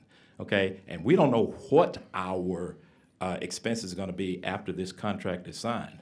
So even though revenue goes up, I guarantee you that revenue is pretty much taken care of already. But again, I'm a simple-minded person. When I say tax rate, 5891, it's been 5891 for the city of Irving ever since 2011. Then it went down. So that rate didn't increase their tax problem. Something else increased their tax problem. Yeah, it gave us more revenue, but then when the fuel costs went up, when we had 3 blocker fire trucks get hit and totaled on state highways, we had to replace them. Okay, and guess what? We having to try to find revenue to replace these type of expenses. So these expenses, even though you get more revenue because the appraisal go up, you got increased expenses that eats that up just like that. Close enough. Thank you.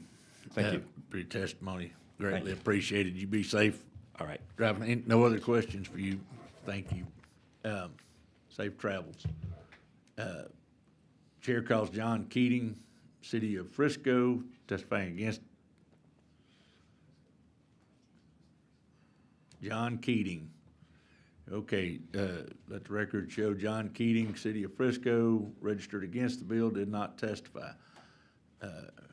Christanne Simmons, City of Fort Worth, registered against the bill. If you would, please come forward, state your name, who you're testifying on behalf of, and your position on the bill for the record, please. Good afternoon again. Christy-Ann Simmons testifying on behalf of the City of Fort Worth in opposition to House Bill 73. Thank you, Chair and committee members. I know it's been a long day. My comments on this bill will sound familiar based on the discussion we've had, so I'll just try to do a quick recap within my allotted time. So the city certainly acknowledges the validity of the general concern this bill is intended to address. Cities living within the same basic means from one year to the next. I'm going to echo my earlier comments in that our biggest concern with this bill is that it encompasses nearly all revenue types, so treating legally restricted revenue and demand-based revenues in the same vein as funds generated by our M&O rate. So you've heard today about airports and water and electric. The city of Fort Worth, we run a regional water utility, a stormwater utility, airports, and other enterprise funds. Those make up about a third of our budget. Operating budget. So year-over-year flexibility for those short and long-term planning efforts for those lines of service is really key for a city like Fort Worth that's experiencing such rapid growth. So we would respectfully request that this bill author too, consider revision so that only the non-restricted general purpose revenues be subject to its calculations and limitations. The other important difference in this bill and the one we heard earlier, in House Bill 73 proposes statewide inflation and population growth figures, which we also oppose. We believe those should be localized. Fort Worth's population just surpassed 1 million residents. Our growth is outpacing the state growth. And so we believe that the population-based budget caps tied to statewide growth would be unfairly restrictive for a city like us. And we talked a lot about indices earlier, so I won't belabor that point. A couple of facts just to round out my comments that I didn't share before. In the current fiscal year, the City of Fort Worth adopted a budget below its no new revenue rate. In the proposed budget for next year, we're proposing another tax rate decrease of another 1/4 cent. I think we have the authority to raise the rate by almost 7 cents. So that's kind of how far apart we are from the voter-approved rate. But we're really trying to be responsible, keep the taxpayers at the forefront, but also balance our growth. And so we're just asking the local officials who are really accountable to the residents, on the ground and know the need at the local level, retain that flexibility to govern responsibly. And so for that reason, we'd ask you oppose House Bill 73 respectfully in its current form. Thank you. Thank you. We've got some questions for you, Rep. Lowe. Uh-oh. I haven't even eaten all day. Hi. Thank you for a long day of waiting. So I get it that you're against this bill. If you could amend it and make it tolerable, and still not get what you want, but make it tolerable, what would it be? I think our biggest concern would be to exempt the legally restricted funds, like the enterprise funds we've talked about today, and also the interest and sinking portion of the tax rate, likely the revenue that comes from that. I think those would be our primary concerns. Okay, thank you. Any other? Go ahead, Chairman Just, Spiller. thank you, Mr. Chairman. For clarification, when you're talking about the INS portion, is that the portion of the bill where it talks about where it exempts the money received from issuance of bonds approved by the voters? Yes, is that exempted in this bill? In 73? It's in this bill, Okay, where it's not 46. exempted, but it's only voter approved. So you've got, if you issue COs or TANs notes. or something else, that would address what you're talking about with the INS fund. That's correct. Okay, thank you. Thank you.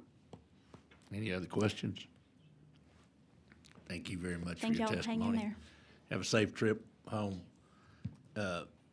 Chair calls Ed Van Enco, City of Austin.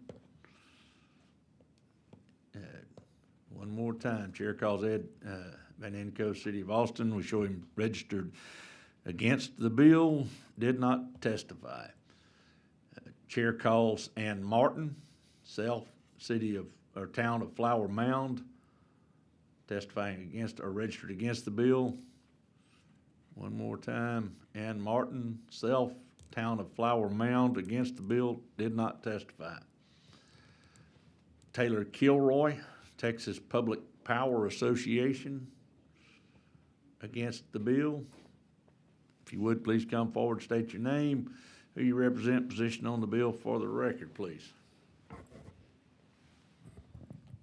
Taylor Kilroy, Texas Public Power Association, respectfully in opposition to the bill. Second time up today, and so I'll go a little differently and try to go a little bit quicker. We do represent 72 municipally owned utilities across the state. You've heard from two of my largest members, Austin and Brownsville, but I'd be remiss not to mention that we've got a lot of also small towns that are really affected by some major things. We've got Foreign, HD 68, we've got San Marcos, we've got the city of Whitesboro, as well as some folks that aren't here. And really just, again, you know, I'd hate to just come up here and say ditto, but I'm probably going to. We do need to invest We're okay with that, by the way. We do need to invest in the grid soon and quickly and in a big way, and so ditto from what I said previously. Thank you so much. Thank you. Are there any questions? Well, let me ask you this. Is there something you would like to add to your prior testimony that you think maybe we either might not get or that you just want to emphasize, just a closing statement? Sure, thank you for that.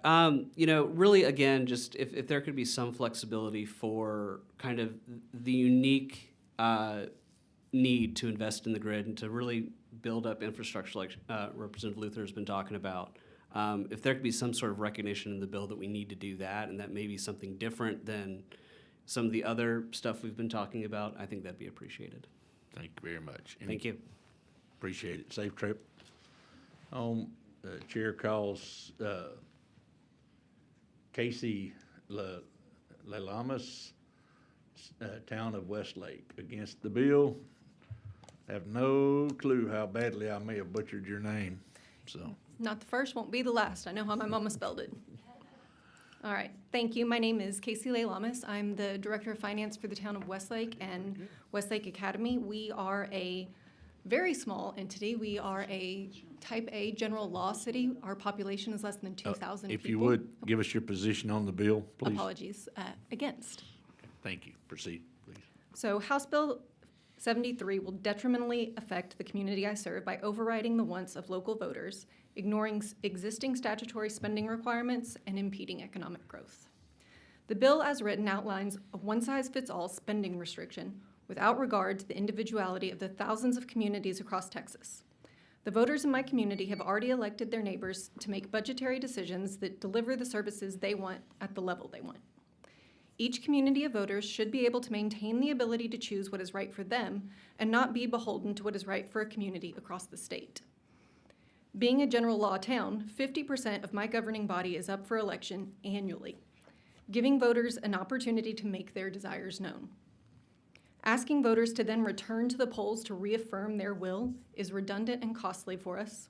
It will result in service delays or disruptions, and sends the message that the initial votes for their local body aren't respected. Further, inclusion of all revenue sources as a basis for the calculation ignores already existing statutory requirements in state code. Municipalities are required to collect and account for state-mandated and voter-authorized revenues that are restricted for special purposes. Those expenditures may not be annual needs, and particularly in smaller communities, those revenues may not be sufficient in a single year to actually achieve the state-prescribed use. House Bill 73's broad revenue cap will effectively prohibit responsible use of special revenues already legally limited and hinder an entity's ability to recruit skilled professionals that provide EMS services, licensed water operations, and trained building inspections. Lastly, House Bill 73 assumes inflationary growth factors that will hamper commercial and economic development. Cities need to be able to install infrastructure that attract businesses that best align with their community's needs and values. Much like you wouldn't host a dinner party and wait to buy groceries after everybody shows up, we have to invest in infrastructure before the businesses get there. Applying general CPI and population factors assumes uniform economic activity and ignores the intermittent nature of infrastructure spending and the length of time needed for development construction. Using my community as an example, this bill will have the opposite effect of its intent. HB 73's generic approach will punish the business community and that our constituents want, located within our town limits when we are forced to push those upfront infrastructure costs over to them, creating a snowball effect of stagnant economic activity where businesses don't open, jobs are not created, and therefore the actual economic activity this bill is wanting to achieve will not occur. This will be the case across the state, notably in communities where growth outpaces the state set factor. Local officials are best suited to making those determinations through their economic development and budgetary policies, which are already legally restricted in state code. They can be more agile and responsive to local business owners to ensure strategic community-specific spending and spur the growth the state seeks to incentivize, resulting in the actual tax relief desired. And with that, I respectfully ask the committee to vote down House Bill 73. Any questions for this witness? Thank you very much for your testimony. Thank you. Safe travels. So, Chair calls Perry Fowler, Texas Water Infrastructure Network, registered against the bill. Perry Fowler, Texas Water Infrastructure Network, registered against the bill, showing did not testify. Chair calls Heather Hulbert, City of Corpus Christi, against the bill. Did not testify. Chair calls Adam Haynes, Conference of Urban Counties, against the bill. Please come forward. State your name for the record, who you represent, position on the bill. Mr. Chairman, members, Adam Haynes, Conference of Urban Counties, against the House Bill 73. Mr. Chairman, it's a long day, and I'm smarter than that, so ditto from previous bills and going right to what Mr. Lowe asked. A couple of things that we would do, we would ask is, first of all, every one of you represent counties that exceed the state population growth rate. So there was another bill earlier on that linked it to the county's growth. We would recommend that. We've already talked about CPI. It's not reflective of what we buy, so either put PPI or TxDOT's purchasing code in there. Other things would be beneficial. And then on some of the provisions of the notice provisions and the information going to the taxpayer, a lot of those same provisions already exist in Chapter 26 and what we would call the TNT, the Truth in Taxation worksheet. I would encourage that you look at that and maybe mold. You do have some additional, or the author has some additional things in there, and so I would suggest maybe mold some of those into the Truth in Taxation worksheet. And with that, Mr. Chairman, I can answer any questions. Any questions for this witness? Thank you very much for your testimony. We need to go back and we need to go through everybody that. Okay. Oh, I'm sorry. Chair calls John Bonura, Texas Public Policy Foundation, shown for the bill, did not testify. And then we need to go through all the ones that did that, huh? Yep. Oh, that's a lot. Okay, so Chair calls Lisa Healy, Healy, for the bill, did not testify. Calls John Bonura, again, Texas Public Policy Foundation, for the bill, did not testify. Paula Blackman, against the bill, did not testify. Linda McMahon, Dallas Economic Development Corporation, against the bill, did not testify. Adam, I'm gonna mess this one up again. Bazadula, against the bill, did not testify. John Keating, City of Frisco, against the bill, did not testify. Ed Van Eno, City of Austin, against the bill, did not testify. And Ann Martin, and City of Town of Flower Mound, against the bill, did not testify. Perry Fowler, Texas Water Infrastructure Network, against the bill, did not testify. Heather Hulbert, City of Corpus Christi, against the bill, did not testify.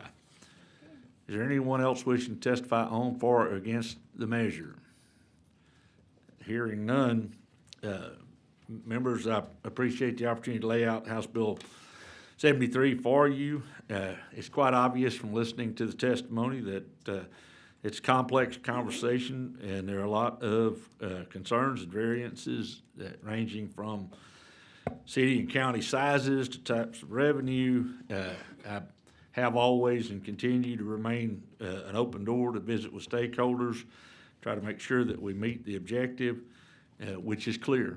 The objective is to make certain that that our taxpayers have a voice in the conversation across the board. And so, with that said, we passed this same exact bill out during regular session.